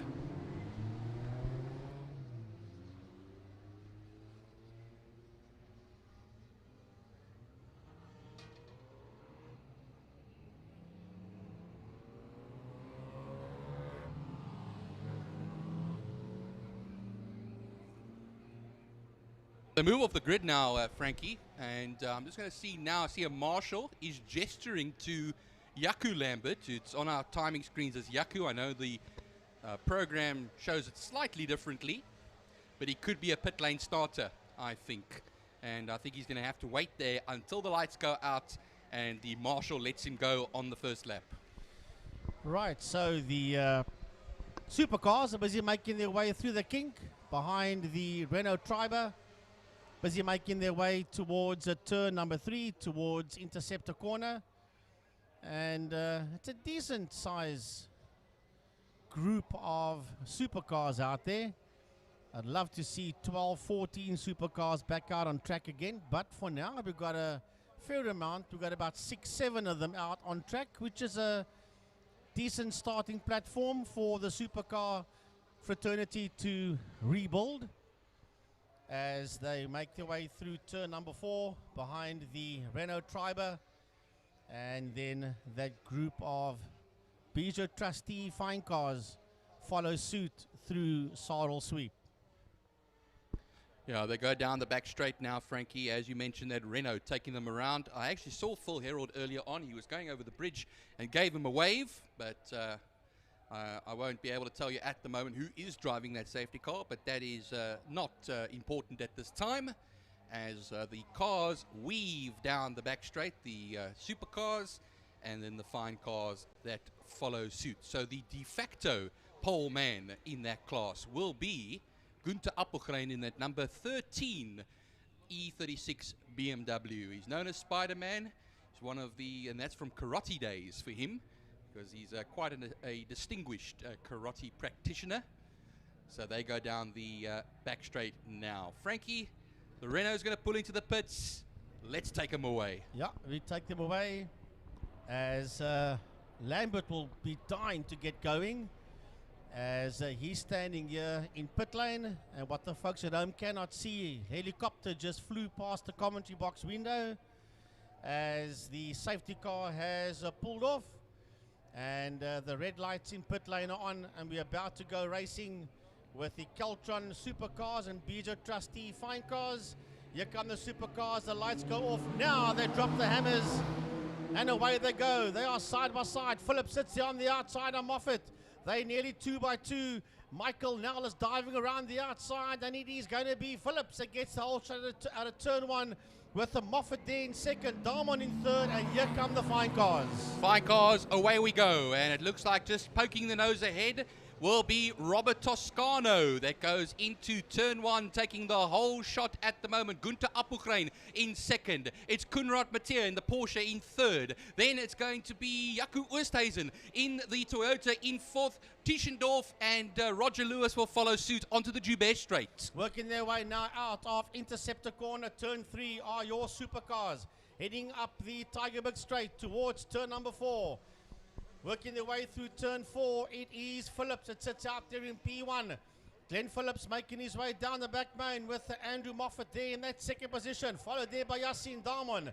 Then it's Carl Halleck. Behind Carl Halleck is Michael Nell. Behind him we've got Craig Hume, followed there by Karel van der Merwe, as the supercars race down towards Fostron Corner, turn 5. Well, we're going to turn 4 now, where the Bijou Trustees fine cars will be making their way through Saro Sweep now. Watch them as they go. It's Toscano in the Mazda from the BMW E36 of Günther Appelgren. Then the Porsche of number 3, it is Mathieu. Now under pressure is that Toyota, though, of Jaco Oosthuizen, as Natasha Tischendorf will go side by side down the straight and will have the inside line for turn 5. Racing down towards turn number 1. Have a look at these supercars. And now Darmon is right there with the 2 leaders, but he goes into turn 1 very hot, and he will lose a lot of ground. He's still there in that third position, is Yassine Darmon. But right behind him now, we've got Nell that sits there on the outside of Halleck, and the two of them are busy catching up to him as they work their way through turn number 2. That's a 5-way fight there as the supercars work their way through the kink and towards Interceptor Corner. Yellow flags are waving in turn 2, Frankie. I was just told by Tiny over here that Jaco Lambert went off the circuit with a puff of smoke. So he's out of the race. Pit lane starter. And also as well, Jaco Oosthuizen in his Toyota is smoking. The marshals and officials have noted that is occurring. Watching the fine cars around the track, but here comes the supercars. Down the back straight they go, racing towards turn number 5, towards Fostron Corner. And it's now a 3 for, well, any one of these drivers could win this one, but the fight is on here between Moffat and Phillips, and it's Moffat that gets his nose ahead on the exit of Fostron Corner. Out of turn 5, Fostron, Moffat gets his nose up into P1. Coming right back at Andrew Moffat again is Glenn Phillips. Right on his skates under the bridge is Yassine Darmon. And right there with him as well, he's the number 12 of Michael Nell. Those are the 4 cars. They are side by side. Have a look at this for nothing. Down into turn 1 they go. Surely this is going to hopefully not end up in tears as they race out of turn 1, working their way down towards turn 2. Well, the fine cars are coming through turn 5, Pertamina Fastron, Frankie, and they're going to gun it to the line now, as underneath the City of Cape Town bridge there will come Wingfield Motors, also in partnership with Killarney. They go down the back, the main straight now. On the outside will be Günther Appelgren, and he will break earlier than the Mazda and will slot still into second position as the former champion leads into turn 1, and then Mathieu will start closing up the gap surely behind. But into turn number 4, it's a 4-way supercar train making its way through turn number 4. The double right-hander, Sidle van der Merwe sweep, or just known as Sidle sweep. Down the backbone they go. It is Glenn Phillips from Andrew Moffat, from Michael Nell, from Yassine Daman. Not too far behind them is Carl Halleck as they race down towards turn number 5. Into Fostron corner they go, and Michael Nell is a man on the move and diving up on the inside once again. They're side by side. They are side by side, and once again Moffat gets his nose ahead there of Phillips, but watch out for Nell. Michael Nell could hit the lead. No, he sits there in second, right next to Glenn Phillips, and right on their case under the bridge is Yassine Daman. It's a hell of a fight in the supercars heading into turn number 1, and once again now Phillips goes up on the inside. He's going to get through. Man, no, but watch out for Nell. Nell sits on the outside of Phillips. This is brilliant stuff by the supercars as they work their way towards turn 2. And just a note, Craig Hume, Frankie, has pulled into the pit lane as well. So issues over there. Meanwhile, the turn 5, I'm just going to look at the what is the third place battle in the fine car section. Onto the inside of Jaco Oosthuizen in turn 5, Pertamina Fastron, is the Jetta of Natasha Tischendorf. Will she make her way past, or will the Toyota just poke the nose ahead? You'll have the inside line for the kink. And Natasha Tischendorf has made up a place. She's now up into 4th place, Kuni Mathieu is in 3rd place at the moment, with Toscano still leading from Gunther Appelgrein, and 0.2 of a second between the two of them. Down the back straight goes your supercars. They're going to pick up Roger Lewis in that motor car. He's at the back of the fine cars. These 4 cars are going to bomb past him. He's going to wonder, where the heck did you guys come from? As the blue flags come out there for him, he keeps right out the way into turn number 5. Into Fostron corner they go. Man, this is great stuff. I haven't seen supercar action like this in a hell of a long time. And we might have a new leader. We do. It's Michael Nell. Michael Nell has got his nose up front as they race towards turn 1. Moffat second, Phillips third. Daman in P4, and nothing between the 4 of them as they work their way out of turn 1. Left-hander holds hook. Onto the back straight though. It's in the slipstream for Gunther Appelgrein. He's going to make a move. He goes to the outside on the back straight towards turn 5. Pertamina Fastron, and the BMW will not get past that Mazda of Toscano. Toscano will just keep it ahead for now. 0.2 of a second as they cross the line the last time. This is nose to tail stuff. 4 laps left to go for the fine cars when they close onto this end of the lap. And here they go again. It is Toscano on the main straight, side by side with Gunther Appelgrein. Gunther Appelgrein will go ahead. So Gunther putting in a good move over there, and then he goes defensive for turn 1. Look at this fine cars do their thing, but look at the supercars doing their thing as well. They're making their way out of turn number 4. Down the back main they go, and we've lost somebody. We have lost Moffat. Moffat is gone. There's a lot of dust behind the clubhouse. You cannot see it from here, but Andrew Moffat, he's gone. He's in turn 4. He's gone.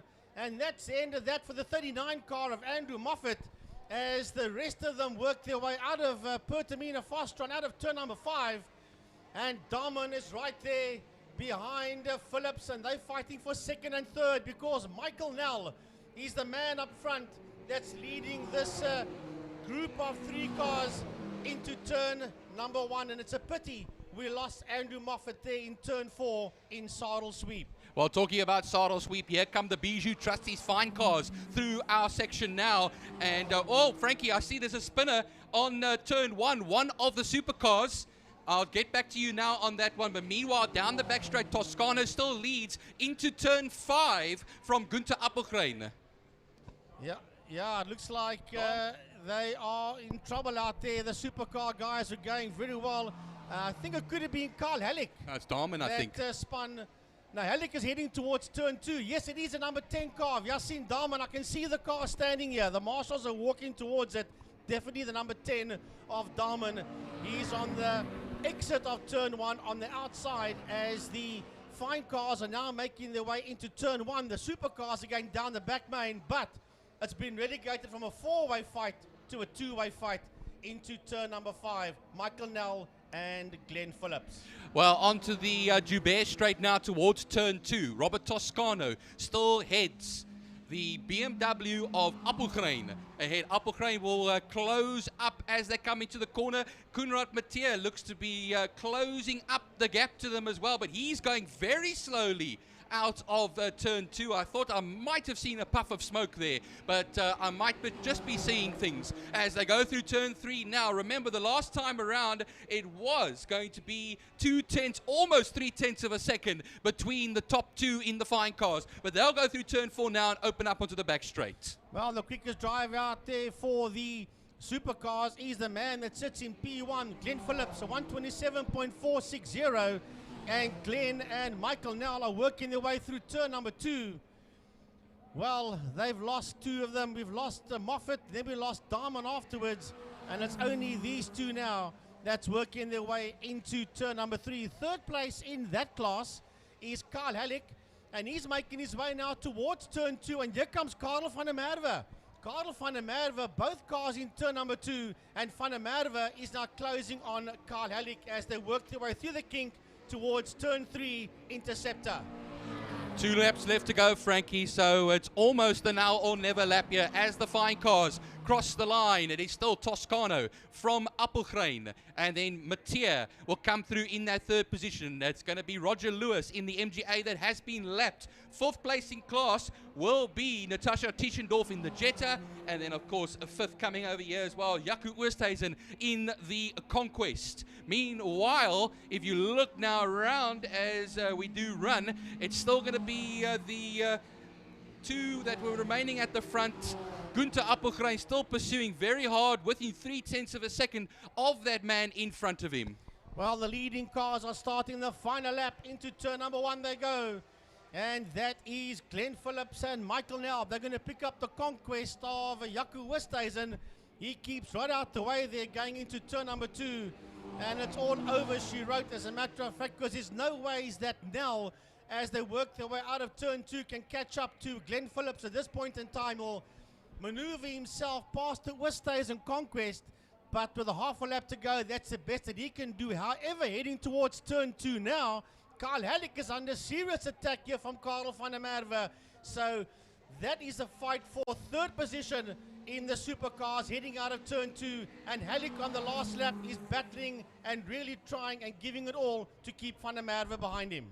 12 entries still left in this race. Roger Lewis will round them off. Meanwhile, Joanne Fourie will also be in that particular section, 10th overall as far as things are concerned. This is the last lap of the race. Toscano still leads from Gunther Appelgrein's actually ahead now, then Toscano, and then Kuni Mathieu. Yeah, but Toscano went pretty wide there, so that fight is still very much on. So we're waiting for the checkered flag to come out. The flag is out. And coming towards the line now is Glenn Phillips. Glenn comes home in P1. Michael Nell finishes behind him in that 2nd position. Now into turn 5, into Foster. Oh, there's contact between van der Merwe and Halleck. And they both go off the circuit now. Who's going to get back onto the track before the other one and get that 3rd position? One of them has to get onto the circuit. Here they come. And they're both on the track. They're both on the track. Van der Merwe is ahead of Halleck at this point in time. Can you believe it? They are nearly side by side, and it's Karel van der Merwe that comes home across the line just ahead there of Carl Halleck. Drama on the last lap for the supercars in the final corner. Well, talking about final corners, these 2 are going to be running up to the final corner. It is Toscano on the inside. On the outside, it is Appelgrein. They make their way through. They've got a back marker ahead of him. That is Joanne Fourie. And they'll run it down to the line now to the Wingfield Motors and City of Cape Town Bridge. Look at this. They're banging doors basically almost. And it's going to be a photo finish basically, as it's going to be Gunther Appelgrein that will take the win here. And I know we're absolutely pleased with that. Ahead of Toscano, Kuni Mathieu, Joanne Fourie finishes a lap down. We wait now for Roger Lewis. We wait for Natasha Tischendorf, who will get 4th in class. Wonderful stuff here. Here comes the Jetta now. 4th in class for Natasha Tischendorf. And crosses the line here. 8th overall. And then Roger Lewis, who's always here, always campaigning, and always finishing. I can tell you that much. Wow, Frankie, I almost thought we were going to get ourselves a Talladega Nights type of finish over here. with the supercars. I thought they're going to have to get out of their cars and start running. Well, yeah. Brilliant stuff, I will say that for nothing. And I've got to salute the supercar brigade. They really gave us 2 exciting races in the Caltron Formula Supercars.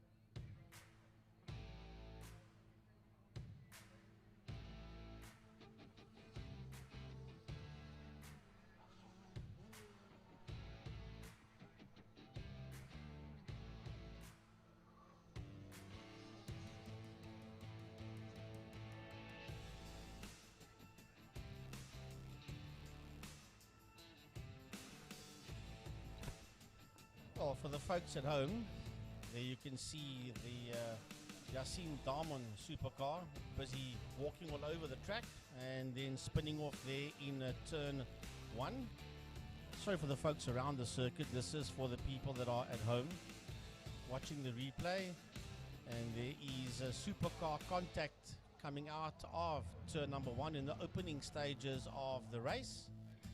So the supercar guys really left it out on the circuit. Once again, a replay here for the people at home of Yassine Darman. Look at that car wagging its tail all around and then losing it completely. Then, of course, there was the situation in Fostron corner and between Carl Halleck and Karel van der Merwe.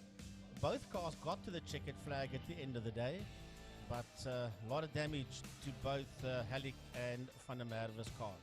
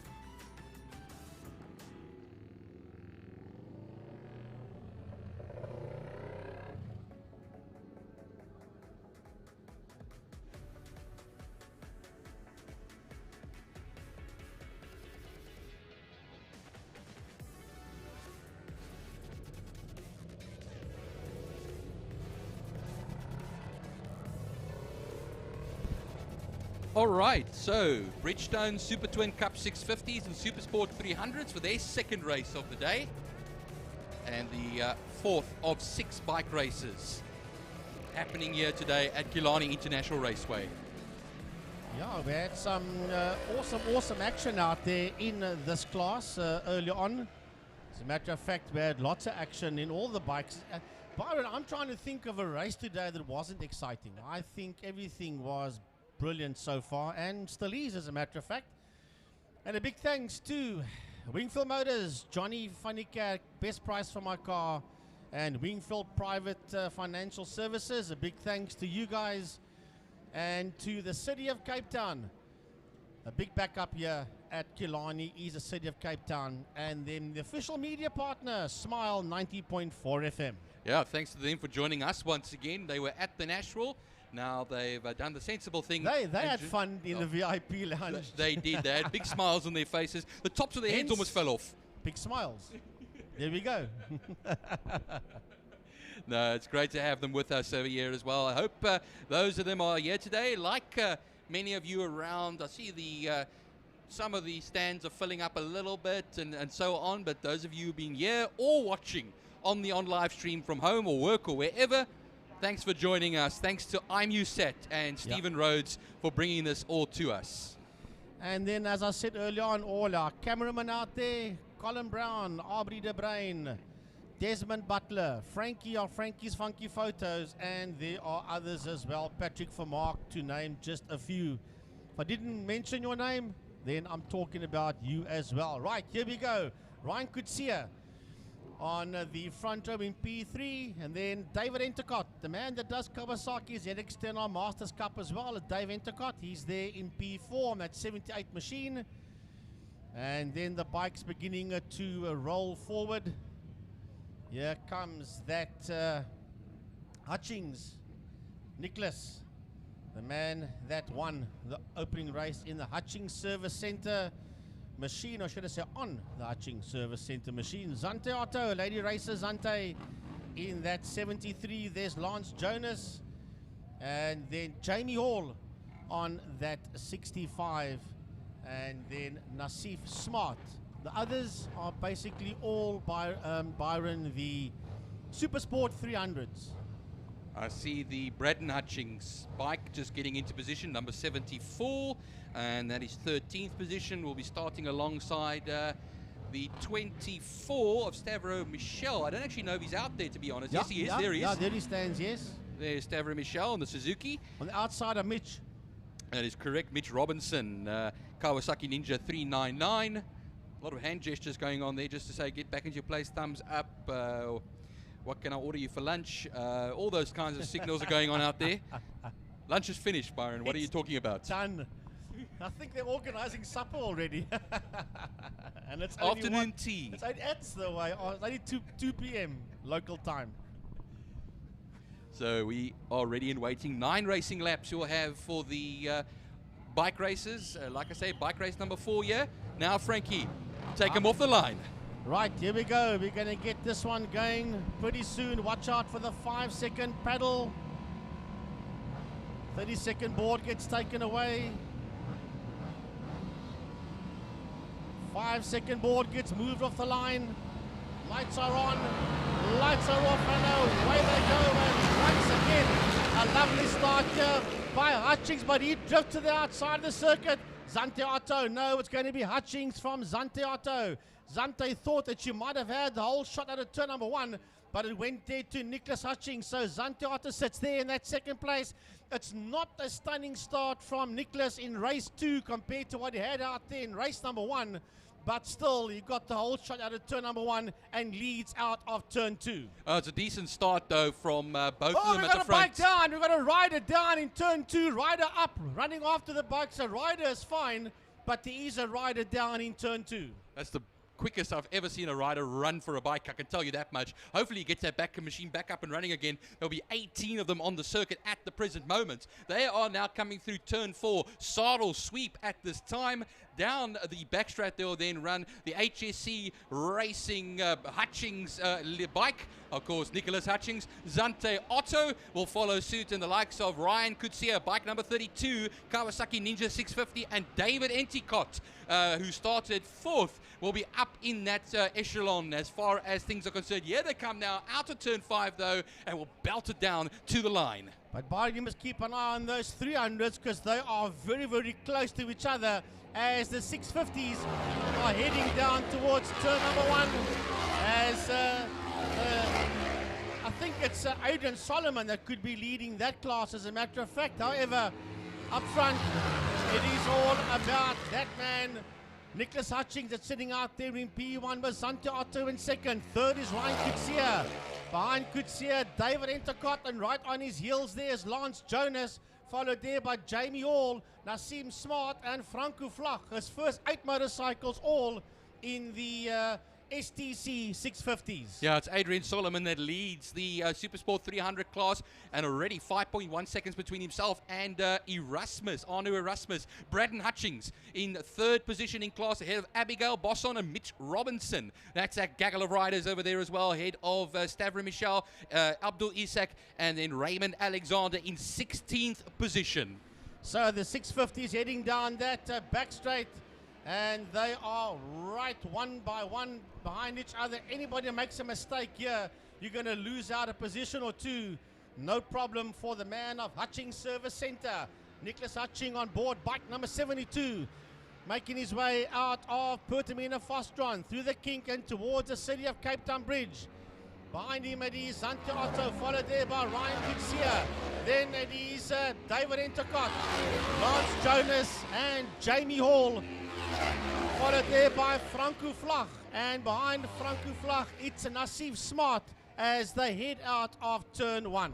Just looking at this gaggle now coming through, it is the 20 of Arno Erasmus, Raymond Alexander. Braden Hutchings comes up into 3rd position. Abigail Bosson in that section as well. They go into turn 1 now, and they're just banging knees there basically between them. That's how close it is. But Abigail Bosson will have to make do with 13th for now, ahead of Stavro Michel, and Mitch Robinson. Abdul Isak coming up. Peter Hill, unfortunately, not starting this race, as well as Sigurd Philip and Rob De Vos. Yeah, watching Jamie Hall, he also made a move there. He's busy working his way through. I think he got past Lance Jonas and finds himself there with Franco Flach. We will get to that one as the leaders are going down the back straight.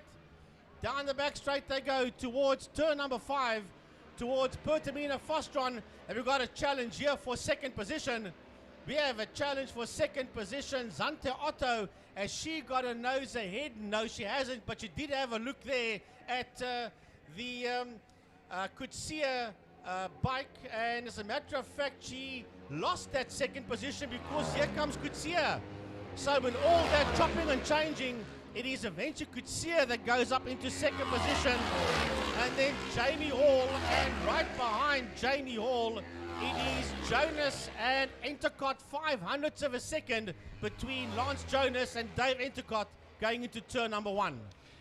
Adrian Solomon crosses the line in the 300 class, still leads by 4.5 seconds, followed by Arno Erasmus. Arno Erasmus will have the 74 of Hutchings, but Hutchings is under pressure from Abigail Bosson and Raymond Alexander. I think Raymond Alexander might have just got through up into the top 3. Abigail Bosson will try and get her way through there as well. So that gaggle of riders still running ahead of Stavro Michel and Mitch Robinson. Abdul Isak, here he comes now under the city of Cape Town at Wingfield Motors Bridge to complete his lap. 6 laps left to go, including the one they're currently on. Right down the back main goes your leader, Nicholas Hutchings, all on his own. Then it is Ryan Kutsia, Zante Otto, Jamie Hall coming through, David Enticott. Behind Enticott, it's Lance Jonas, followed there by Franco Flach and Nassim Smart. As an old group of motorcycles work their way down the back straight and one by one work their way through turn 5 out of Fostron. Just looking at the fastest lap, a 1:21.123 by Nicholas Hutchings. That's the benchmark there, as 5 laps left to go as they cross the line. Waiting now still for the likes of Adrian Solomon, who is leading by 4.5 seconds at one stage. I think it still basically is at the moment ahead of Arno Erasmus. There comes Nassim Smart. Then we have Adrian Solomon coming down the main straight now, underneath the bridge. Now coming out out of turn 5, though. This is the one I need to look at, because what happens is Arno Engelbrecht, he's broken the gap in that second position. Last time around, he was 2.9 seconds ahead of Braden Hutchings. And Braden Hutchings, I think he's still spearheading this attack over here. I think it's Stavro Michel that's coming past, but Raymond Alexander will be on the outside of Hutchings, and that could leave the door open for Abigail Bosson in turn 1. Well, that's a hell of a war going on there in turn 1 that Byron was talking about, but let's go to turn 4. Let's go to Sidle Sweep. Down the back main goes Nicholas Hutchings. Then it's Ryan Coetzee. Zante Otto right on the case of Coetzee, right on his back wheel. Then it is Jamie Hall, and then it's a lovely fight here. Also going down into turn number 5, and we have got Dave Entercott in that fight. We've got Lance Jonas in that fight, and Franco Flach all working their way out of turn 5. The battle for 3rd, 4th, and 5th in class for the 300s goes on to the Tygerberg straight now. They'll run their way through turn 4. Coming onto the back straight will be second in class, Arno Erasmus. But the one to watch now is going to be the 74 of Braden Hutchings, and I see that Abigail Bosson is going to have some sort of a move here that she's going to make. She is a 1/10 of a second off of Raymond Alexander the last time. Into turn 5 she'll run, and then I'll see if she'll be able to pop ahead. I think she has. I might be wrong though, and let's see them as they come out now towards the line. Well, that other fight is still raging on. We'll get to that one now, but let's have a look at the leader. He's making his way towards turn 4.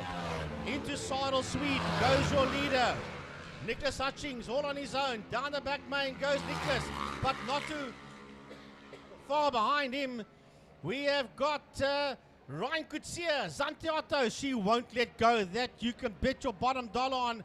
Down the back main, she's getting closer and closer to Coetzee. She looks up on the inside. Will she be brave enough to shove it through into the lead? Has she gone through? No, she hasn't. She still sits there in turn 5 behind Ryan Coetzee. Well, Abigail Bosson has come up a position. They're going through the kink now and into turn 3, and will have a stab of going up into 3rd position. It is now being currently Raymond Alexander that holds that position ahead of Abigail Bosson, and then Braden Hutchings in the 14th position overall here, and they're ahead of Mitch Robinson. But meanwhile, it's 3 laps left to go. Well, it's another fight that's going into turn number 1. Franco Flach is involved in that fight as well. So is the likes of Lance Jonas and Dave Entercott. They're all part of that fight that's coming out of turn number 1. And they're chasing down Jamie Hall into turn number 2. They come now, so we'll watch those 3 riders that are working their way into turn number 2.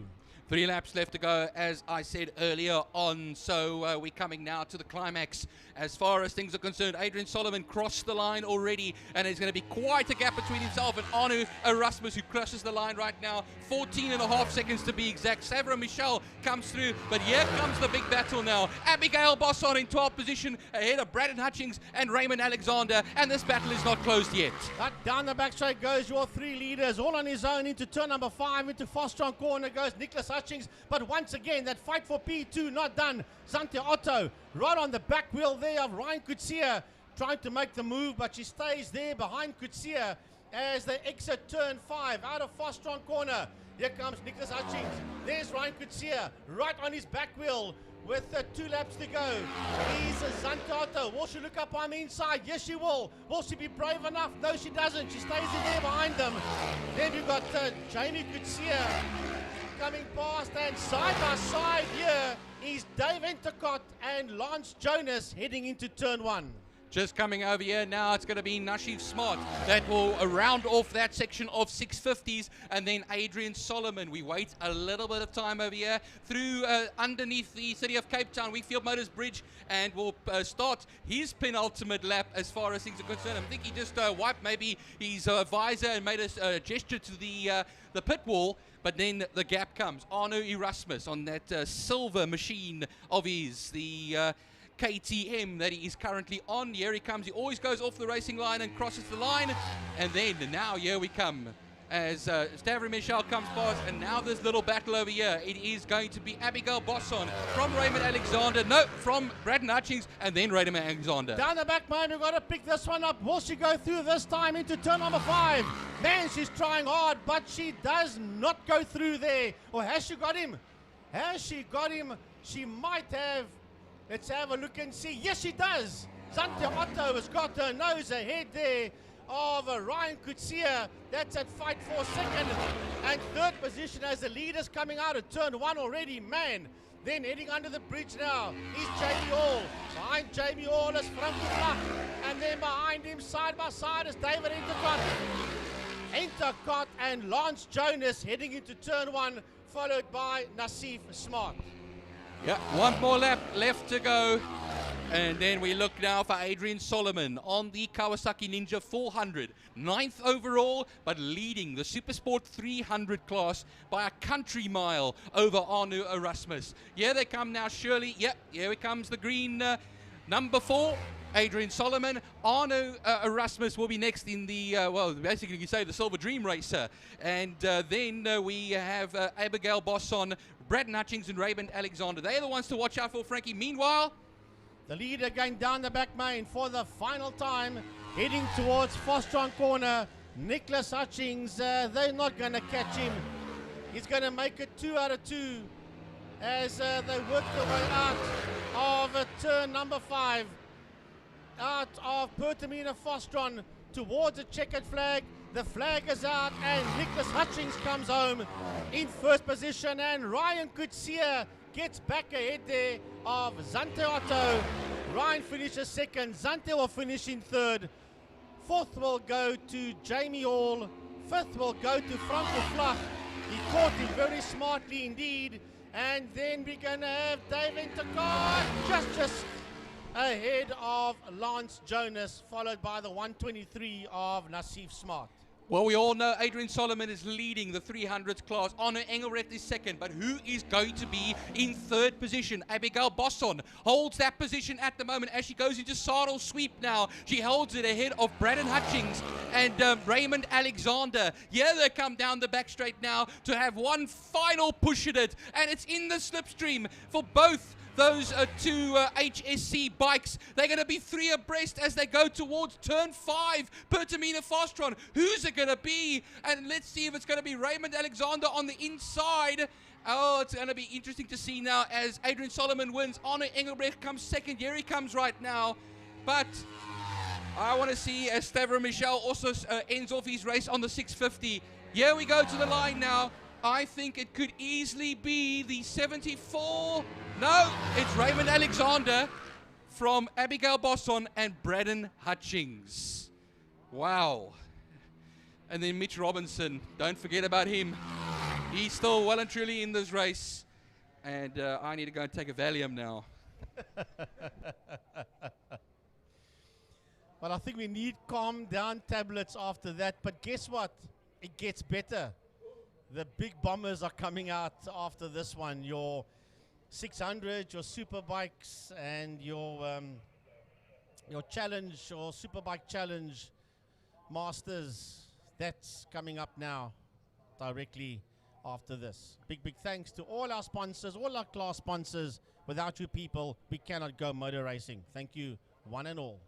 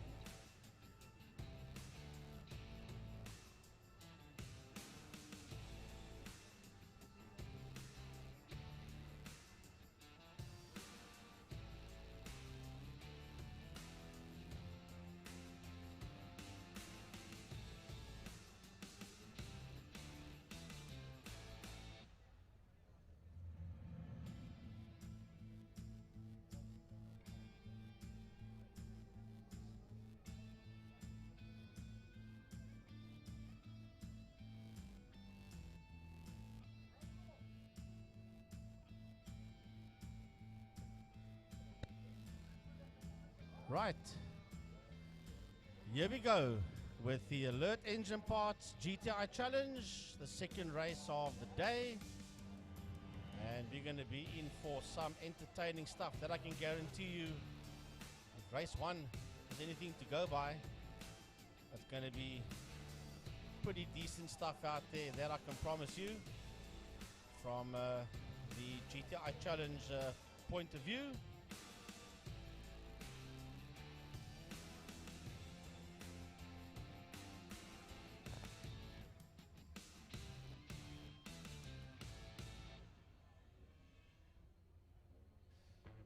Yeah, Sean Lariche, Byron, was in the commentary box early on, and he was saying that the Formula Vs in the Libras, they don't run according to Formula Libre rules. They run according to national Formula V rules. So their whole system for the Formula Vs in the Libras is a lot different than the other rules that apply to Formula Libre. So they don't run according to times, etc., etc. They just go out there and then first, second, third, and whoever ended ahead of the other one, and they work it out that way as to who came first, second, and third. So they run according to the national championship rules and regulations.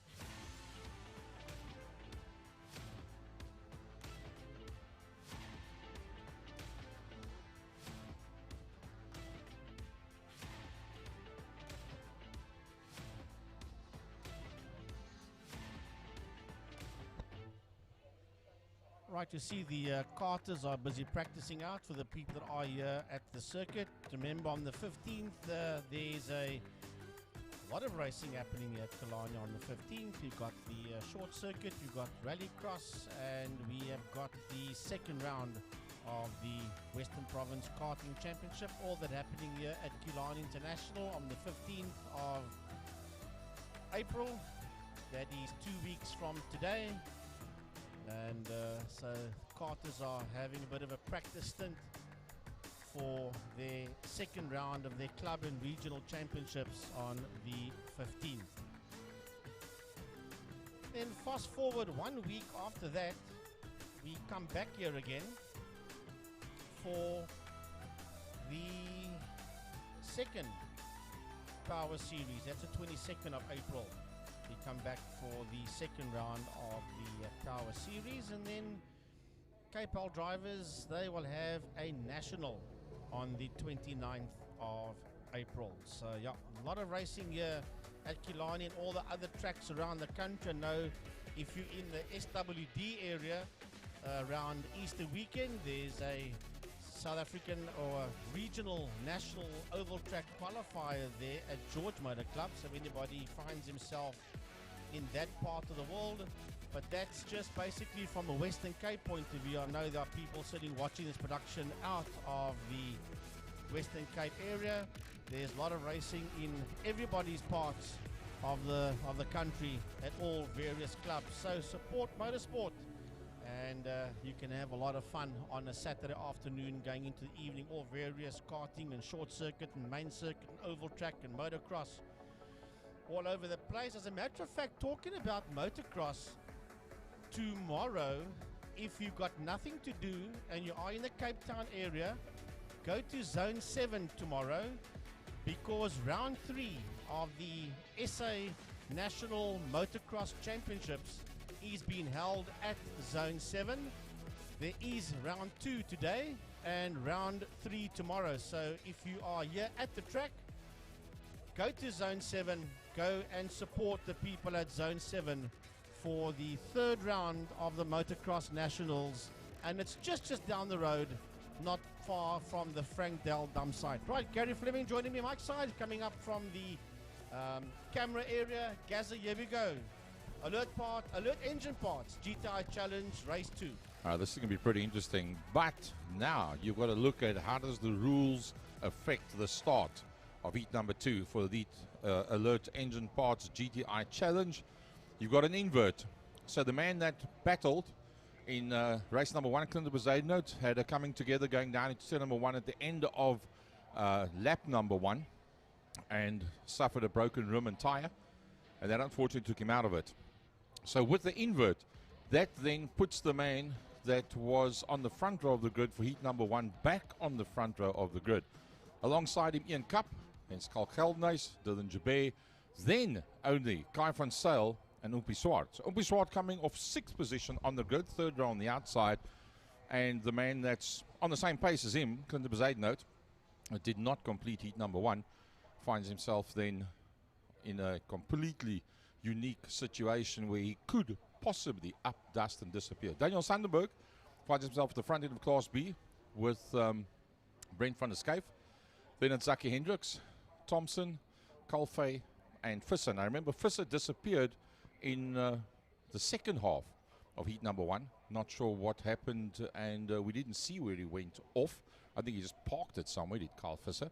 So he now comes off pretty much the back end of Class B, and that's going to be a very difficult one coming off the back end of Class B. But we know that young Carl is very adept at getting through the traffic.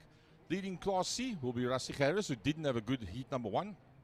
Daniel Muner, man that I met at the airport on the way up to the Oval Track Nationals recently. And what a nice guy, Daniel Muner. Nice to see that he's out there. Nora Bas from Jacobs Row, Van Eden. Now, Van Eden also didn't show up on the board in heat number 1, but I think it was a transponder problem. So Dylan Van Eden, in fact, one of the quickest out there, the very quickest out there, is in fact Dylan Van Eden, and he's starting a long way down. Yeah, Gary, we're talking about Oval Track. As we went through the calendar, there is one date that I did actually miss on the 15th. Not only just what's happening here at Killarney, but it's a national qualifier or a regional at Vescus Oval in Saldanha. That's going to be one that's going to be absolutely massively and huge, and it's something that you don't want to miss. Right, so here we go. Clinton Bezuidenhout and Ian Cup on the front row of the grid. Skalk Geldenhuys and Dylan Jabé. Then we've got Kai van Zyl and Clinton and Yuri Swart, and then we have got Nathan Victor. That is Class A. Then Class B, the guys are coming into position already. Zaki Hendricks is there. There comes Brett van der Skyf. Here comes Dani Sandenberg Jr. Coming through. Behind Brett van der Skyf is Mark Thompson. And then we have got Carl Visser and Mohammed Kalfey. They will start there at the back of Class B. And then coming through as well are the Class C drivers. They're busy lining up a couple of grid positions behind the Class B drivers. So Frankie, somebody else is going to be on the move. Is going to be the Summit Racing car of Nathan Victor. He in fact forgot to go to the scales at the end of race number 1, then realized his error, turned around, went back, went over the scales, but was then excluded, which meant that he then didn't go close to the front end of the pack. He then finds himself at the tail end of Class A. So there's going to be 2 frequent flyers coming off the back end of the pack, one being the Summit Racing entry of Nathan Victor, other one being the Bullion IT and GT Raps car of the very, very quick Oompie Swart. That's the Class A battle. But remember, Clinton is going to be in the MindRapWorks.com car from pole position. He's got Ian Cup alongside him. Oh, a jump there. Must be a jump from Ian Cup as they come off the line. The Class A going down towards turn number 1. Clinton Bezuidenhout will probably not get the whole shot. No, he does. He makes it up into the whole shot. Class B coming off the line, and it's Dani Sandenberg Jr. that got off the line very nicely, but here comes Zaki Hendricks, as they work their way down into turn number 1, and Zaki Hendricks leads Class B out of turn 1, Gary, as Class C move off the line. Nora Bus there from Rasik Harris as they go down the Class C cars into turn number 1. I do believe it will be Rasik Harris. Yep, Rasik gets the whole shot. Class A heading down towards Interceptor Corner, and as expected, Clinton Bezuidenhout is going to updust and disappear at the front end of the pack. Dylan Jabir looking pretty decent in that third position, and I believe that having had a third position overall in race number 1, he'll be pretty confident and sitting in the mid-pack. Keep an eye on that young man. We'll keep an eye on them as they make their way down the back straight. It is Clinton Bezuidenhout. He is the reigning Polar Cup champion. Down the back main he goes, but it's going to be hard because here comes Umpi Swart, and Dylan Jabir is closing up onto the back end of Umpi Swart. Is he going to have a look up on the inside? They just dive bomb in the back end of Umpi Swart, heading out of turn number 5, and all of a sudden Yuri says, where did you bunch of drivers come from? Right there in his case as they make their way out of turn number 5 under the bridge, racing down towards turn 1. Well, shall we say the biggest loser in this whole thing was in fact Clinton Bezuidenhout, because Clinton Bezuidenhout had one lap to get a gap and get away from Umpi Swart. He couldn't get away. The rest of the pack was so quick. Dylan Jabir, his best race meeting to date, lies in that third position. Nathan Victor already off the back of the pack ahead of Geldes, Van Sail and Cup. Class B busy making their way into turn number 1, and Zaki Hendricks leads him out there with Mohamed Kalfay right in the fray there. Behind Mohamed Kalfay, we have got in P3 Donnie Sandenberg Jr., Brett van der Schyff, and Mark Thompson, and it's a ailing Carl Visser that makes his way out of turn 1, and behind him those 3 Golfs are fighting for 1, 2 and 3 in Class C, just behind Visser. Up the Jabir straight, it's Nura Bas that leads the Class C from Rasik Harris, who was the man that hit the corner 1 and came out in the lead. Unfortunately, he's dropped down to second. But the one that we hope to see earlier on today, Clinton Bezuidenhout one-on-one with Umpi Swart. Then we thought, okay, we're going to be robbed of that because the one starts at the front, one starts at the back of the pack. We're not being robbed whatsoever. They bumper to bumper. Clinton Bezuidenhout's not going to back out whatsoever. He'll go one-on-one. He has to win this one because he didn't get a result in heat number 2. Umpi Swart is going to make a plan to try and make that pass. Look at Dylan Jabir. Dylan Jabir on the inside line, and here comes Nathan Victor. Nathan Victor on the outside line. Who's going to be the last of the late breakers? Nathan Victor tries to go right around the outside. Dylan Jabir, he holds the line. He holds on to third. Just holding on to third, the head of Nathan Victor, Class B. He's all about Zaki Hendricks, Mohamed Kalfay. Then it's Mark Thompson that sits there behind Brett van der Schyff and Donnie Sandenberg Jr. He's right there with him as well. Look at Class C coming down towards us. Rasik Harris. He's the man that is leading this class, who I think it's Harris. And he's Harris. Blow up. Then it's Nir Abbas. And right there with him is Faisal Jacobs. We got to blow up just on the exit of turn number 2. Motor's gone on that motor car by the looks of it, and pulls it right off. And that is Kai van Sail. You'll be pretty disappointed with that. Out into the double right-hander. Sarl sweep into the back main. Clinton Bezuidenhout. Oh, it's 2 battles. It's Clinton going one-on-one with a brilliant IT of Umpi Swart. It's the Euroblitz versus Summit Racing in there behind that. First and second. Oh, we got to pile up in turn 2. We got to pile up in turn 2. That's Class C cars that's turned themselves around. Yeah, that is a big one there in Class C. Rasik Harris escaped that one. And there's 2 cars that are standing there on the track, and eventually they get going. I think a bus could have been one of them, and Faisal Jacobs might have been the other one, but we'll get confirmation. But here we go, down the main straight, into turn number 1. Look at this 4-way dogfight, heading down into turn 1, and Nathan Victor's got his nose up into that third position. Victor goes up to P3. Jabir drops down to P4. But they're going to have to work together, these two, if they want to catch a combination of Bezuidenhout and Swart. They're just ahead of him, heading into turn 2. Now Yuri dives around the outside.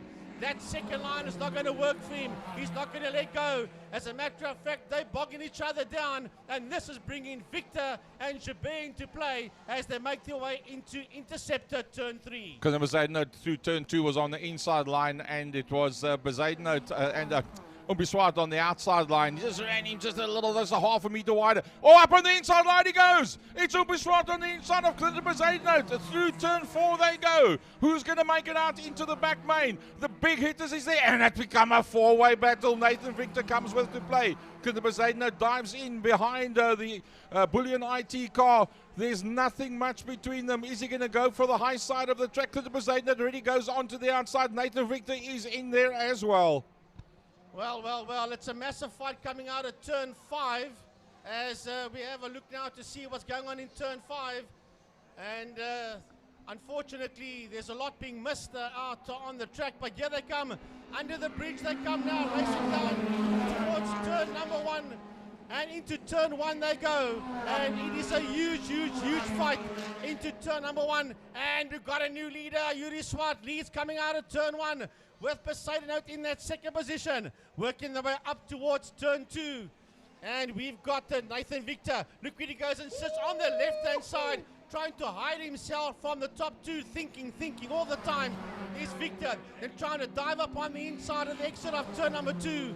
And the 3 of them are now beginning to get away there from Dylan Jabir. That's in that 4th place, but still, he's got the best seat in the house. Anything goes wrong, Dylan can dive through. There's no pressure from other cars behind him. Frankie, there's 2 ways of looking at it. Dylan Jabir can't hold the pace, or Dylan Jabir's decided this is an accident that's going to happen. Let me drop back just a little bit. Let me stay in the slipstream and then pick up whatever happens. Oh, over the top of the curbstones goes Clinton Bezuidenhout. I think Dylan Jabir in the Euro Blitz car is actually just playing a little bit safe. Down towards Cape Town corner, turn number 5 they go. It's Swart that sits in the middle of the track. He forces Clinton Bezuidenhout to try and pick a side. There's no way to go. He nibbles the back bumper. The Summit Racing entries in there as well. Remember, Nathan Victor started off the back end of the class. In fact, he was behind Swart. He's coming up alongside Clinton Bezuidenhout. Clinton Bezuidenhout no longer worried about Swart. He's going to worry about what's happened with Nathan Victor. Nathan Victor on the outside going down into turn number 1. Well, going down the back main, we've got a... Whoa, Biggie! Oh, there's a massive accident going down into turn number 1. And it's Clinton Bezuidenhout that pays the ultimate price once again. He will be super miffed for Clinton as he drops down to 3rd. But let's go down into turn 5. Just out of turn 5, out of fast run. This is his fight for Class B. Mohammed Kalfay sitting up there in P1. Right behind him, we've got Zaki Hendricks heading into turn number 1. Then it's Mark Thompson, followed there by Brett van der Skyf and Dani Sandenberg Jr. That is that fight for Class B, working its way out of turn number 1, out of Holzhoek. What a massive battle it was at the front end of Class A. It was Clinton Bezuidenhout under braking, got it 90 degrees sideways. The Summit Racing entry of Nathan Victor climbed on the brakes. He just nibbled up against the center pillar of that car. Between the 2 of them, they managed to straighten one another out and keep on going. Swart from Dylan Jabir, and Clinton Bezuidenhout is now on a one-on-one with Nathan Victor. Then behind that is the 10 car, and that is Cal Coldenace in Class A. Then it's Ian Cup. Mohammed Kalfay still leads out Class B, and this time ahead of Zaki Hendricks. Well, the Class C fight heading into turn number 2 as they work their way out of turn 2, and Dylan van Eerden's right on the back bumper there of Razik Harris. Going through the kink, working their way into turn 3. These 2 Golf ones are having a hell of a fight there for overall lead in Class C. That's working its way now through turn 3, interceptor corner. And then it's a huge gap. Now, sitting on the outside, Van Eerden. Side by side in Class C with Harris up on the inside into turn number 4. And Dylan van Eerden, no, not. It's still Razik Harris that holds coming out of turn 4. Double right-hander, sidle sweep. This is not done yet in Class C for 1st and 2nd. It's not done in Class B either. Underneath the start-finish line, down towards turn number 1 goes that battle. It's Mohammed Kalfay and Zaki Hendricks. Zaki Hendricks looks for the inside line, going down into turn number 1. There's a bit of a gap back from them to Thompson, Van der Skyf, and then a Sandenberg. Going back to that lead pack, the Class A cars. That battle is... oh, it's something else. If we can just find them. Where are they? Here they come down into the back main. Swart's got a gap. Swart has got a gap. Dylan Jabir has got a gap. Then massive battle. Nathan Victor one-on-one with Clinton Bezuidenhout down the back main, down towards turn 5. Well, I'm watching this fight for Class C making its way out of turn number 1, and you cannot take your eyes off this fight between Razik Harris and Dylan van Eerden as they make their way into turn number 2. Van Eerden just rolled off a little bit as they make their way out of turn 2, but heading back down into turn number 1. Look at this. It is Nathan Victor and Clinton Besaidnout. They're having a little fight going into turn number 1, and it is Besaidnout that gets his nose in front there of the Summit Racing car of Nathan Victor, and into third position on the, I think this is the last lap. Yes, it is. In Class A is Clint Besaidnout. It has been noted by the marshals around the circuit that there has been contact between third and fourth position in Class A, and that being Nathan Victor and Besaidnout, neither of the two of them backing out. So everything remains the way that it is now. Umpi Swart will have an easy victory at the front end ahead of Dylan Jabir, that today posted his best ever. There was a third in race number 1. He's now well on his way to a second in race number 2. That because of Clinton Besaidnout losing it and Nathan Victor having nowhere to go, having to climb on the anchors very heavily going down to turn number 1. Either way, you've got to be quick enough to stay there. Dylan Jabir is doing that. Down the back straight for the last time, heading towards turn number 5. The final time is your leaders heading into turn 5. We'll get Class B and C shortly, but we've got to stay with the leaders coming out of turn number 5. And heading towards the checkered flag is Yuri Swart. He comes home in P1. Second across the line will be Dylan van Eerden, comes home in second, and then Nathan Victor just ahead of Clinton Besaidnout, followed there by Skuld Keldenace and Ian Cup. Gary, Class B, that's not done yet neither. No, not at all. In fact, the last gasp effort as they go down into turn number 5. Having a look on the inside is Zaki Hendricks, the man from Wheelworks, but I don't think he managed to beat Mohammed Kalfa as they come out of the corner. There, the camera lady picks it up for us, coming towards us. The Wingfield Motors and City of Cape Town Bridge. A very deserved victory. A hard drive. Mohammed Kalfa ahead there of Zaki Hendricks, making that one stick. Next one should be Thompson. That should come through underneath us. And then Van der Skyf coming through behind that. Sandenberg in a bit of a lonely position. Frankie, our Class C battle working its way through Cape Town corner. Put him in a fast, John. Yeah, that's still led there by Razi Harris as he comes down towards us with Dylan van Eerden in there behind him. This one's not done and dusted. They're going to get side by side. They're going to be side by side to the line. Will it be Razi Harris? It's van Eerden. Harris comes back at him again. They're side by side, but it's Dylan van Eerden ahead of Razik Harris for first and second. Matthew Rowe crosses the line in third. Then it's the 18 and 33 cars that get to the flag there. That is Ramiz Bolton and Daniel Munna crossing the line. Fantastic, followed there by Faisal Jacobs. Brilliant, brilliant stuff out there in Alert Engine Parts GTI Challenge classes A, B, and C. Frankie, can I make a statement? I think that is the best GTI Challenge race so far for 2023. Oh, for this year, yeah, definitely. For 2023, yes. And Dylan Jabir got a third in race 1 and a second in race 2. The best for Dylan Jabir ever. And Tiny is doing backward somersaults here in the commentary box because that's family of Emil Brandt. Umpi Swart won number 1. He won the second one. That means he'll be the highest. Jabir with the second, and the third will be the second highest. Thereafter, Victor, remember, started off the back end of the pack and ended in third. Besaidnout started at the front end of the pack but had no points from the first race either. So I would tend to think Nathan Victor might end up third overall. Clinton Besaidnout being fourth overall. Kalfa having won the first one and the second one. Hendricks coming second and second. That should be first and second in class. I think that's the way they're going to end. Between Thompson and Van der Skyf, I'm not sure for that third position. Van Eerden did win the first race of the day. He won the second one, so undoubtedly, barring unforeseen circumstances, top honors there in Class C. Rowe came second in race 1 and he gets a third in race 2, followed by Ramiz Boltman, Daniel Munna, Mir Abbas, and then Faisal Jacobs crossing the line. Wow. That was intense, and sadly a DNF here for Kai van Zyl and for Kyle Visser. Right, that concludes the GTI Challenge for the day, but there's lots and lots of other racing to come through now. The Pirelli V8 Masters will be up next, followed there by Lauda Classic Cars, Formula Libre, and we'll end the day off with the Thermo Fires Clubman's Saloon Cars.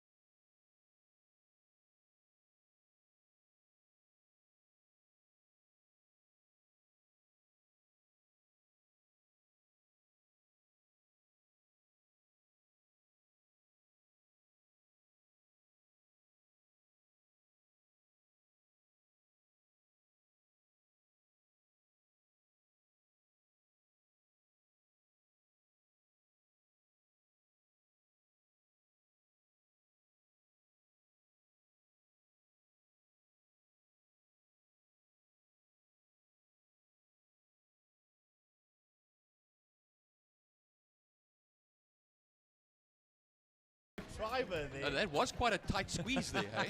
Yeah. Don't want to take the safety car out, hey? That's not really a good thing to have on your CV there. No. And that car's going to go back to the dealership. But talking about Aiton Bogarts, Frankie, one I haven't seen here today is Whoa, Glenn. and then he spins the car in turn 2, does Malcolm Aiton Bogart. Yeah, talking about Aiton Bogarts, I don't see Glenn Aiton Bogart out there today. He is in the Granada Piranha. Yeah, not out today, you're right. Not out today. Well, car 33 is smoking. I just want to pick up now that is Mathieu in 17th position. That's Pete Mathieu. That's the 928 Porsche that rotated at turn 5 earlier on. He had some issues out there, so they'll be keeping an eye out on Mathieu. But they'll all be coming now to their rightful grid positions. Here is our pole man, Donadio, Escort Mark 1. The two Mustangs will join him. Of course, Hitchcock will be to his right-hand side. Right behind him, though, will be the Neerfelen Mustang, the Sabat Skyline of Jared Evans. I remember him in colours that of Tony Kart years ago. Yep. He was racing karts. Of course, he's raced supercars. He's raced a few things since then. And endurance racing with Dane Angel as well. So he's been doing a lot of racing back in the day. And we see him out there with that Nissan Skyline. That car belongs to Kerry Blows. Yes. And Jean-Andre Boot has raced the car a few times, and now Jared Evans is behind the wheel of that Sabat Skyline. Yeah, there we go, is the number 68 Mustang. Although, of Eddie Baton. you shouldn't call it a Nissan, that's a Datsun Skyline from back in the day. Yeah, it is quite from the late 80s, early 90s there when they were racing them in Westbank Modifieds. And yeah, the Sabat Batteries car. And behind him, of course, Bruce, I don't need brakes, Evan Taplin, who got himself up into that lovely 5th place I said earlier on. I can't stop about it. And he's got that bodywork that he's put back on the front of it. He's broken the last race and he had to take it off. But now it's well and truly back on. There's Brian Evans. I see the 44 car in there is of Nell. That's the Anglia.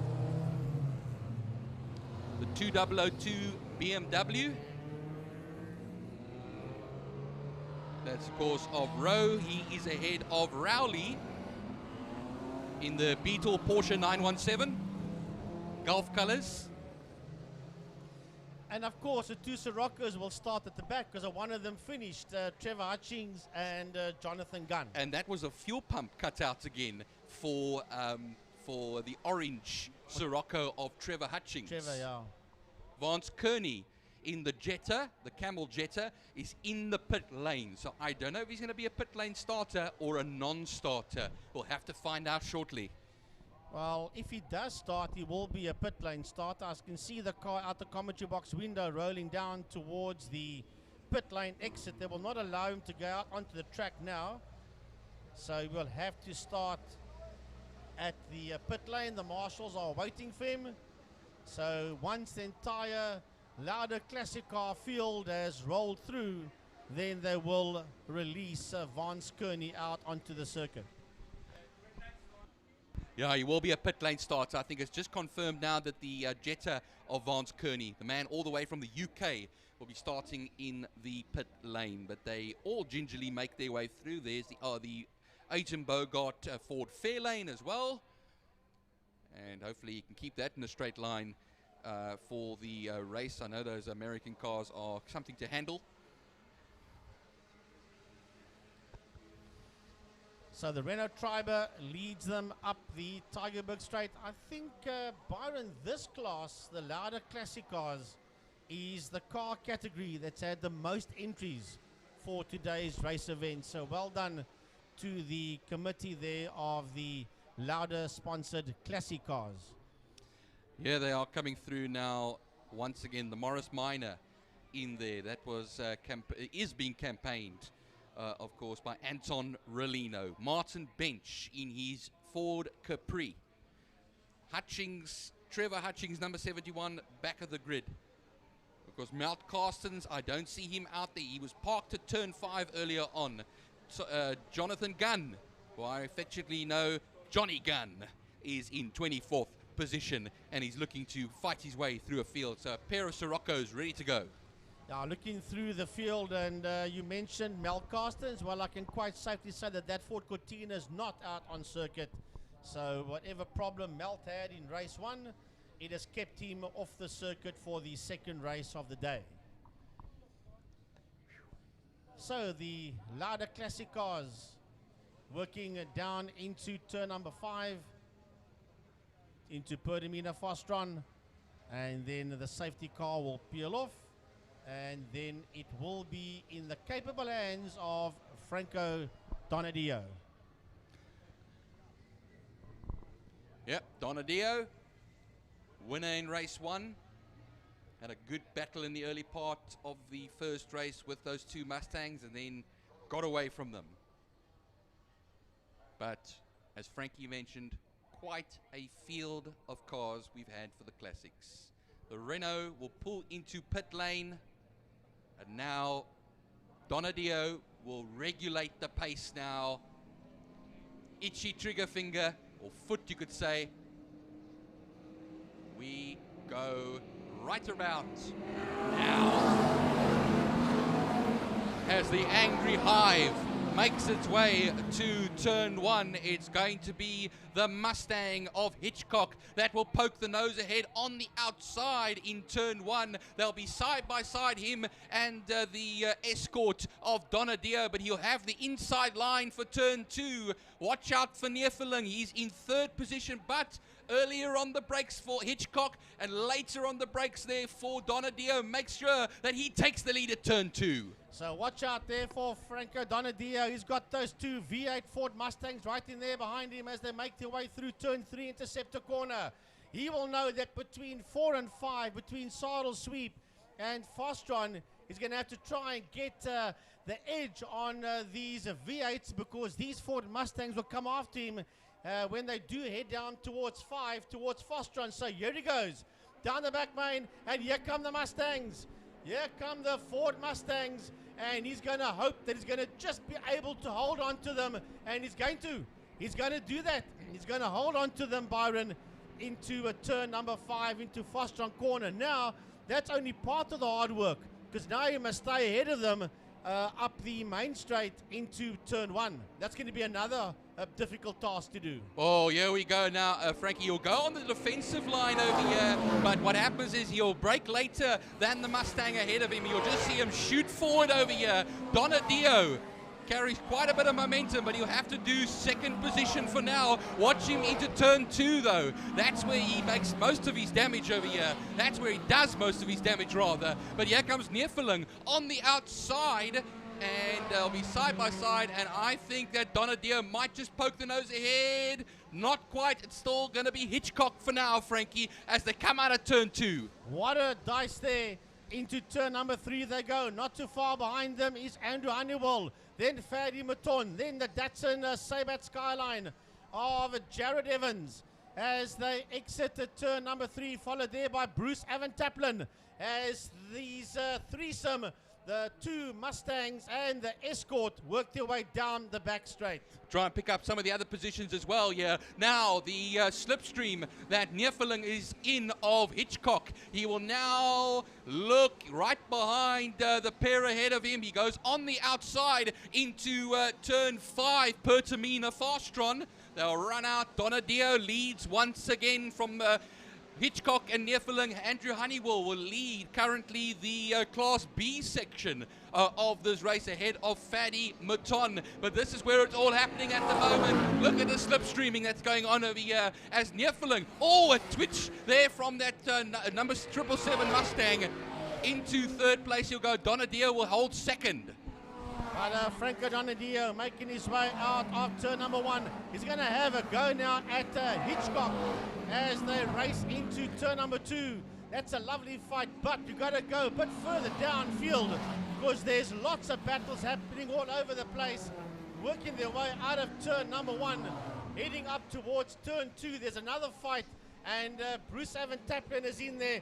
Wayne Nell is in that fight, followed there by Brian Evans, Dion Conradi, and then Malcolm Aiton Bogard in that fair lane, sitting there on the outside of Herman de Kock.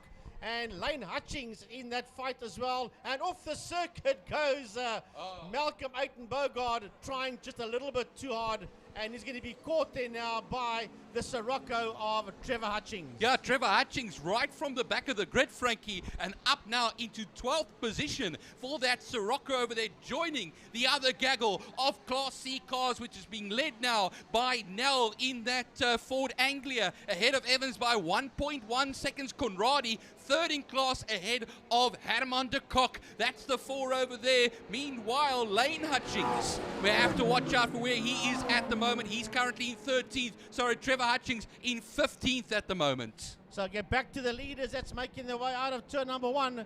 And I'll tell you what, these two Ford Mustangs have now got their nose ahead of the Ford Escort as they head towards turn number 2.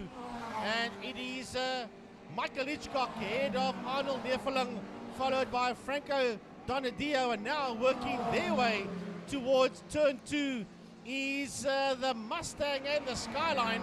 That is Fadi Matona Jr. And right on his case into turn number 2, we have got the Datsun Skyline, the Sabat Skyline of Jared Evans. And he is that 6-cylinder.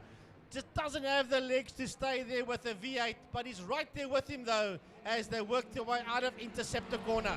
Well, onto the Tigerberg Straight, they will then run and then through into the turn 4 saddle sweep section. The two Mustangs are having a battle royal over here on the outside of Hitchcock into turn 5. Neerfeling goes around, but he will not make it work over there. He'll have to hold second for this time being. Hitchcock will get the nose ahead there in his Mustang. How long though? Here comes Neerfeling out of the kink, and now across the line. He will then run the 777, leads for the first time in this race into turn 1. Yeah, that is Arnold Neerfeling that leads there going into turn number 1, followed by Hitchcock. Michael in that second position, and then Franco Donadio in that third place as they work their way up towards turn number 2. Heading towards turn 1 now is Fadi Maton in the other V8 Mustang, and then the Sabat Datsun Skyline of right in there behind him of Jared Evans. And Byron, while we're talking, I've noticed that Vance Kearney for a good couple of laps has parked the Sirocco Achalai, the Jetta 1 on the inside exit of turn 3. So that's all over, and he was a pit lane starter. That's unfortunate for Vance Kearney. And yeah, he's going to have an early shower, I can tell you that much. No showers much around there, I guess. But Neerfeling will still lead the way, though. We have 4 laps left to go. The fastest lap is a 1:22.936 by number 67, Michael Hitchcock. Those two ahead of the field are still 0.3 of a second between the two of them. We wait for them to come out now. Look at this. This is the Ferdy Mouton and Jared Evans battle. And that Skyline is trying to get into the slipstream over there of that Mustang in front to try and get close enough. But I don't think he has it. I think that V8 just has the legs, like you say, Frankie. Yeah, just what it will have the legs, because it's a heck of a lot more quicker and powerful than the 6-cylinder. But that Skyline will not give up. Evans will not give up neither. Heading down into turn 5 now into Fastron. We're going to pick up some of the other cars that's working their way out of turn 5, because there's lots of other race cars out on the circuit. Bruce Evan Taplin heading towards the bridge, and then right behind him is Wayne Nell, and Wayne Nell has got Brian Evans right there with him, followed by Dion Conradi as the three of them make their way into turn 1.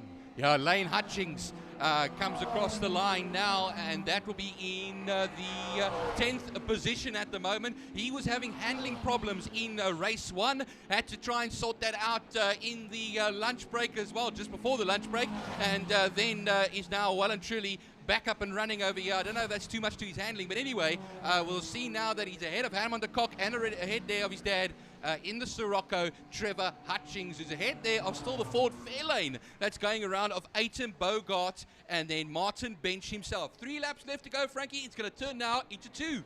Well, here the leaders come. Here they come under the city of Cape Town Bridge, working their way into turn number 1. And you can quite safely say that those two V8 Ford Mustangs have now pulled away from the Franco Donadio, but yet he sits in P3 as the exit 1, and any mistake by either Neerfeling or Hitchcock, and he surely will dive through and take up a position as they work their way out of turn number 2.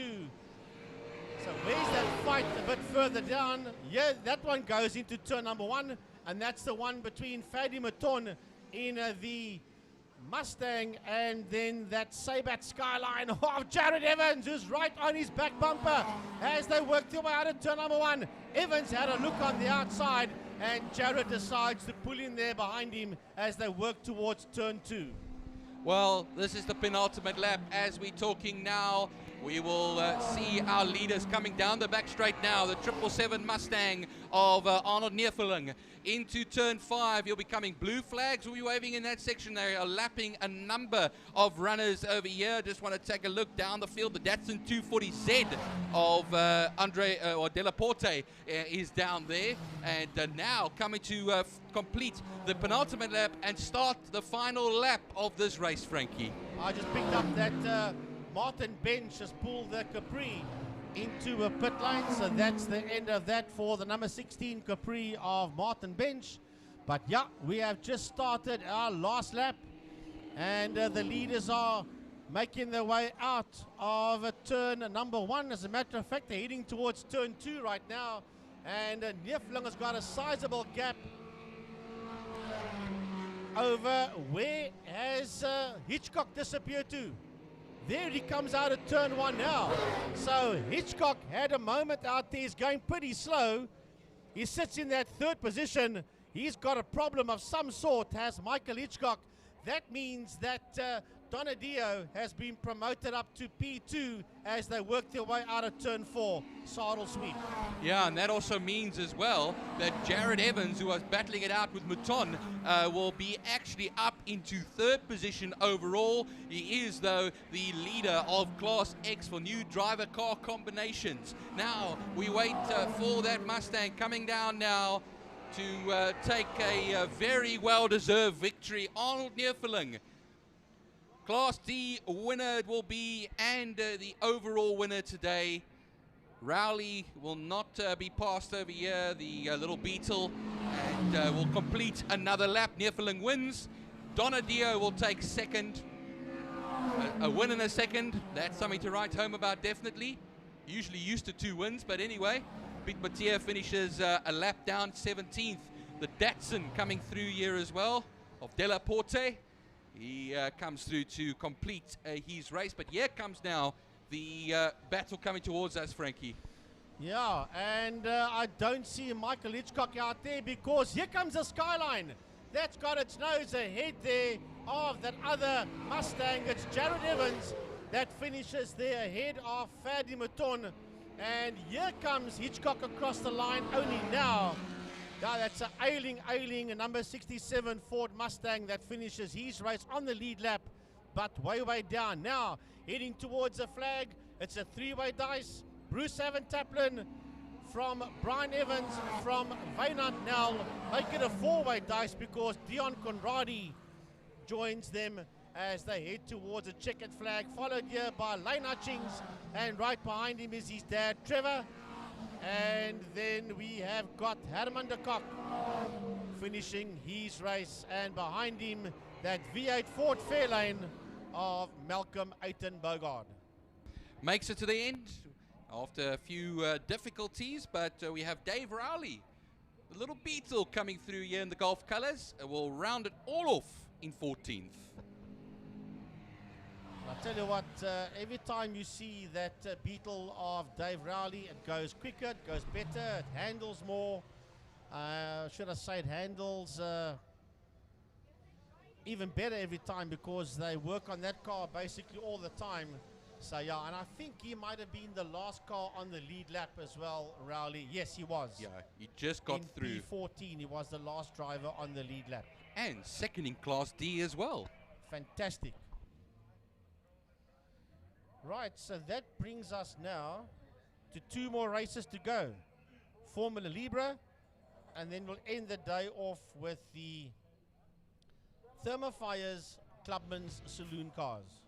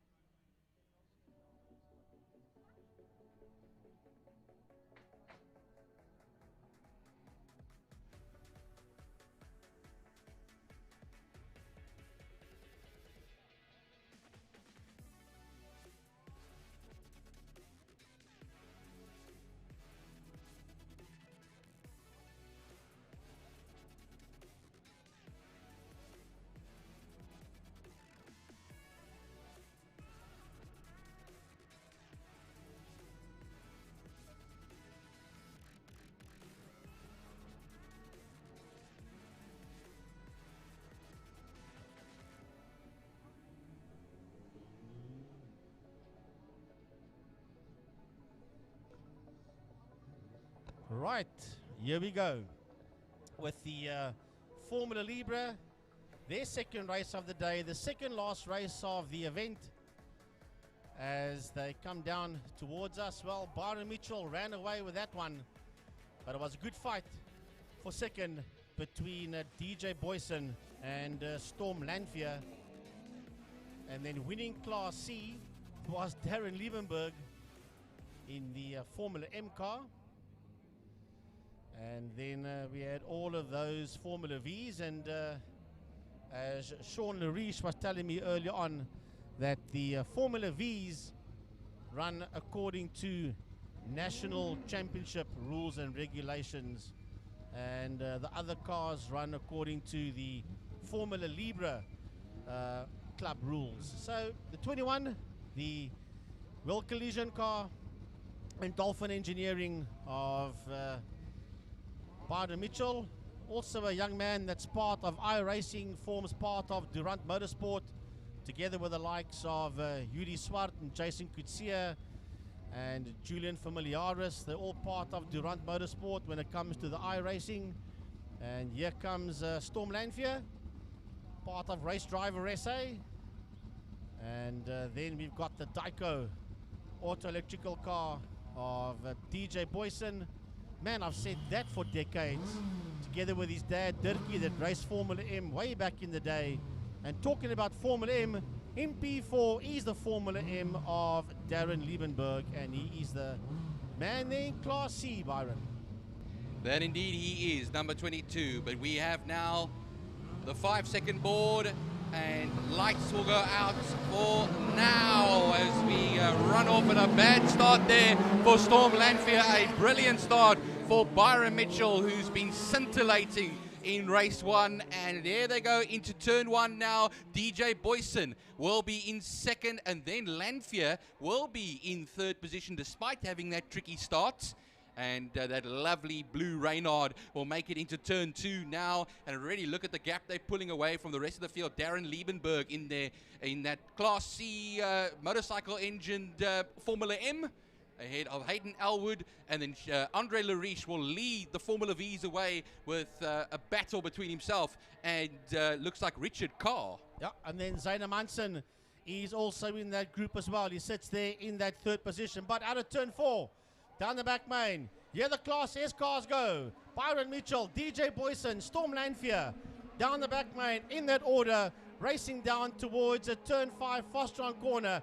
Then that screaming, howling motorcycle engined Formula M car in Class C, sitting in P4 there of Darren Liebenberg, and right behind him is a 7-up Formula Ford of Hayden Elwood. Well, coming down the straight now, Frankie, look at the whole gaggle of Formula V cars as they come through now. I saw Kelly Fletcher trying to get up there as well, so we'll see them as they come out of turn 5. Pertamina Fastron, Kelly Fletcher looks like she's up into second in class, but it will get third with Andre Lariche ahead, and then Richard Carr is under pressure over here now as they charge towards turn 1, and a big lockup over there as well from Carr. Richard Carr, as he holds second position at the moment in the V class. But it's all about that fight in the V class that's making its way towards turn 2. That is where the action is. There are 4 of them. Oh, Richard Carr lunges up on the inside, and Richard Carr goes into the lead in the V category. Coming through with him as well is Andre Lariche, demoting Kelly Fletcher into that third position. Right behind Fletcher is Zaina Munson and Donovan Ramsey. That is that group of cars working their way out of turn 3. It's a 5-way battle for P1 in the Vs as they work their way towards saddle sweep. Well, back to Class S here, Frankie. I'm looking now. Here comes Byron Mitchell, and he leads across the line for completing lap 2. Then it is Storm Lanfear that is ahead there of DJ Boyson. DJ Boyson, they had a lovely battle earlier on in race 1. DJ Boyson in third at the moment as they go into turn 1. There comes that Formula V battle after we have Darren Liebenberg and Hayden Elwood. They're coming out of turn 5 now, Frankie. Let's see who pokes their nose ahead there. It's going to be Kelly Fletcher. Kelly Fletcher fighting right back again. Man, here come the Vs under the City of Cape Town Bridge, working their way into turn number 1, and sitting there up on the inside, he's Andre Lariche. And Zaina Munson is having a look as well. He wants to come through there on Richard Carr. But Carr holds that position. And then behind them is the 95 of Donovan Ramsey. Out of turn 1 they go. Up the Joubert Straight towards turn number 2. And Fletcher on the outside into turn 2. And Lariche, they almost make contact. And it is Andre Lariche that takes the lead away. And here comes Richard Carr. Carr wants that second place through the king, but Kelly Fletcher says it's not yours, it's mine to keep, as they work their way out of Interceptor Corner. What a hell of a fight between these 5, working their way towards turn 4, saddle sweep.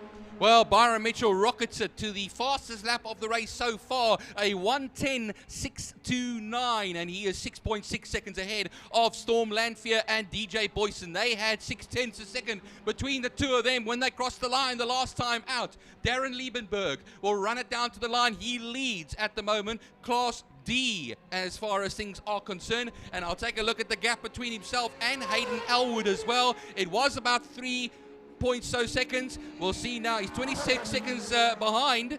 5.1 seconds between himself and Hayden Elwood. Here comes our V battle now, Frankie. I see now that it's Richard Carr back in the lead again with Andre Lariche. Lots of dust there on the exit of turn number 5. Lots of dust exit of Pertamina Fostron. And we'll have a look and see who that may be. I think it was Somerville is coming through. Luan van Heerden is coming through. We'll try and pick up who that is, but somebody went off there in Fostron Corner. I don't think anybody's stuck there, Frankie. I think what happens is there was a battle because Richard Carr came up into second position. I think Zaina Munson, Donovan Ramsey, and Kelly Fletcher all got a little scuffle over there as well. And Kelly Fletcher finds herself in 10th position now. Right, where are those Vs? We're having a look at them. Going down the back straight, all on his own, is Darren Liebenberg. He's making his way towards turn 5. And then behind him, heading towards Fostron now, is Hayden Elwood, which means that the Formula V dice will be coming towards us down the back main. There they come. It's Andre Lariche from Richard Carr, from Zaina Munson, and then we've got Donovan Ramsey. Then it is Kelly Fletcher that's coming through, and not too far behind them as they make their way towards Fostron Corner. The leader, Byron Mitchell, is virtually on the back of that group as he heads towards turn number 5, Fostron Corner.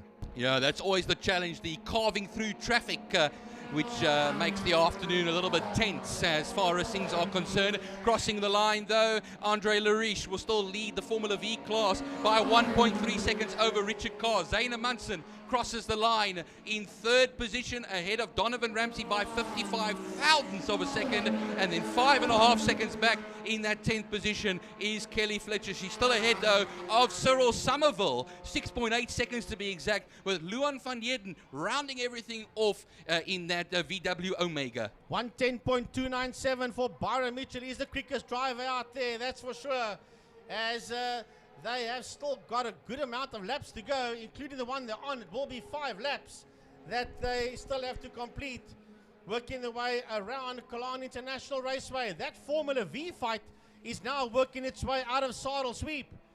Down the back main they go, and the leader has dissected the entire Formula V fight, and that is Byron Mitchell, because up front it is Andre Lariche that leads the V battle, and then there's still a fight going on there. I think it might be between Richard Carr and Zaina Munson. Yes, it is, with the Munson getting his nose ahead there in a Fostron Corner.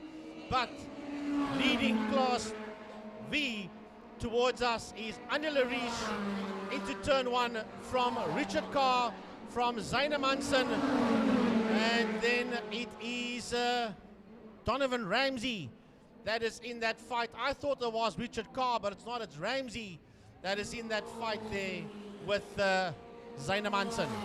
No, that Kelly Fletcher machine as well, not going so well like in race 1. There were some issues that they tried to sort out, And while she's running it still in this race, we'll try and get a finish. But Luan van Heerden crosses the line, and he surely will pass her at some stage. He is 2.7 seconds off of her in the Formula V Raymer. Meanwhile, we wait for Darren Liebenberg, who hasn't registered the lap yet. That's the leader of Class C, ahead of Aidan Elwood. There's 7.5 seconds between the two of them. But the big battle as well now to watch on the circuit, Frankie, is the Storm Lanphier DJ Boyson battle. There they go down the back straight now with 0.4 of a second between them on the last lap. Yeah, that's that fight for second and third as the leader comes around to start his third last lap. That is Byron Mitchell heading into turn number 1. But let's not worry too much about Byron. Here they come under the bridge towards turn 1 now. Storm Lanphier and DJ Boyson. They are nose to tail. DJ not close enough to dive. He does have a lunge though, but he's not going to make it. He lunged way too late, and there was never going to be a way he was going to make it. So he literally just decided to pull back behind Lanphier again as the two of them work their way out of turn 2. So that fight is not done for P2 and 3 yet.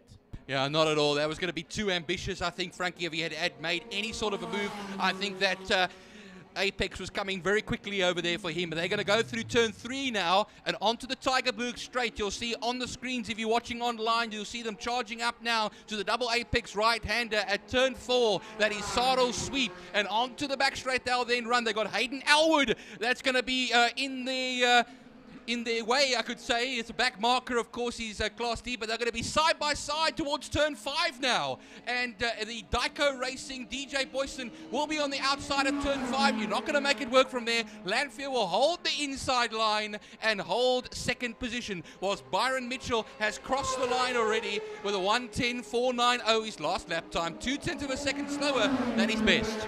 Well, the other go into turn number 1, and now Boyson decides to drive around him on the outside and gets it right. But I think he went in way too hot. Yes, he did. He got it right for a short while, for about 3 seconds, if that long, and then had to give that position back there to Lanphier because he went in way too hot. But DJ Boyson into turn number 2 is trying, and he's trying very hard. And Storm Lanphier's got to keep an eye on him now because he knows that Boyson, as they make their way into turn 3, means business. Out of interceptor they come now, and DJ Boyson is a man on a mission. He wants that second position as they work their way through Cyril sweep from Storm Lanphier. Byron Mitchell comes into the last turn, and he will start the last lap of his race day as he charges up now to the line, the VW Reynard, as they now cross the line. Once again, a 1:10.038, fastest lap of the race. And then there's still a bit of a waiting time over here until we get the next two. Here they are now, Lanphier versus Boyson. Charging up now, across the line. Boyson's in the slipstream. Will he make a move? Is he close enough? No, he's not going to make any sort of a move into turn 1.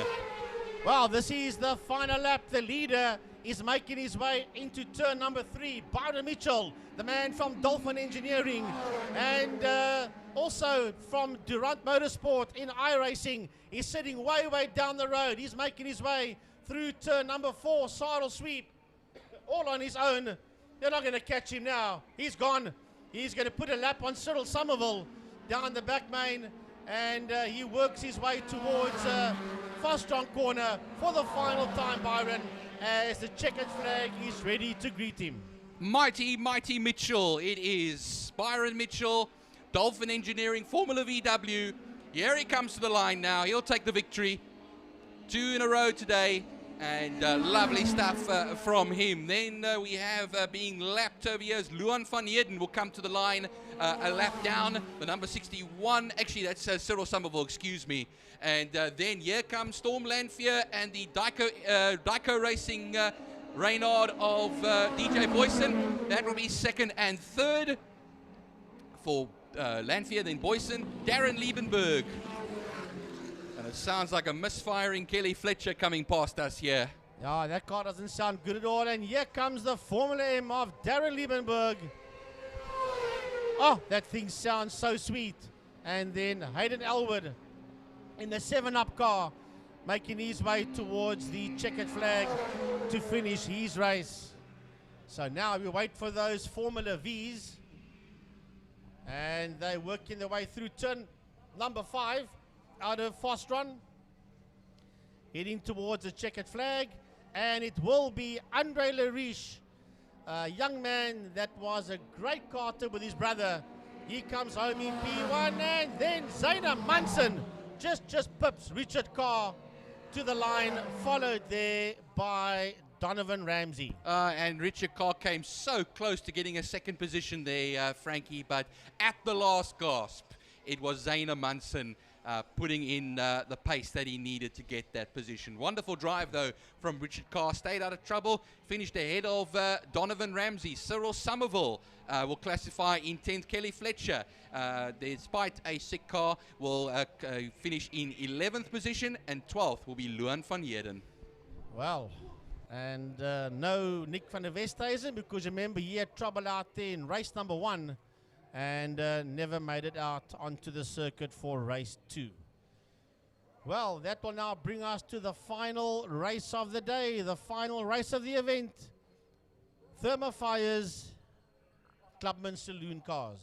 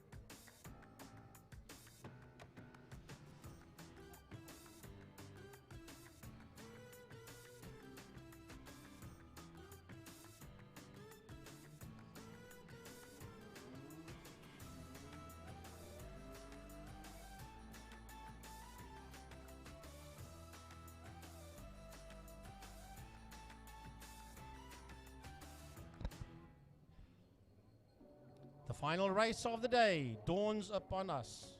And it's not morning, it's afternoon. It's 10 to 5. It's been a long day. It's been a very long day, as only now Mr. Jordan Heben decides he's going to come and say hello to us here in the commentary box. He waited until the Clubman's cars come out to race, as we're going to have a good one out there, I'm sure. Bad news is that Jesse Huggard had gearbox issues and lost 5th gear, so Jess will not be out for the second Clubman's race of the event. But Stephen Heidenrich will be out on the circuit in the Skyline, in the Gochen Cooper car. And then we will also have with him Paul Minnick, Graham van Rooyen, Eugene Gaspry, JP Shea. Behind JP Shea, we've got the 5-0, And that is Marco Retta. Cody Alberts is there. Michael Flynn. And then one of our new drivers in the 24. And that is Adam Omar in the Golf. He's one of our new driver car combinations here in Class X for Clubman Saloon cars. So we just wait for the Clubmans to make their way out of turn number 5, out of Fostron, and come and join us here on the grid.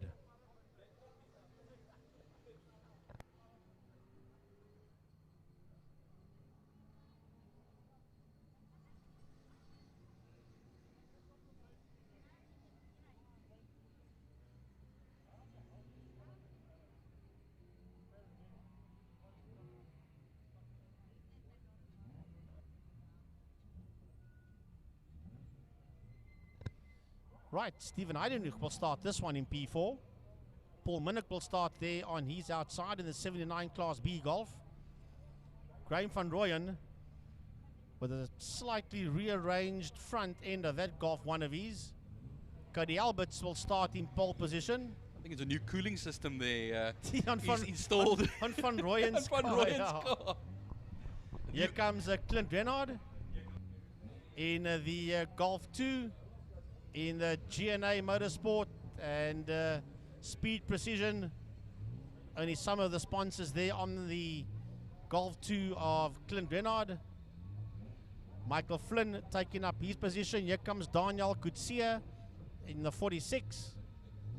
He'll be there in P5. As the rest of them come through. Andrew Honeywell in the 196. He sits there on the inside of Chiara van Niekerk. And then Barcy Berger on the inside of Lee Fielding. Andre van der Merwe in that big Chrysler. And then Marco Retta sits there on his outside. There's about 4 more cars still tucked in there behind them as the Clubman's cars make their way off the line. And that Ford Falcon has got a new driver in. It's Evert de Toy. That car was campaigned for a short while by Michael Lassier, and it's now in the hands of Evert de Toy, that Ford Falcon running back there in Class X. So Gary Fleming comes and joins us Mike's side.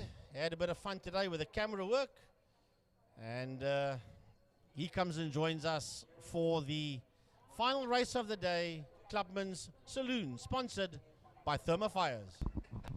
Yep, they're out there on circuit, so it's going to be interesting to see how this one actually lines up. Some people had a great first time out earlier on today. Some people it was utterly disastrous. So once they come up onto the line, we'll be able to see exactly who's going to stand where. Thermofires Clubman's race number 2, the last race of the day. A big thanks to IMUSAT and the whole crew that have been bringing us the live stream during the course of today. Tomorrow, starting at 9:30, out in Kraaifontein radio controlled. If you've got nothing else that's been designated to you by your wife and the kids, definitely one of the best places to be. And then also either that or, Frankie, Zone 7 Nationals. Zone 7, yes. Round 3 of the SA Motocross Nationals. And Derek Peake and Francois Butler are doing the commentary there today. And they'll be commentating there again tomorrow. I just love to know how many motocross bikes are there. I think there are hundreds of them at Zone 7. That is also another place to be at tomorrow at the National Motocross Zone 7. Then again, if you're going to do a little bit of traveling during the long weekend, you can join us on the 8th up at George Motor Club, the first Motorsport South Africa Dirt Oval for South Africa National Qualifier. And then 1 week later, the 15th, the second national qualifier, which will be an amalgamation of the guys from Vescas and then also from Klein Plaas Mega and a couple of visiting drivers as well. Whoever hasn't qualified in George that needs to or wants to, they can come down and join us on this side. or they can wait for another 4 weeks and go up to Port Elizabeth on the 20th of May. We'll be going up there. We're flying up the Saturday afternoon, and that will be between Victory Raceway, PEOTR, and then Border going to be joining there as well. So, Frankie, here we go. The man that battled with the airflow meter in race number 1, Cody Alberts, finds himself in pole. Wait for the lights to go off. Away we go as they drop the hammers and work their way down into turn number 1. And it's a lovely start by Cody, but a better start there by Clint Renard. Renard, will he run around the outside? No, Cody Alberts holds. And Stephen Heidenrich has been muscled to the outside of the circuit. He sits there on the outside of Barcy Berger. Berger finds himself in there, and Daniel Kutsia is in P2, and he's chasing after Cody Alberts into turn 2. Heidenrich in that 4th position. Barcy Berger had to cut it very, very tight going into turn number 1 to not make contact with anybody. He somehow got it right and kept on trucking. It's all about Cody Alberts, and they did say earlier on, please say a big, big thanks to numerous different companies that have helped to get the motor sorted out. They had a whole bunch of bent valves. In fact, every single valve in the head was bent. 18,000 rands worth of engineering work and parts later. Cody Alberts leads them out from the Sarl sweep out into the back main. And JP Shear's got some serious problems. He's slowing down. He's going to go right to the back of the field. That'll be the end of that for JP Shear. But no problems up front. Remember, no 5th gear for Jess Huggett. So Jess will not be out there for this one as they make their way out of turn number 5. Out of Fostron corner, racing back towards us once again, and it is Albert. It sits there in P1. Daniel Kutsia in that 2nd position, followed by Stephen Heidenrich, Clint Renard, and Barcy Berger. Then we've got Graham van Rooyen, Paul Minnick, and Kiara van Niekerk right in there as this whole group works its way out of turn number 1. Daniel could see massive lock-up left and front, pushing very hard, trying to make sure Cody Alberts doesn't get away. But then also looking in the mirror and seeing Stephen Heidenrich having, oh, Stephen, late on the brakes into turn 2, has a look around on the outside, backs out of that one. Clint Renard in there behind him. Barcy Berger having a good 2nd time out with that motor car. Yeah, but that Honda Ballard. Then Van Rooyen is not too far behind him. Then it's Minnick and Kiara van Niekerk. And then Andrew Honeywell in the 196 BMW. Then we go a bit further down through the kink now is Michael Flynn.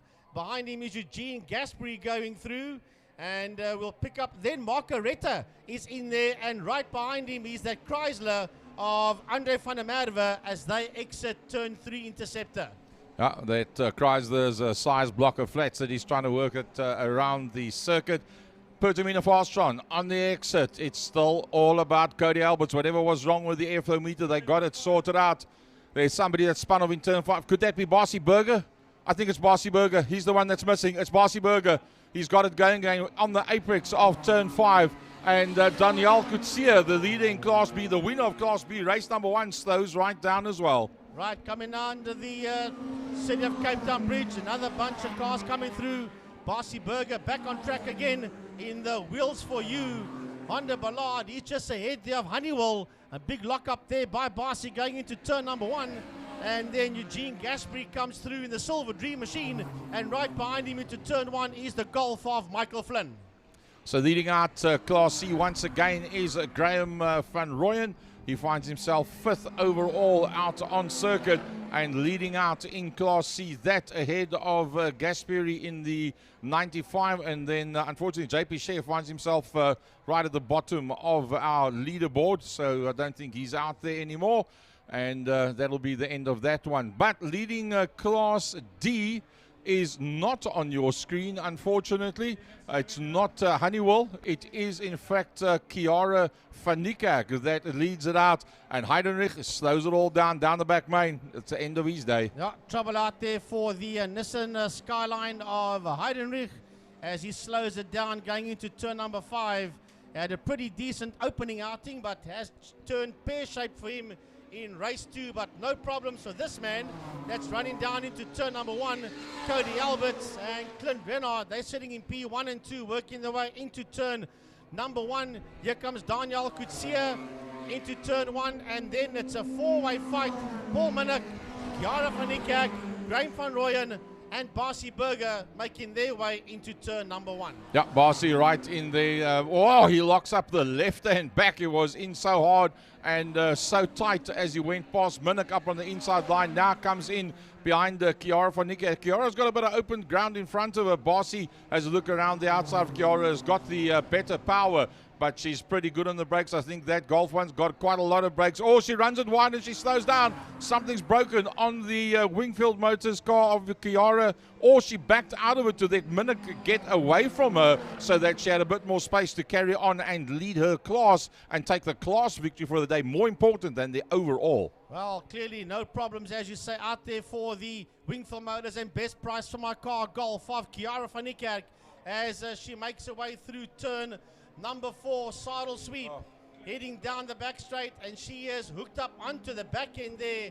of the Graham van Rooyen and 149 Golf, racing down towards turn number 5, Fostron corner, but the leader making his way into turn number 1, all on his own, namely Cody Alberts. Yep, and the biggest problem for him was called Clint Renard, and Clint Renard has backed right out of it. He just rolled it slowly down the back main. Clint Renard, I don't think he's even going to be able to complete this. Well, he's going to carry on. He stayed on the circuit as Clint Renard, but he's going to be losing a lot of places. So Daniel could see leading in Class B and winning Class B in heat number 1. Now finds himself 13 seconds behind Cody Alberts, but still ahead of Paul Minnick in class and on circuit.